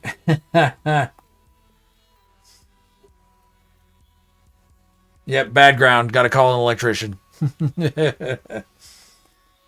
Hey, thanks, DG. I appreciate it, my friend. Thank you very much.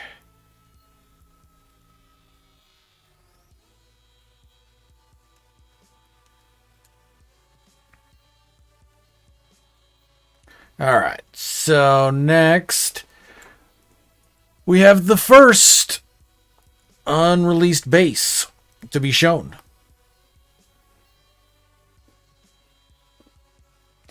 So this base is built for Mercenary Adventures Episode 3. That will be coming out. I've just got to gather up enough extras to get it done. So that's on my list, long list of things to do. But I have this base built in case, or for when it happens. So this is a trading post in a pirate system that is the next target of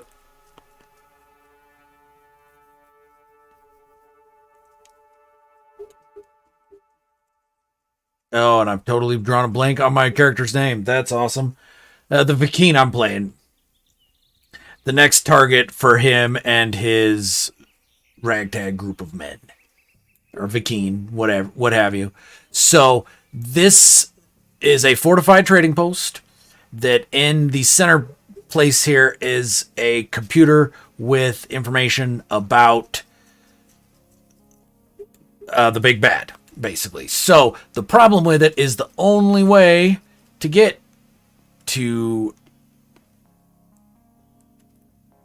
inside is via those escalators, and those escalators all have power controlled from in here.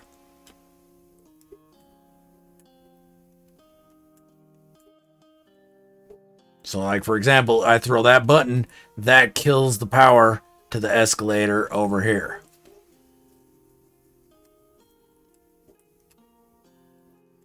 See, no, not powered. So basically, the episode is going to be they got to do a hot drop and sneak in. Somebody has to sneak in, turn on one of the escalators and let the rest of the group in.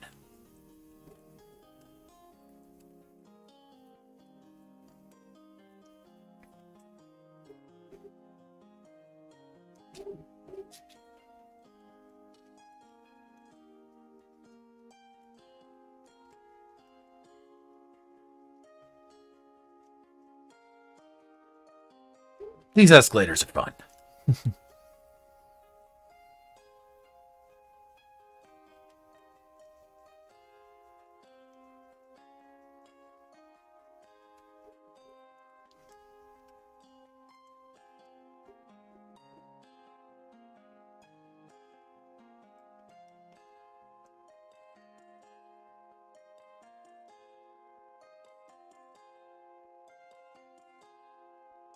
There you go, Spock. What's going on? All right.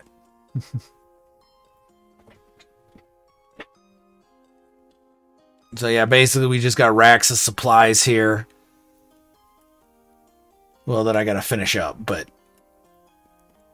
that's the one little piece that I haven't quite finished. But we're not gonna be using the interior of either of the sides, so I'm not gonna be decorating either one of those. That's the nice part of building a set. So yeah, those escalators are lots of fun.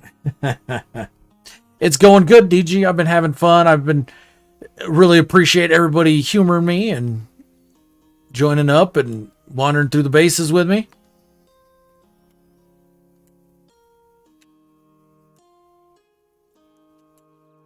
And so, yep, those switches turn on and off the escalators.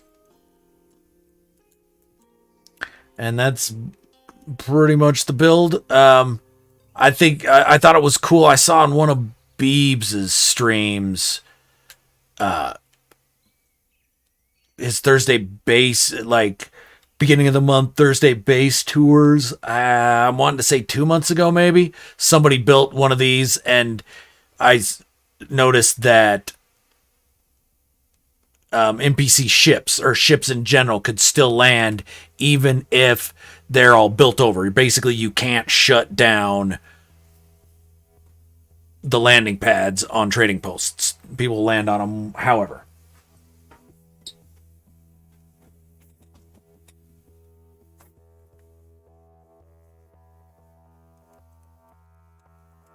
Oh yeah, you can make bridges with those, Minotaur. Absolutely. I've done that. And yeah, I wanted to make spiral escalators. I've got a episode of Glitch slapped out on how to make them.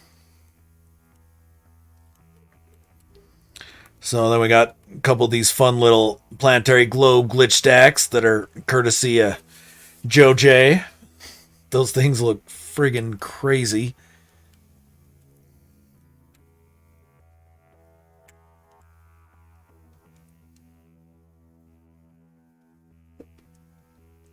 But I've got like little arms up here on the roof to kind of like work on the ships as they land, I guess. Repair arms, if you will. And then up top on each of these is little like cannons basically. And then you get to it from the corner here. So that pops you up here. And you can climb up, grab a seat.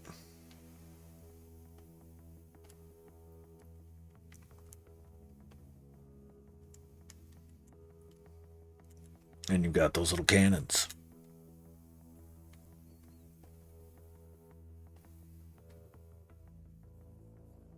Same on the minor settlements. Yeah, I don't think any of the in-game landing pads can be shut down. Period. So there's the glyphs. Pardon me. Okay, and there we go. Bah. Actually, no, I do want to be up here. Because now I can jump off. Drop down here. Woo!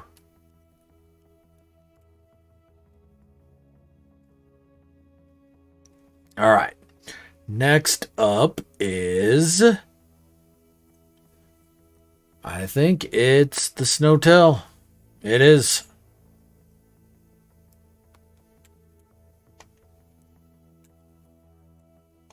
All right. So let's see how the render is here on the Snowtail, everybody. Time to check this out.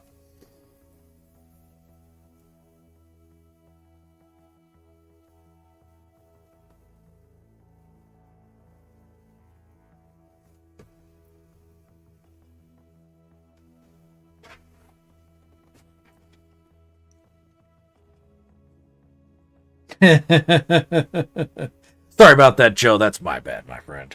My bad. All right, so here's the Snowtail. Kind of hang out here at the teleporter while I wait for everybody to fly in. How many land? I've only got 3 landing pads, or do I got 4? I've got 4. Okay, we're good there then. All right, now Whiskey might be touring this later today during his stream. It's going to depend on how well the render is here today. I finished the Snowtail, yep. Yeah, I ran out of pieces, basically. So I'm at my construction limit on this save, but I had to rip out all but the lobby and first floor. And the penthouse. So the 3 of those are all built out. But I'm at my construction limit. And I don't want to delete any. Basically, all I can delete is the other bases we've seen today. So, well, I'm waiting for everybody to fly in. Wait for the render before you try hitting the SRT. We're at about 5,500 pieces. So, no worries, Merc. Not a problem at all. No big deal.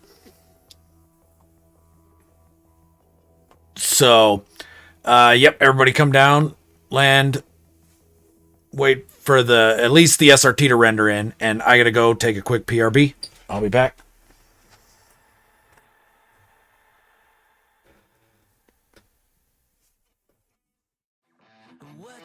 What you think about when you're born into a fire? Let them burn it out.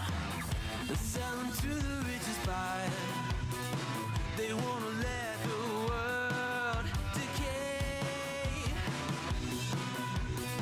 They tell us lies and fade away, fade away. We feel betrayed. We were raised to lose the race.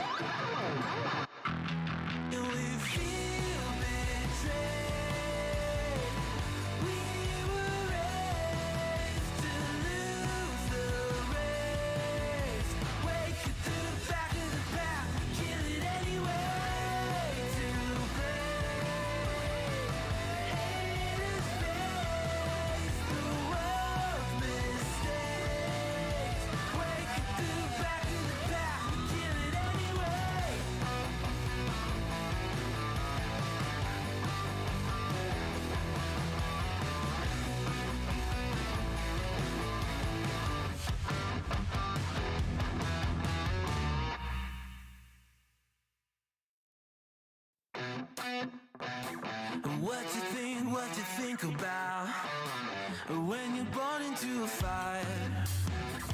Let them burn it out. Sell them to the richest buyer.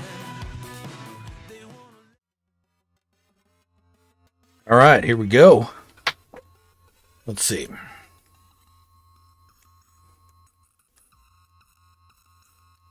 Looks like we got Gumbo and Spock. Merc headed in. I don't see his icon.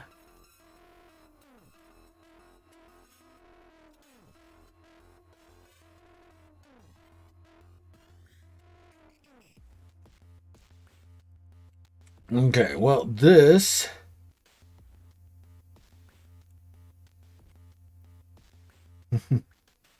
Zabs, what's going on, man? How are you doing?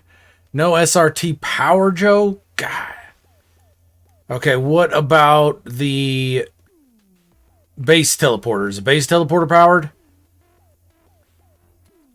Alright, so there's the Snowtel. All of this craziness should not have went that big. But now I know.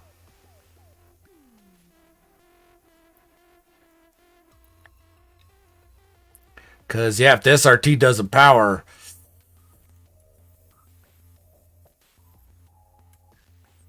there's no way inside. Thanks, I appreciate it, Zabs. Appreciate it. Looks like you don't even... Nope, nothing with Spock. Okay, let me drop down here, see if I get close to these guys. If that might help the render.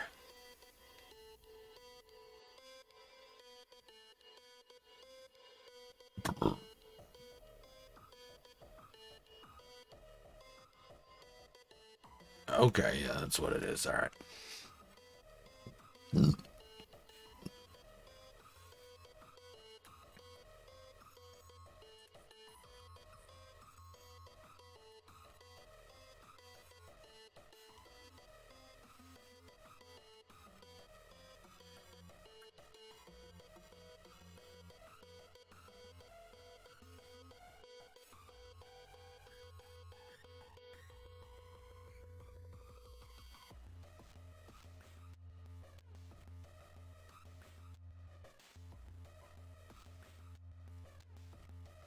Okay. You're flying through floors there, Spock.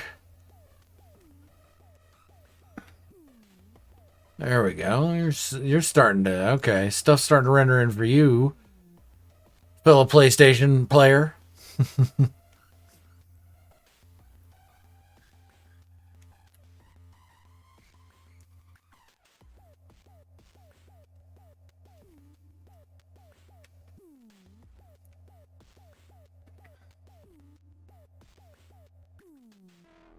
Power outside, but not inside.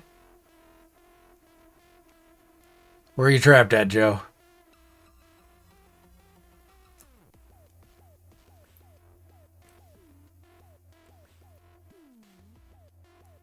He's got to be down below.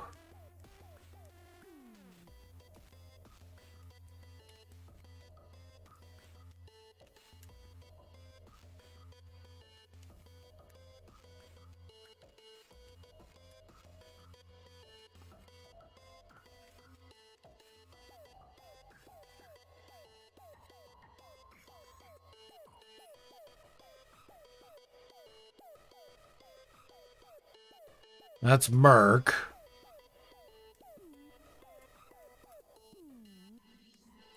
Where are you at, Gumbo? Out. Okay. I guess I work here now. All right. So we have... Yeah, so this is the lobby of the Snowtel. We've got a little blobby receptionist. Little... cooking area. We've got a barista here with an espresso machine back there. I don't even know what this is. This is just some sort of abstract crap I threw together. I am fairly happy with these chandeliers, though. Those chandeliers came out looking good. But if we come down here is the basement slash engine room. Give me just a second. Got my wife call.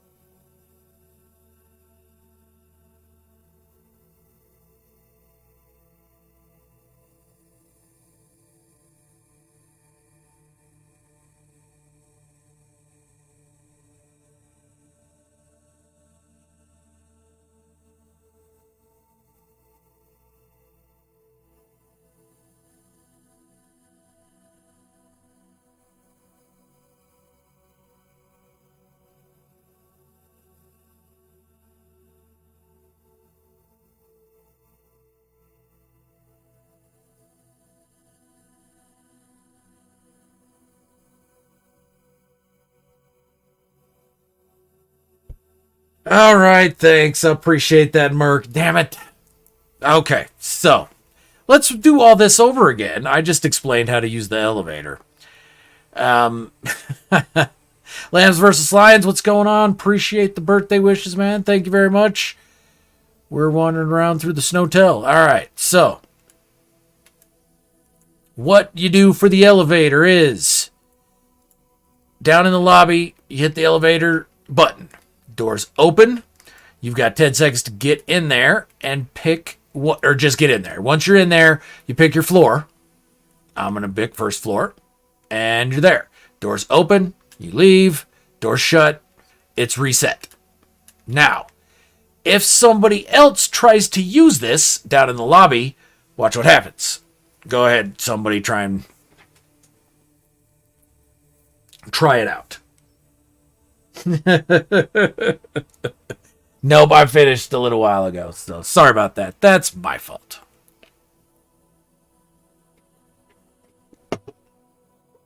So, when somebody else is trying to use it, it locks out all the other floors. So, if somebody down in the lobby were to try to go up to the first floor, this button would get locked out. Hey, Kel, what's going on? Appreciate you stopping by. Thank you very much. Thank you for the birthday wishes. Hopefully you have a good day.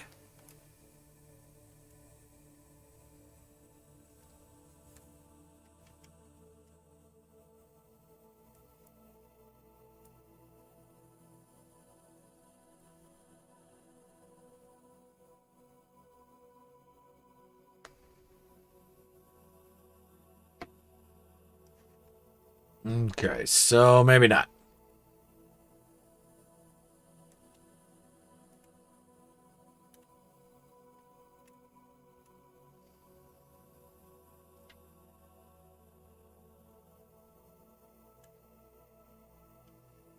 Okay, let me see somebody try and use the elevator. See what happens. If you don't mind.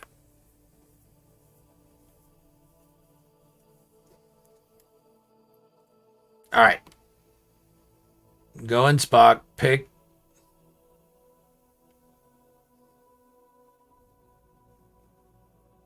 You gotta be standing on the elevator when you hit the button. Because it just comes on for a second. So you gotta be standing on the SRT.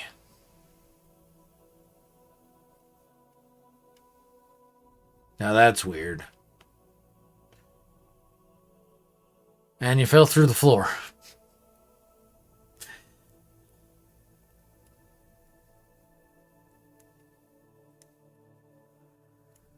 Alright, you want to try the elevator there, Joe?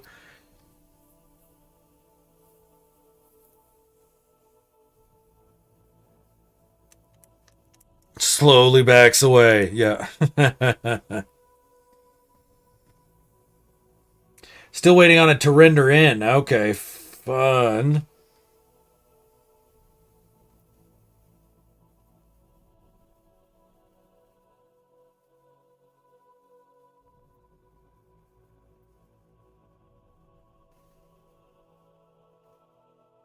Nah.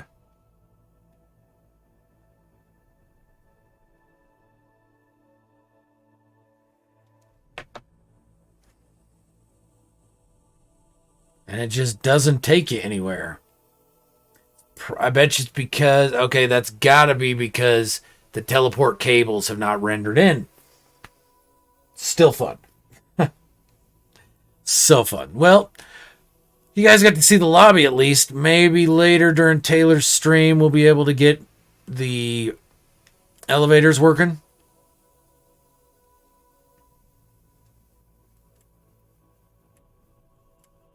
But let's go down and see if we can get the snowman pooping. Well, here, hold on. We could do it Taylor stream later. Yeah, cables have not rendered in. Damn it. All right, so let's go out.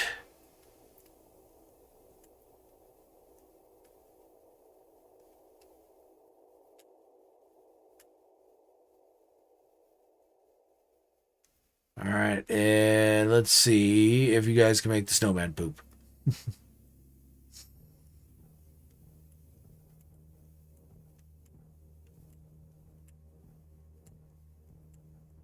Come on down here with me, gentlemen.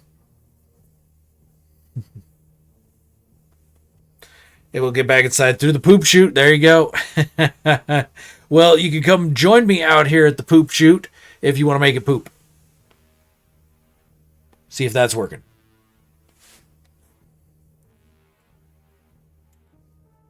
All right, Spock, give the button a whirl.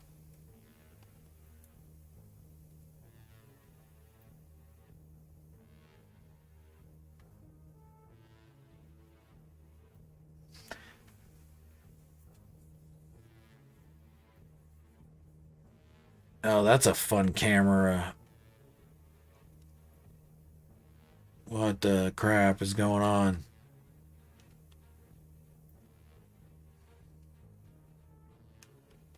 There we go. Well, that's funky. Well, here we go.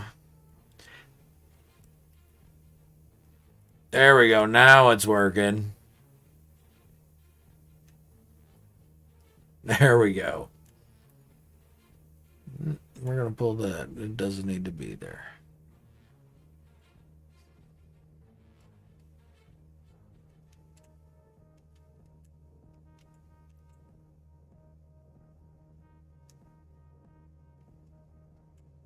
Well, somebody made it poop once. Somebody wants to hit that button again. I'll show you guys what happens up top when the snowman starts pooping. His smile turns into a straight line, turns into a grimace. And then when he's done pooping, he should begin smiling again.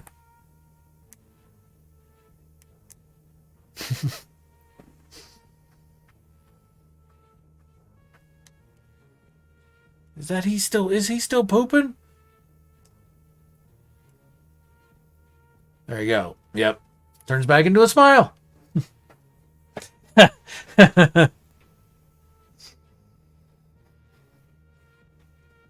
I did. Yep.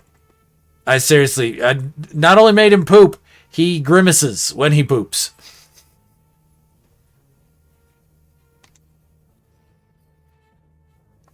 All right.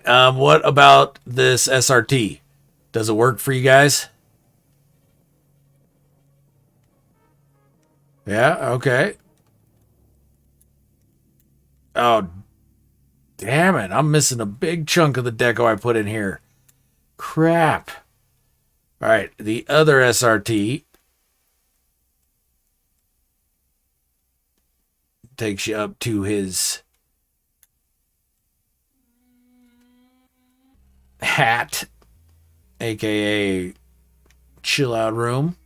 Got little binoculars here, designed courtesy of Evil Ferdy.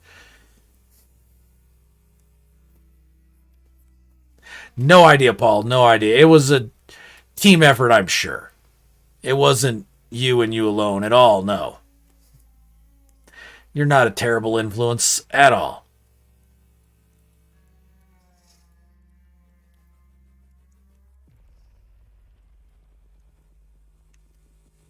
Then we got what? This boom there. We can shut the doors.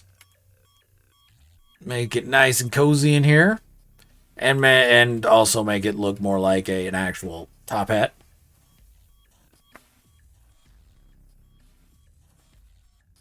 SRT was unpowered and floors were missing. I'm sorry about that, Merc. Yeah, this is going to be interesting. I'm not quite sure how this is going to work on Whiskey's stream tonight, but we'll see. Well, there you go. That took Joe back down.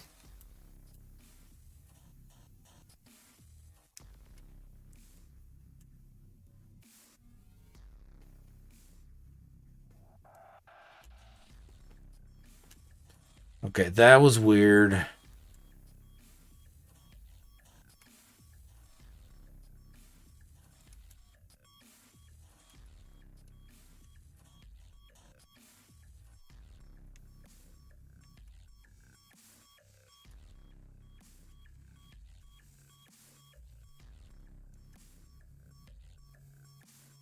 Lift's working for you. Just need some time. Okay. Whiskey's on. Oh, he told me he was on 6 Central. Oh, he's doing Icarus first, and then he's going to switch over at 6 Central to No Man's Sky. Okay. Well, actually, I believe this is the final base. Hey, no worries, Mark. Not a problem at all. Appreciate you coming by. All right, so now we're going to switch over to permadeath. We've got 2 more. I've got my fusion igniter facility and my new permadeath freighter.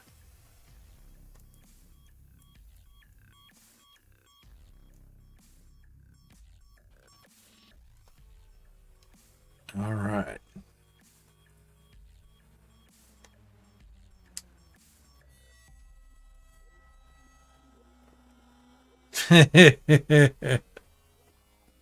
need to take a good shower there, Mark. Paul's got a valid point. Okay, the teleporter is way too far in this. So we're gonna... Where is my ship?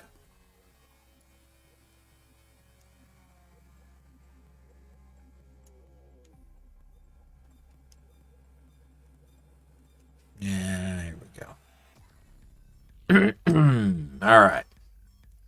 So we are going to go to my fusion igniter facility. You had to. You had to, Paul. Absolutely. I can't. Don't blame you in the slightest. Not even kinda.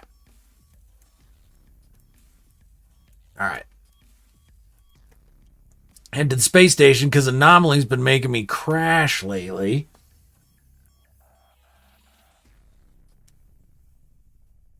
Which is not cool.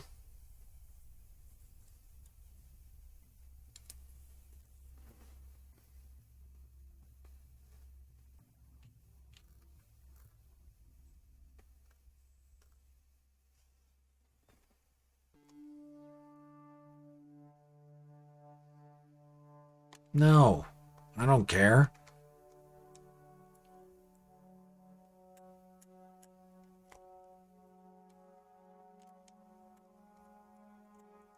Yeah. Oh, I'm still 3 minutes out? Come the... Seriously. Not cool. Not cool.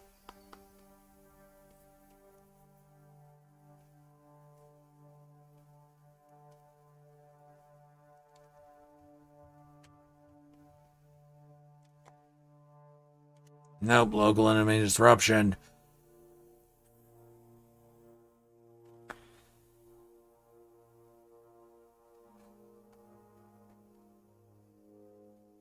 Come on.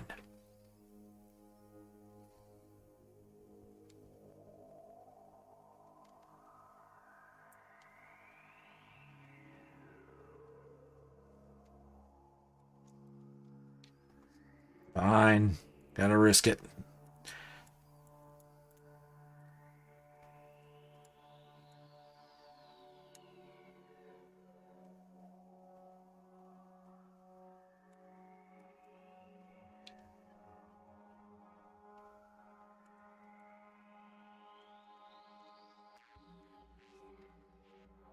All right. Don't even get out of the ship.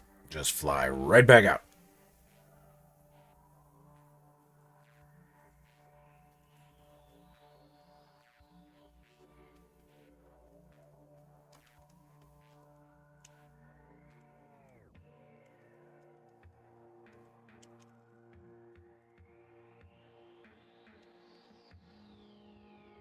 Ooh boy, I can hear my PlayStation winding up.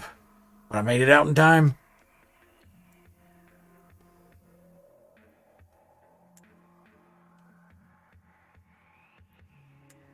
All right, here we go.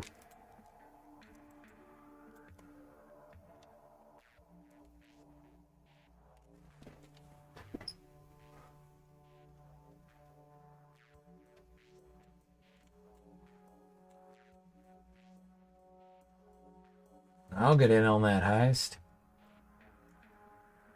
There we go.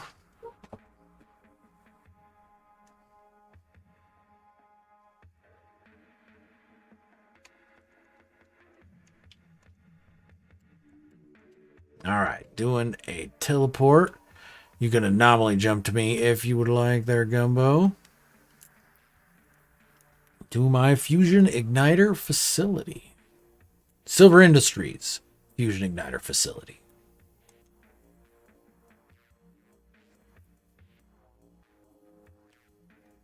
Now, this is a very interesting planet because it is a bubble lush with fake storms.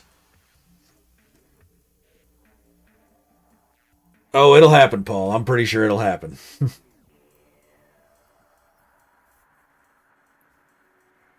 The only problem is it has freaking the most aggro sentinels. It's crazy. But it is a bubble lush, which has fake storms, which is super, super nice in permadeath. So this is my Fusion Igniter facility with the different areas for doing the different things.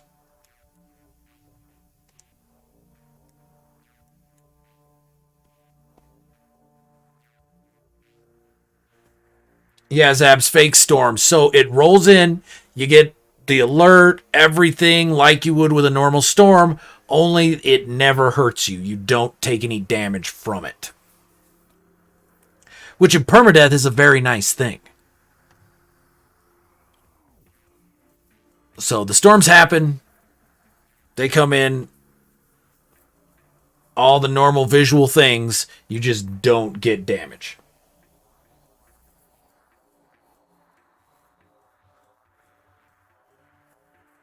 Ouch, Paul. That hurts.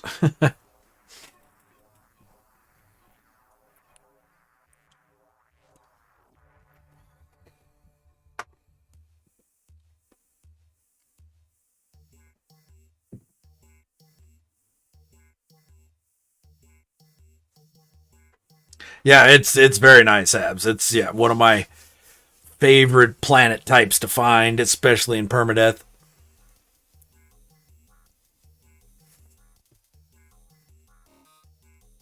So give Gumbo a couple minutes to get in here.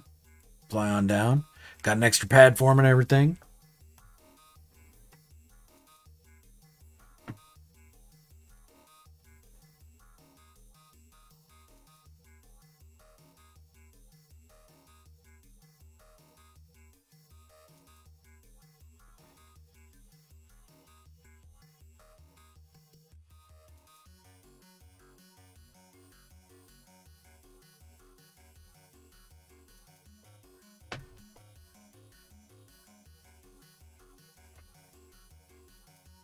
All right, but this is one of just a couple builds I think I have that span Frontiers. So they were partially done when Frontiers hit, and then I finished them post Frontiers. This specific one actually has nothing left of the original build pre-Frontiers, because pre-Frontiers it was built with I had like a little greeting area right here attached to this hallway, and it was paved with, the floor was made out of industrial pallets. And right after Frontiers, industrial pallets picked up an incredible collision to the point where you couldn't enter the room. You literally couldn't. So keeps Why, Sean? Why? Well then, okay, if it's going to be doing that, let me bring the freighter here.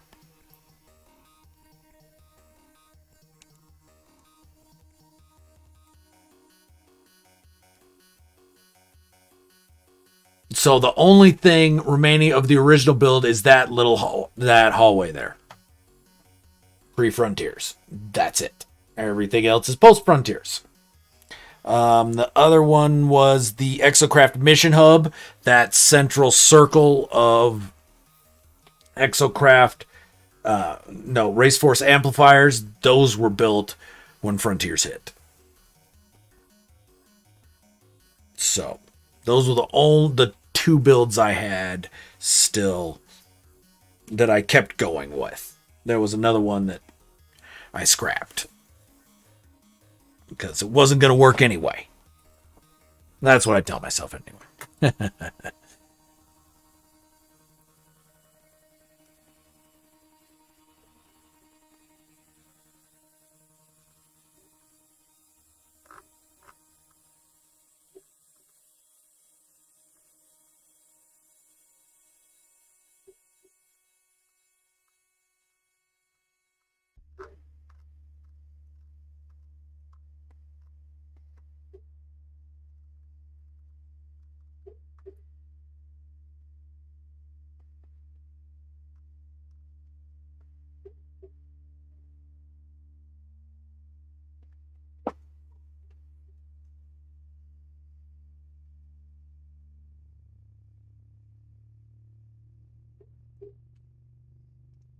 All right, there we go. Do you see landing pads, Joe?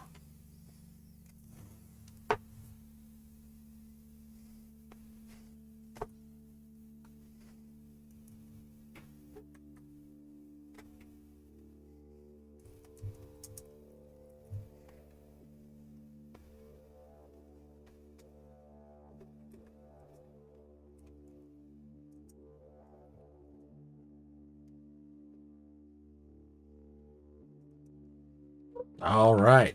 You made it up here. Good deal. So hopefully the render's all right for you, Joe. Let me know if it's not. Okay, but this is my Fusion Igniter farm. You found a fun place to land. Look at that. All right, cool. So this is my usual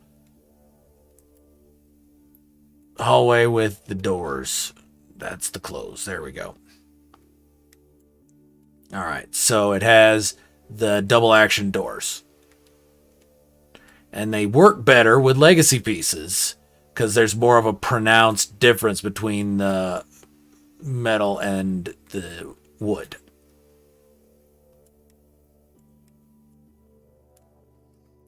But yep, we've got on this side, we can flip this and that will shut.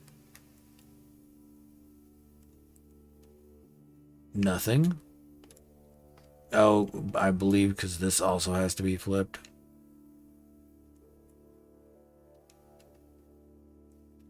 No. Okay. Just not working. Awesome. So, yeah, this again, 3,000 pieces. So, did a few little glitch stacks in here, but couldn't do too much. I wonder if this works. There we go. Again, blast doors. Gonna see plenty of them. So up here, this is the headquarters, or like the sleeping quarters, the central hub of the Fusion Igniter facility. So we've got up here, we've got a sleeping area. Again, pipes and lab lamp. And you've got the windows to close it out at night if you need to sleep.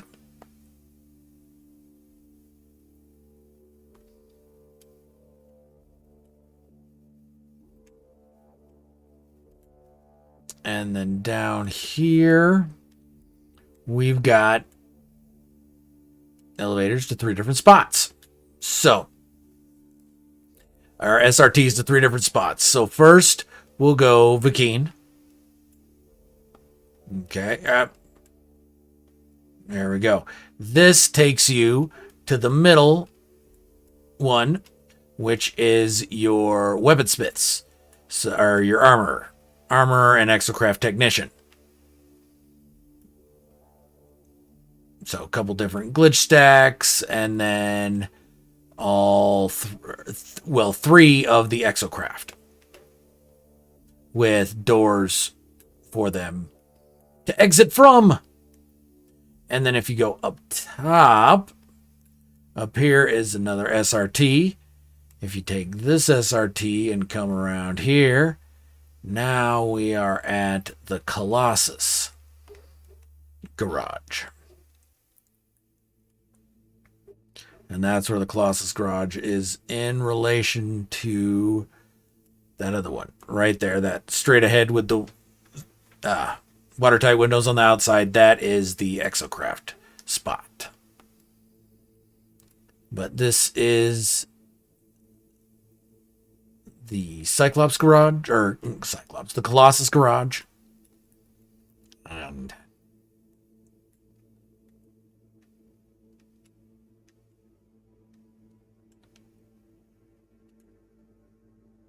some glitch stacks down around here. So then if we go back and now take the Gek one,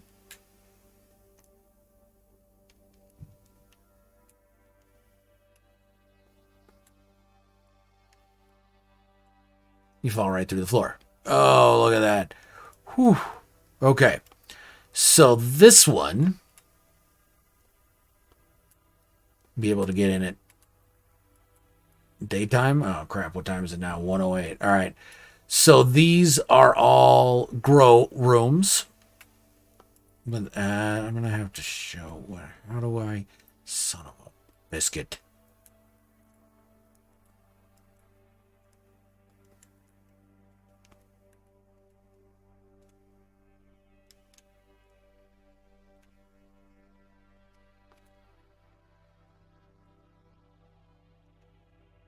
There we go.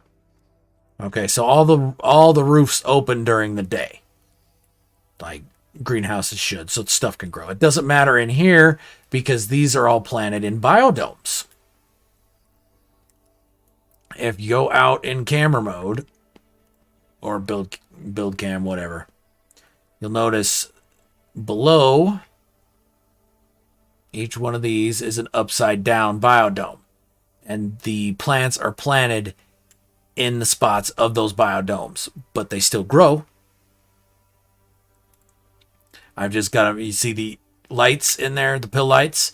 I glitched them onto those pill lights, and they'll still grow.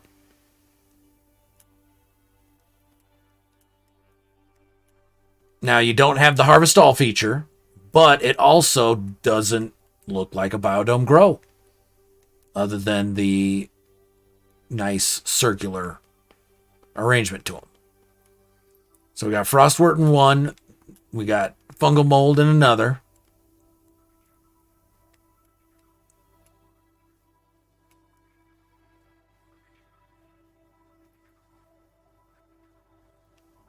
We got cactus in the third.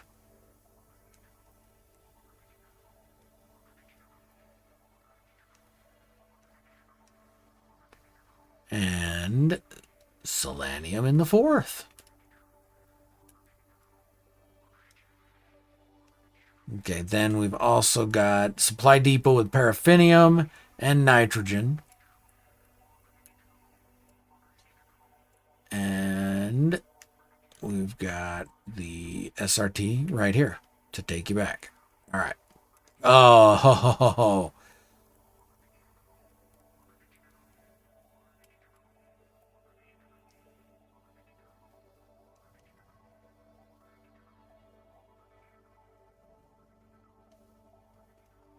So yeah, I'm gonna get Sentinels immediately.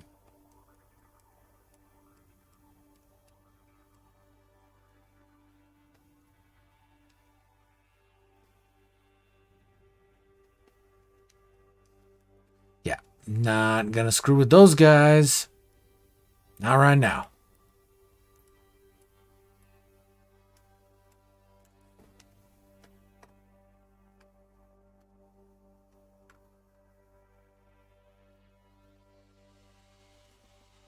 Okay.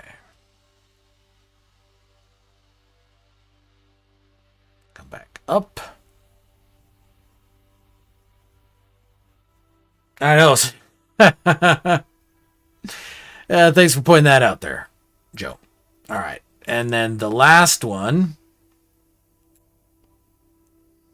takes you to a room with a whole bunch of carbon and then a crap load of large refiners for you to start refining stuff and making your fusion igniters. Now, should you come here, before you do that, you'll also need to take an exocraft out to, where are we at? Right over there. Yeah, right over there. Yeah. Here we go. There we go. The Star Bramble, because you'll need that as well. But yeah, up here's just all your storage units for pulling stuff out of if you need to. And all the refiners you could need. Along with a whole bunch of carbon.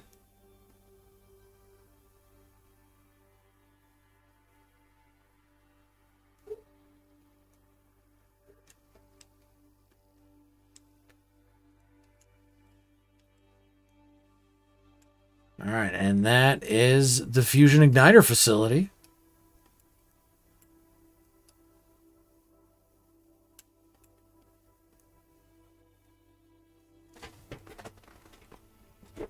So everybody builds stasis farms. I wanted to build a fusion igniter farm. Because, for that very reason. Because everybody builds stasis farms.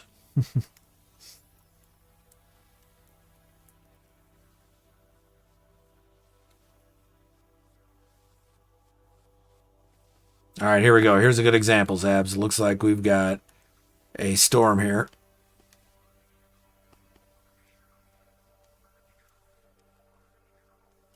No, there's a... Okay, yeah. So you can see the storm. It's got everything socked in, but nothing to me. No big deal.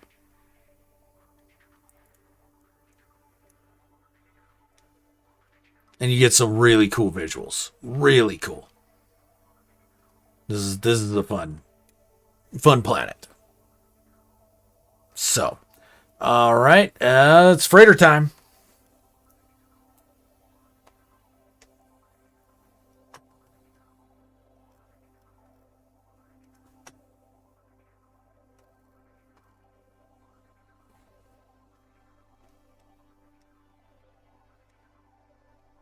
Oh, crap. All right, hold on. We're going to have to do this differently. Forgot about that.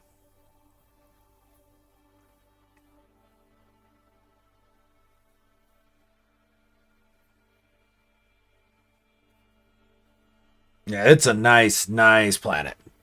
If it wasn't for those damn freaking sentinels. I mean, they're all over you anytime you're anywhere. Like, yeah, you can't walk more than 10 seconds without them being all over you. It's kind of ridiculous.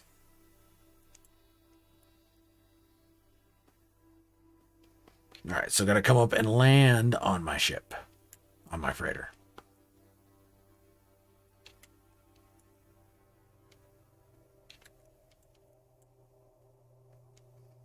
So this freighter base was built for a Beetle Hive challenge.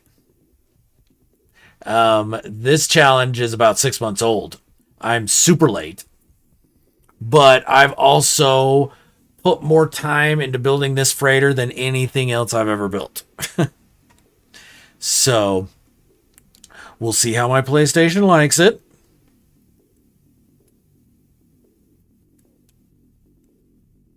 C-Class, boo. But Joe has been here before. He helped me test render with it before. So hopefully that will help.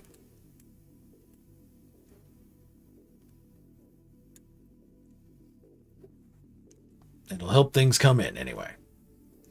So let me know once the stairs are there for you, Joe. Just head up them.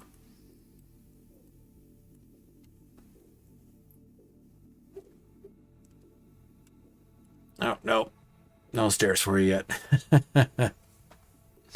So, with this freighter, my goal, one of the things I wanted to do with it was this. Well, first off, this is the Silver Industries impetus of Karma.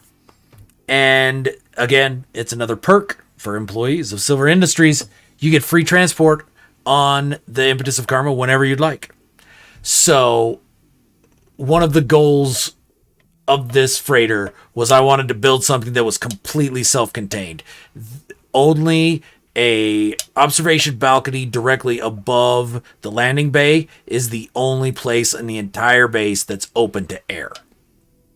Or open, lack of air. That's not hermetically sealed. So, the story is, once you get here and you're inside the freighter, you can take off your exosuit.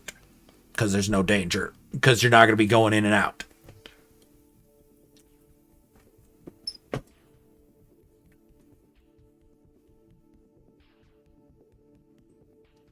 So to do that, I've got 3 different towers, I guess you could say.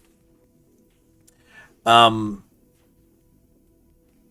tower is the power core / engineering. One is the mission and scientist, the business tower, and one is the habitation tower that has food, kitchen, sleeping rooms, what have you.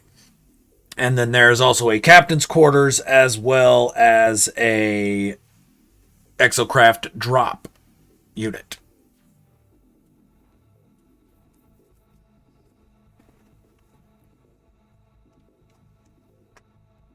Or exocraft drop room.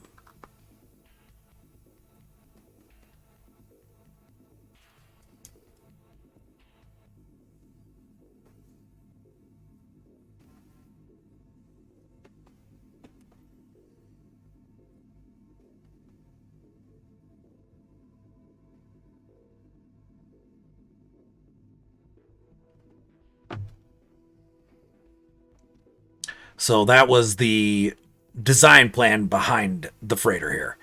And then once I got the skeleton all built out, I went through room by room doing deco. I've done more deco in this freighter than anything I've ever done. Snowtail comes close, but the freighter still wins. And I estimate I'm probably at about 10,000 pieces.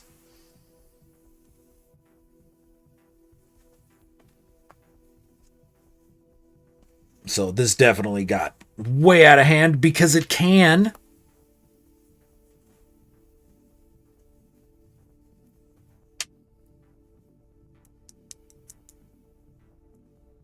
All right. But because it's so many pieces, it takes a little while to render, obviously.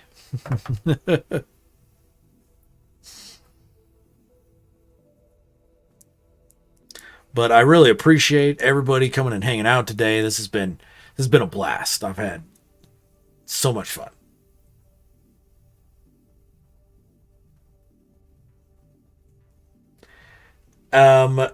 Mech drop into the merge.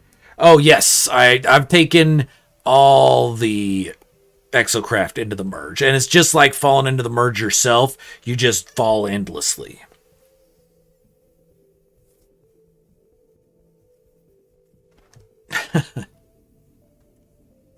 Whee! Good times. And I think I had to slide glitch this corridor in because usually you can't attach a stairs directly to the bridge. But slide glitched it for the win. Well, here, let me see. Let me come up here and see if that triggers the pop in for you, Joe.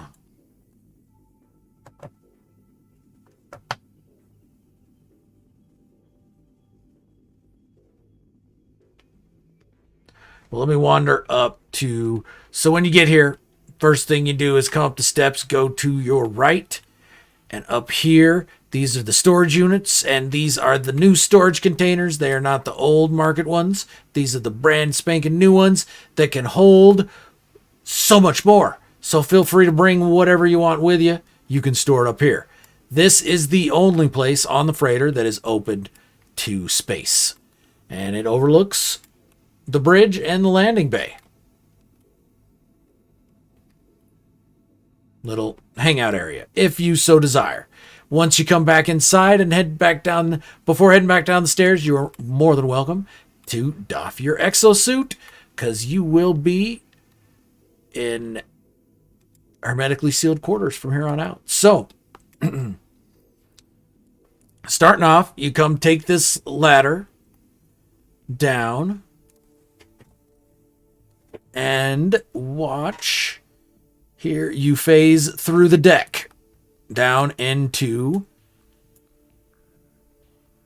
glass corridors that are underneath the level of the deck. So I'm calling these Jeffries tubes. Hopefully you get that reference. If not, let me know in chat. I'll try and explain. But this is how you get in between different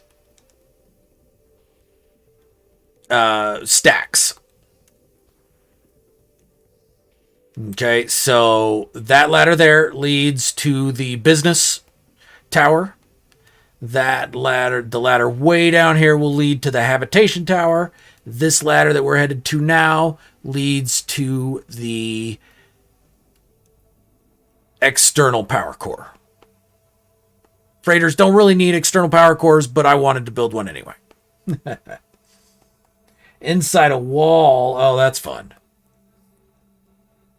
All right, so there should have been a wall right there. Okay, anyway. This here head takes you up to... We'll come back to that room. That room's fun. Okay, so this is the external power core, and each one of these, it's a square. So 4 sides, 2 sides are stellar extractors, 2 sides are large refiners, and each side, the walls have stuff sink into them. Each of the corners has a stack like that in it with wheelbarrows, aquatic crystals, that sort of thing. And then the stacks in the walls are different on each side. So they're the same across the side, but they're different as you move from side to side. If that makes any sense at all. This is one of my favorite things. I like that. The emergency lights on the hooks. I like that a lot. I was real happy with that. And these tires with the cartwheels inside, I like that look too.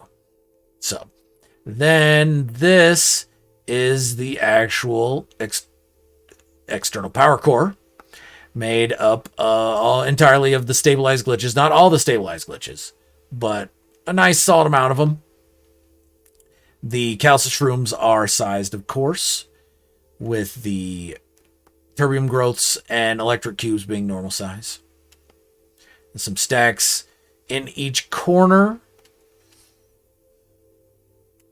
I like these stacks in the corner. They look good. I'm happy with those. Yeah. So that is the external power core.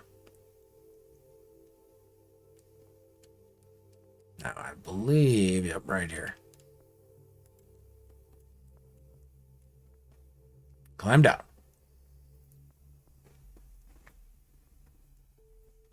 There you go. You reload there, Joe. All right, cool. So this little side room here, this is an emergency escape hatch. There's a ladder right there that you can't see unless you know to look for it. You climb down. This time when you climb through the decking again, and this is all entirely slide glitched in place, you climb down into the landing bay.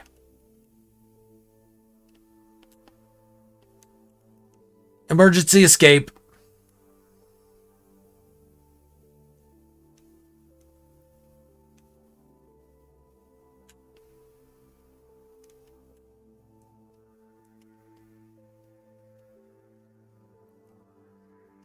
All right, we'll wait till Joe shows up, see if it renders for him. So I found that fun that you can continue to slide glitch those ladders downwards until you get to the landing area. It was too weird of a thing to not do.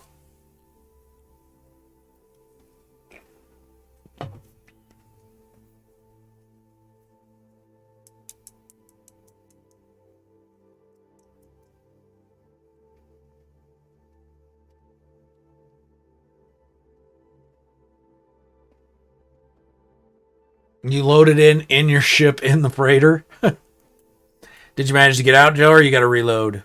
No, reload. Okay.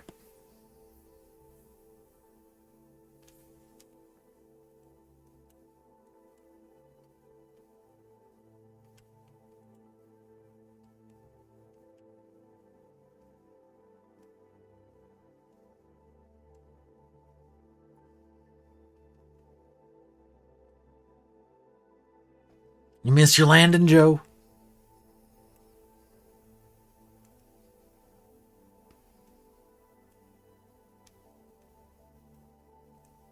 Okay, well, while Joe's coming in for a landing, we're going to go back out to this so we can give you an external view of the whole freighter. Now, I have seen freighters that are more expansive.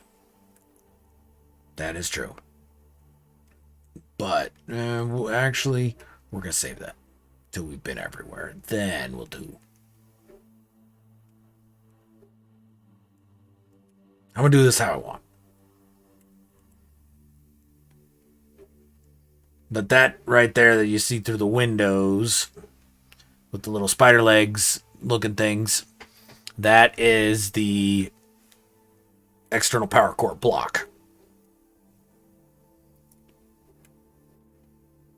Still no stairs. Damn it. Sorry, Joe. If they show up, feel free to take them. All right. Let's go to the habitation block next. All right, so this is cultivation rooms for the first 2 levels. Third level is an infirmary and bathrooms and showers. Fourth level is a few sleeping areas, as well as the commissary, and then the 5th level is all sleeping rooms. So the first 3 levels here all have a central open area that I made kind of like a Zen garden almost. For people to just kind of come hang out in. Grab some cups. Get something to drink. Just hang out. Enjoy all this greenery on a freighter in outer space. So, each room planted, the planters are in place to hide the corners of the rooms. They don't quite disappear when you glitch the upside down mini doors to make the sides disappear. The corners don't quite go. They're still visible from certain angles. So, I used those planters to hide those corners. So the second floor is more plants. We do have the agriculturalist, as well as our barbecue.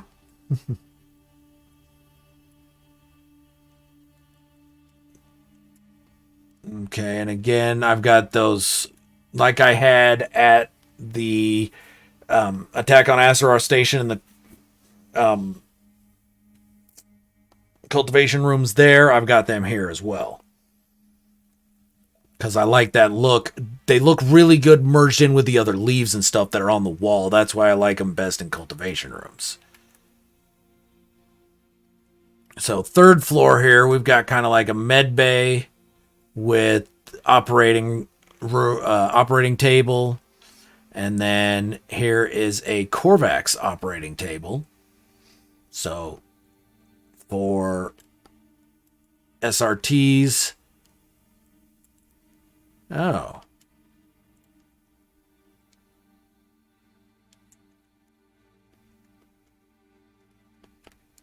Pull that out. Okay. My version of Corvax operating table. Little research stations. Then we've got some post-op recovery rooms. I'm really happy with those IV pulls. I like how those came out.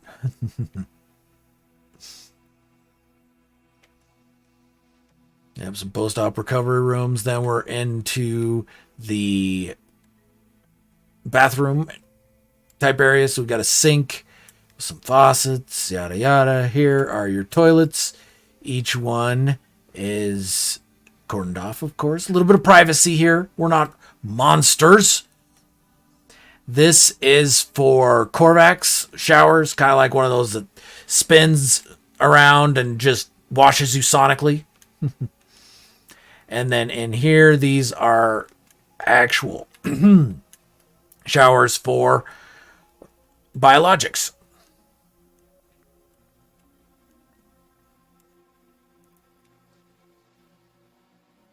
So that's the third floor.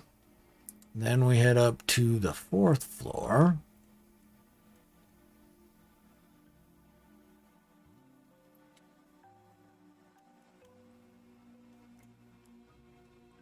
Okay, fourth floor, we've got this one room off to the side that's a bunk room.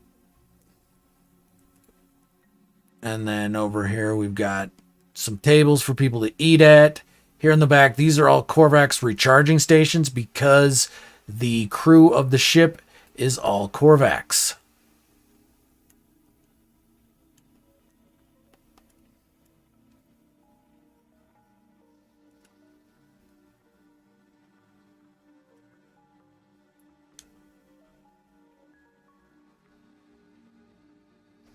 That one works. Okay, the other two don't, but that one does. So those are Corvax recharging stations. Then here in the center, these are your feeding stations, basically. So you can use the screen, punch in what you want, and it just comes out at the nozzle.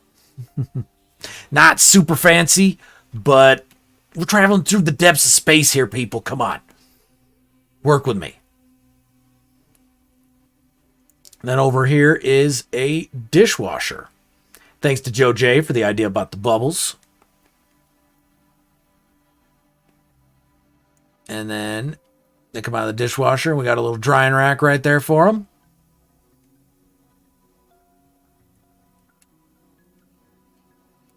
And now up to the fifth floor, which is all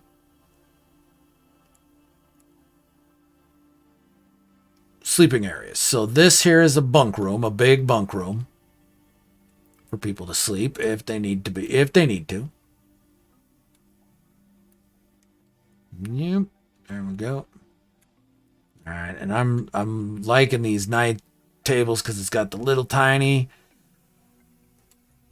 bubble pipe in there with the light, but then it's also got this merged illuminated pot with the sticker, so all you see is the light. I like that. That's nice. That's a good look. Yay me. All right, then over here, back here, we've got double occupancy rooms. Each one's fairly similar. Slightly different deco. Decal-wise, but setup, they're all pretty much the same. So that's where you can stay. Those are the spots you can stay if you hitch a ride. If you work for Silver Industries and hitch a ride on the freighter.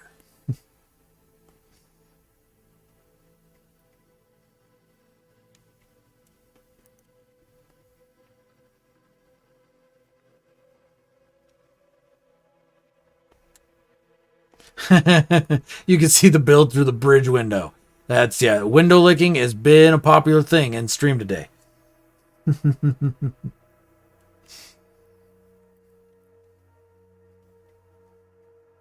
Thanks, Abs. I appreciate it. I appreciate it. Happy with how this came out. I really am.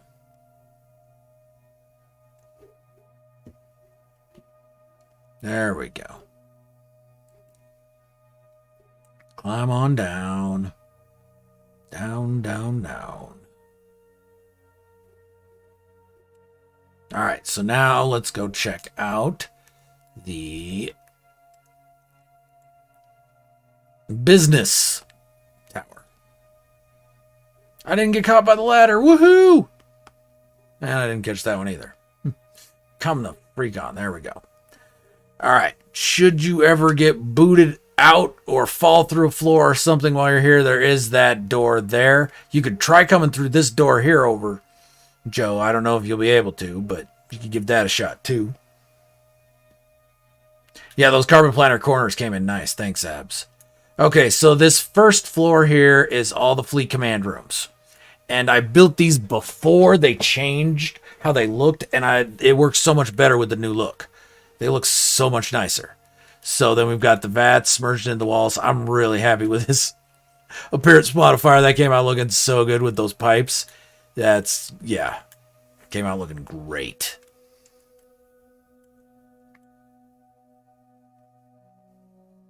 Yep, just playing around with stacks down here is really all I was doing.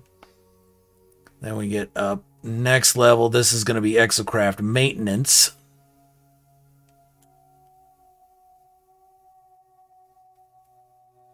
So I'm liking the straightened screens there. Okay, then here, this is going to be our overseer, and we've just got stuff lining the walls. He's trapped inside with a monstrosity because he's a shady shit, and I've never really liked the overseer. He always seems a little shady to me. So I really like the upside down stone troughs and the upside down wheelbarrows. And so I combined them, and it's a good look, I think. All right, then up here, this is Exocraft technicians, or weapons, sorry. Weapons. And there's not much deco here because this is actually beyond the build limit. I slide glitched these rooms in because I wanted them to be here specifically. We'll take that in a second. Come up here to the 4th level, and this is the science level. So, got a little blobby there. Here's a little dissection of a freighter calf. Or a living frigate calf. And then those things. That came out looking good. I'm happy with those. A lot, actually. Yeah. So then we come over here and hit the teleporter. And this takes us to a hallway. One end of the teleporter, the other heads out here to the exocrafts. So you can summon any of your exocraft except the Nautilon and ramp them off, and they will all clear the side of the ship, even the Colossus. So you can hot drop whatever you want.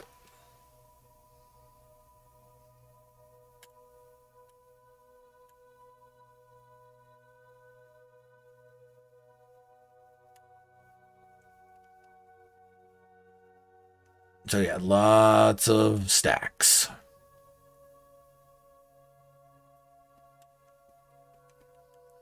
And I managed to get all the floor panels lit too. All the light panels merged into the floor. Sorry.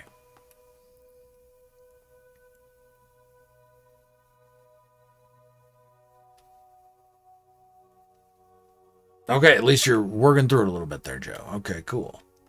All right, now this is the captain's quarters. These are available first come, first served basis if the captain, me, isn't in residence.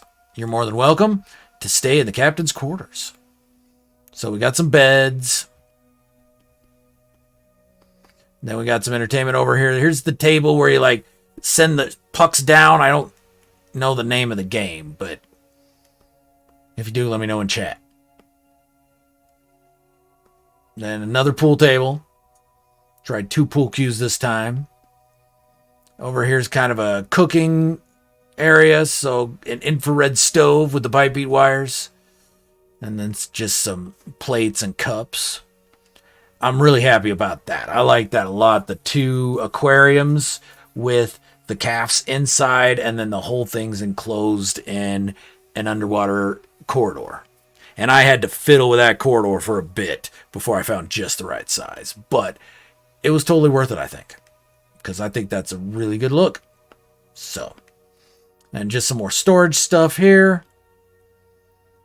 Okay, and then here is the part that might crash my game.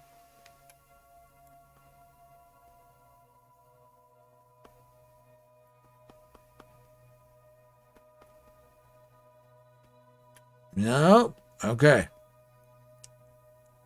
And so now the outside here, the outside ring has got 4 of those corridors. Each one leads to a switch on the outside. That switch then operates the power doors, shutting or opening or closing them. And just beyond the power doors is some sort of massive glitch stack in each case. Okay, so we'll come look at those here in a minute, but that's void items, lots of void items. Then we keep coming around. There should be a switch here as well.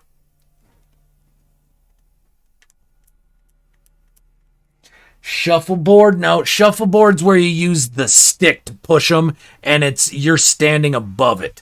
And I believe shuffleboard, the discs are bigger. This is a tabletop type thing. And it's sanded down. They'll sand it down so the pucks, they're shaped like hockey pucks almost, will slide on it real easy. It's got the same sort of rules as shuffleboard, though. So this is another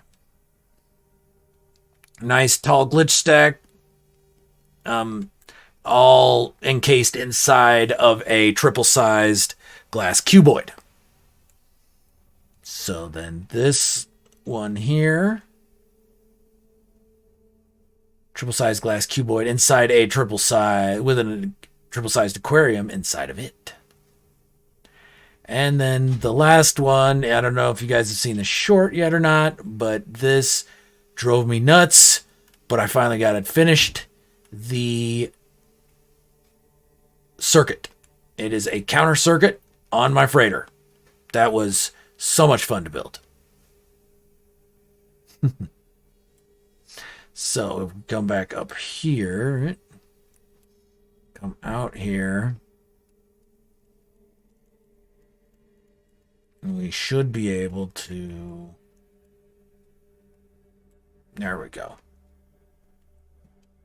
All right, so this is the captain's quarters with the 4 corridors. So here we have the aquarium.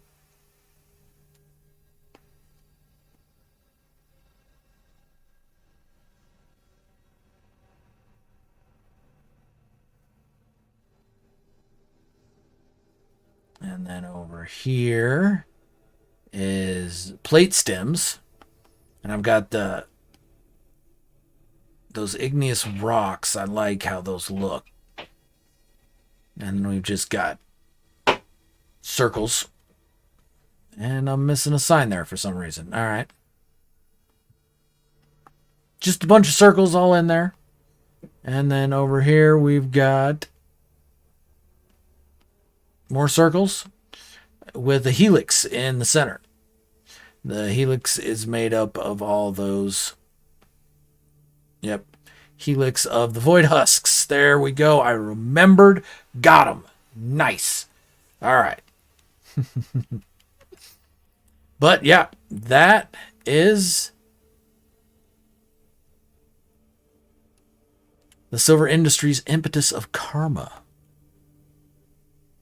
My longest running build ever.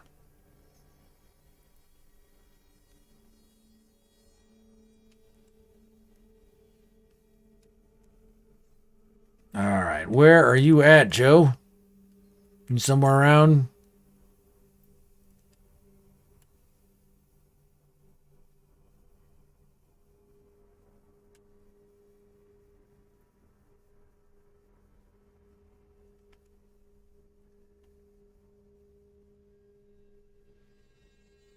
I can't tell where you are at all, my friend. Looks like you're out there that way.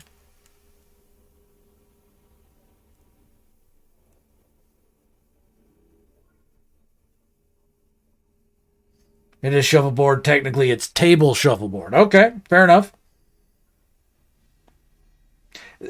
Thanks, Abs. Yeah, that Shell Corridor came out good. My one disappointment with them is they're brighter than I expected. And so you can't really tell that the colors spiral like Crisscross's glass hallway or hallway of glass or whatever that he made out of the glitching separators, because the glitching separators don't give off quite as much light, so they don't wash themselves out. That was the one thing I was disappointed with when I actually got it put together and climbed in it. And I was like, oh man, you can't really tell that the colors spiral. You got to look real close. It's not blindingly obvious like it is with the glitching separators. That's such a good look. I was hoping to get something. So, what do we got here? All right, I've got to go get my kids in 20 minutes. Wow. Time has flown. I really appreciate everybody coming and hanging out. One last thing to do is I'm going to jump back into the Snowtail save because I saw the squirrel cannon. I want to shoot myself into orbit with Joe's squirrel cannon. So that's what we're going to do. Finish things off with that.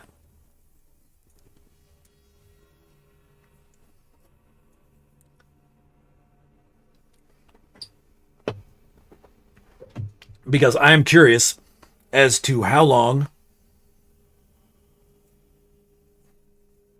it takes to break atmosphere being shot out of the squirrel cannon compared to just the gentle float, the gentle chair float. So let's see if I've still got that in my teleport list.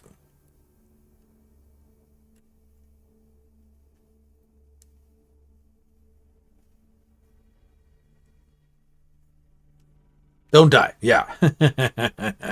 Yes, indeed. Okay, so.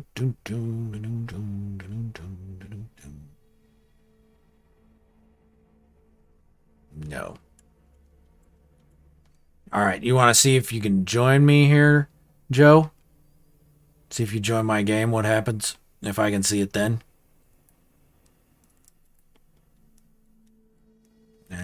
Actually, we don't need this down here anymore.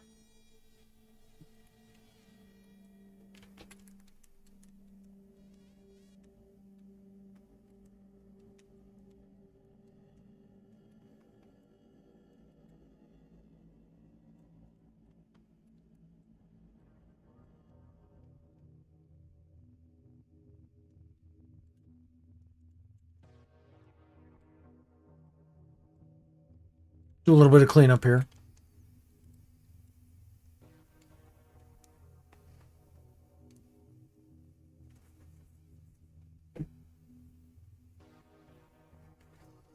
Shoot myself out of a giant cannon, wild bear. Not with, out of. It's a subtle difference, but very key.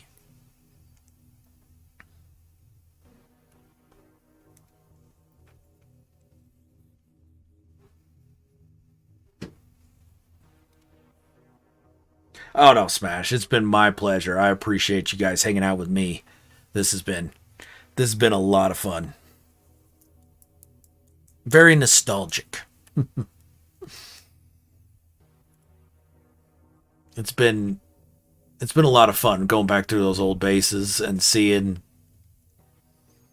them again with different eyes.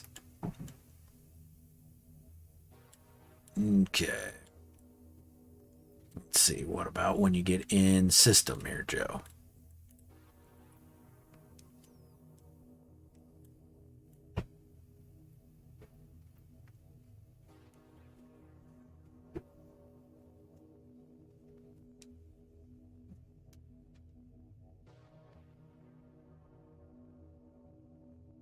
It's been a great way to spend a birthday, Zabs.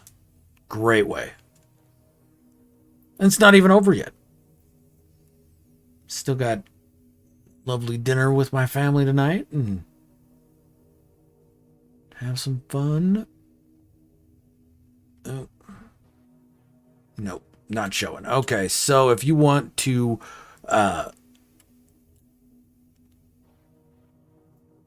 if you want to use if you've got the teleporter powered, Joe, if you want to use the teleporter and jump there, I will do an anomaly jump to you. Nope, I'm going to quit and join your game. All right, cool. Little misunderstandings. That's how accidents happen.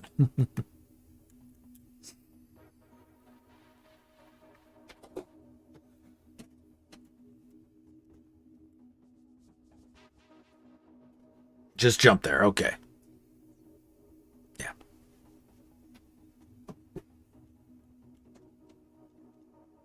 Come on, fingers crossed. Connecting, connecting, connecting, connecting. Oh, come on. Don't be that way.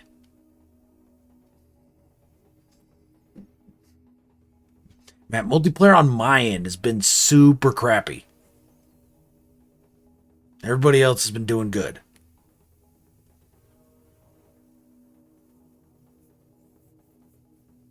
Hey, thanks for the congrats, DG. I appreciate it.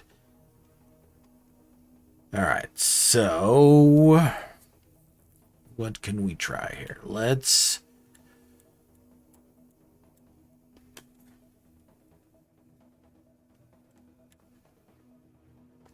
Damn game. All right, I'm going to try and restart it.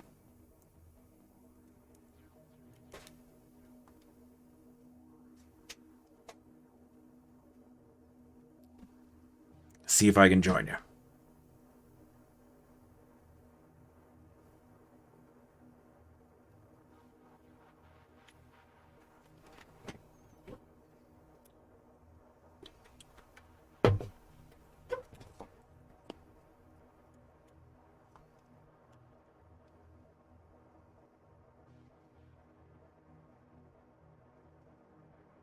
Mm.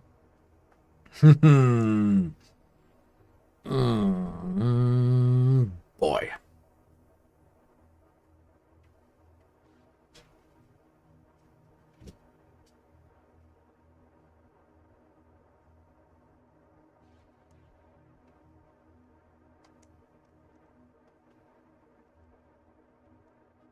Currently playing with friends. No, he's not. Let me in.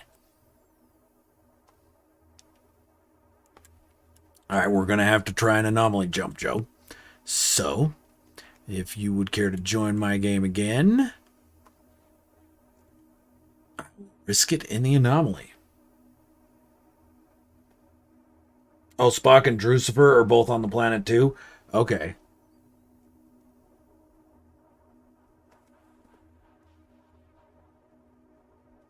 Let me see what's up then.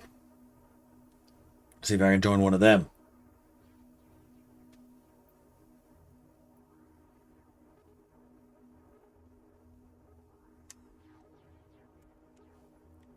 You have left the group. I was never in the group.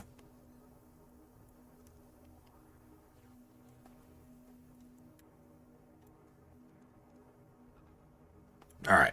We're going to try Spock. Oh, it's letting me in. It just doesn't like Xbox.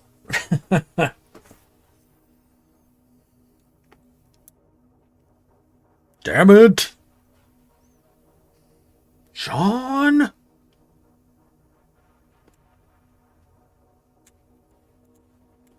There's Drucifer, there's Spock, there's Planet View, Crater Lake.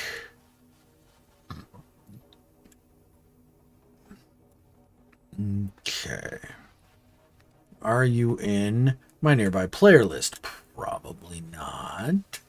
Oh, there we go. Nice.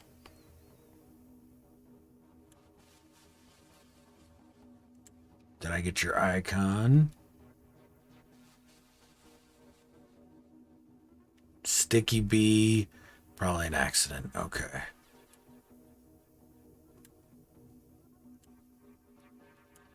So there's Drew. There's Spock. All right, let's head towards the planet, see if Gumbo pops up.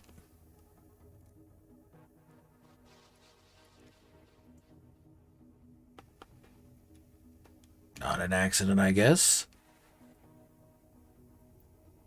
Yeah, sorry, Spock, we're in your game.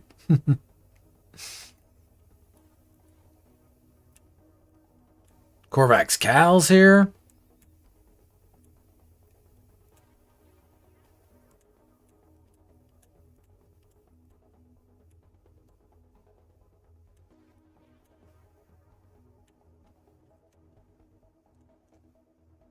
But of course, still not seeing Joe.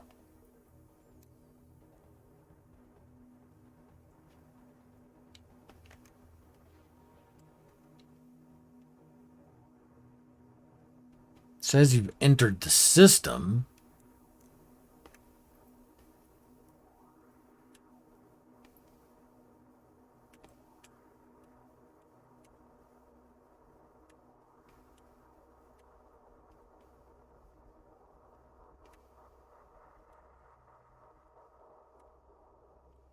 But yeah, I'm not seeing you. That's so much fun.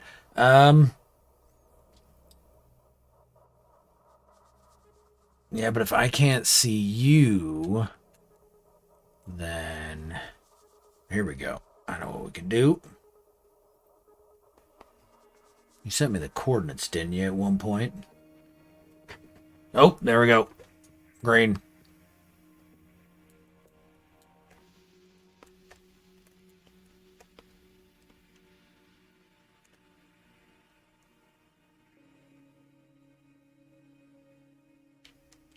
There we go. Squirrel cannon away.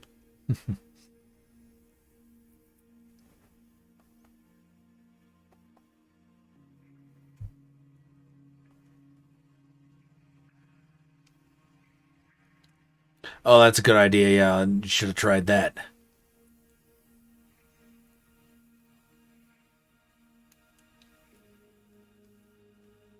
Not quite sure where in relationship to that thing that cannon is there, Joe. So we're going to hold off for a second. Land a little ways away.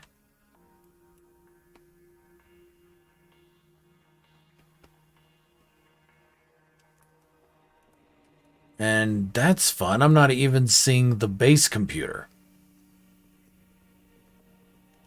And I've freaking been here.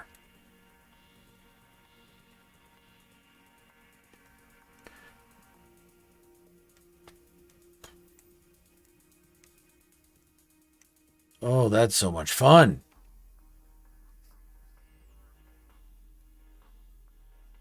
Ah, there we go. There's the squirrel cannon. BC anyway. That's the start.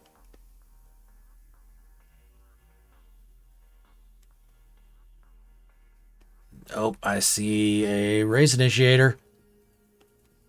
Oh, there we go.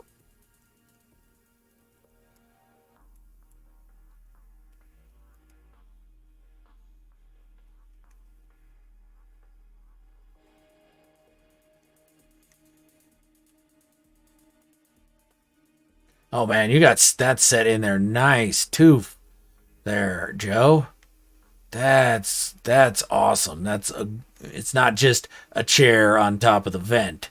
You got that centered and hell yeah, dude. That's freaking sweet.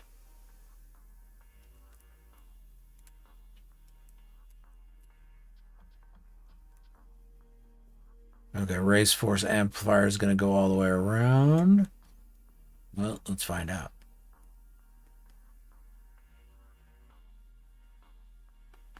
Yikes. Took extreme heat damage. Ouchie.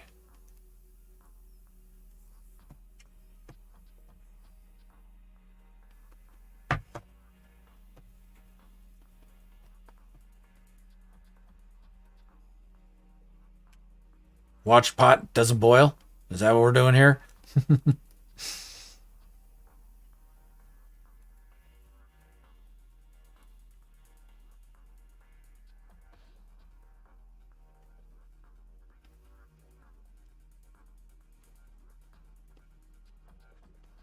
Ugh. Didn't work. Alright, let's try this.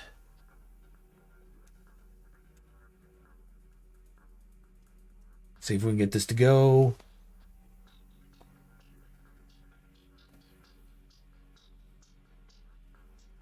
Here we go.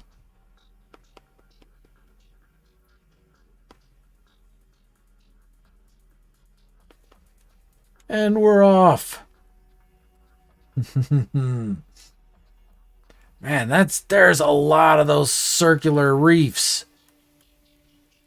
in this planet. Holy F. Look at that. That's crazy.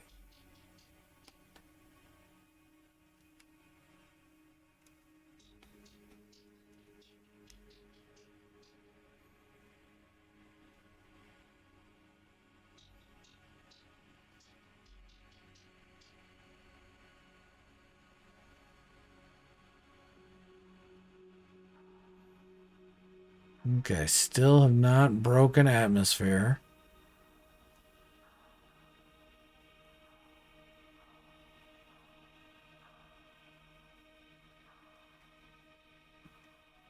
Looks like I have, but I'm not taking damage yet, so.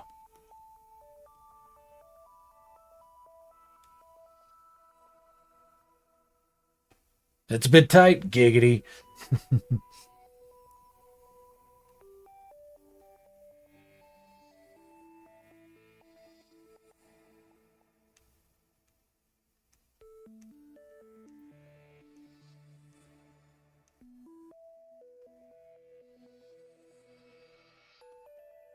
And away we go.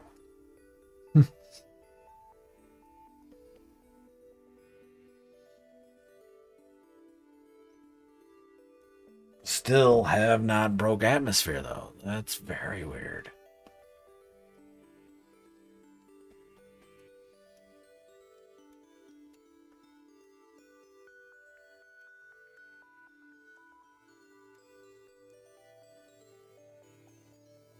Oh, yeah. Serious boost.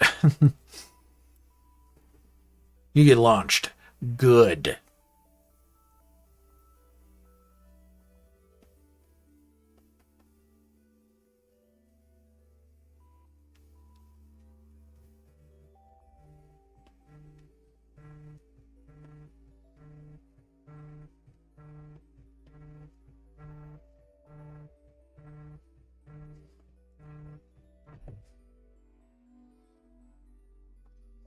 Hey, could you call me back in about 5 minutes?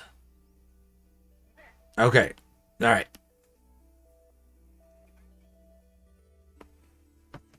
Interesting. 3 minutes now. Looks like I broke atmosphere a while ago. Oh, but I'm in the chair, so I'm not going to take any damage.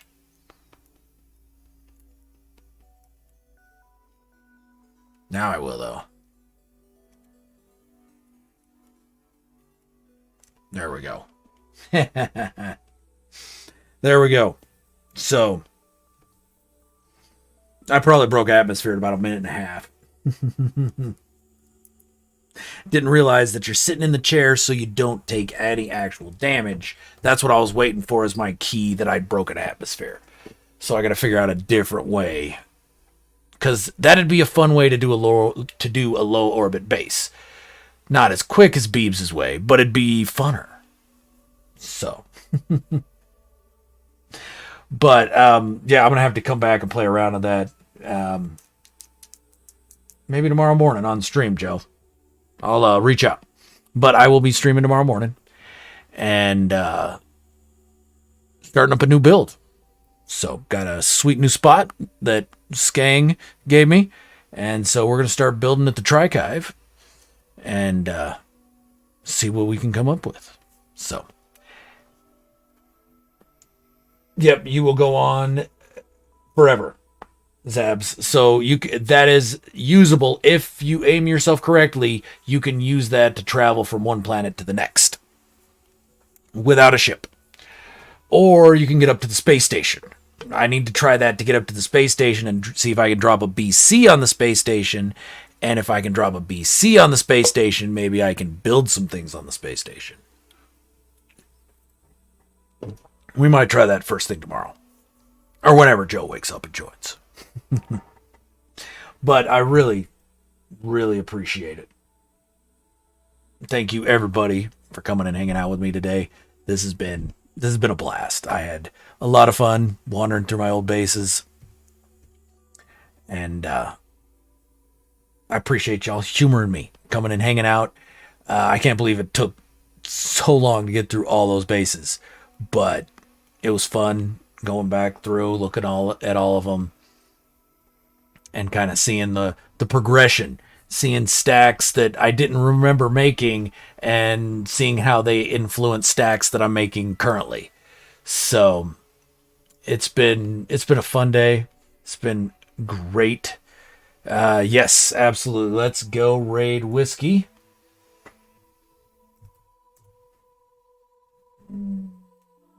Let's see here. There we go. Go raid whiskey, say hi, and I don't know if I'll be in his NMS stream later today or not, but if I am, I'll talk to everybody then. If not, I'll see you tomorrow morning. Have a great rest of your day. That put to sea, the name of the ship was the Billy O.T. The winds blew harder, bow dip down below me, bully boys blow. Soon may the weathermen come to bring us sugar and tea and rum.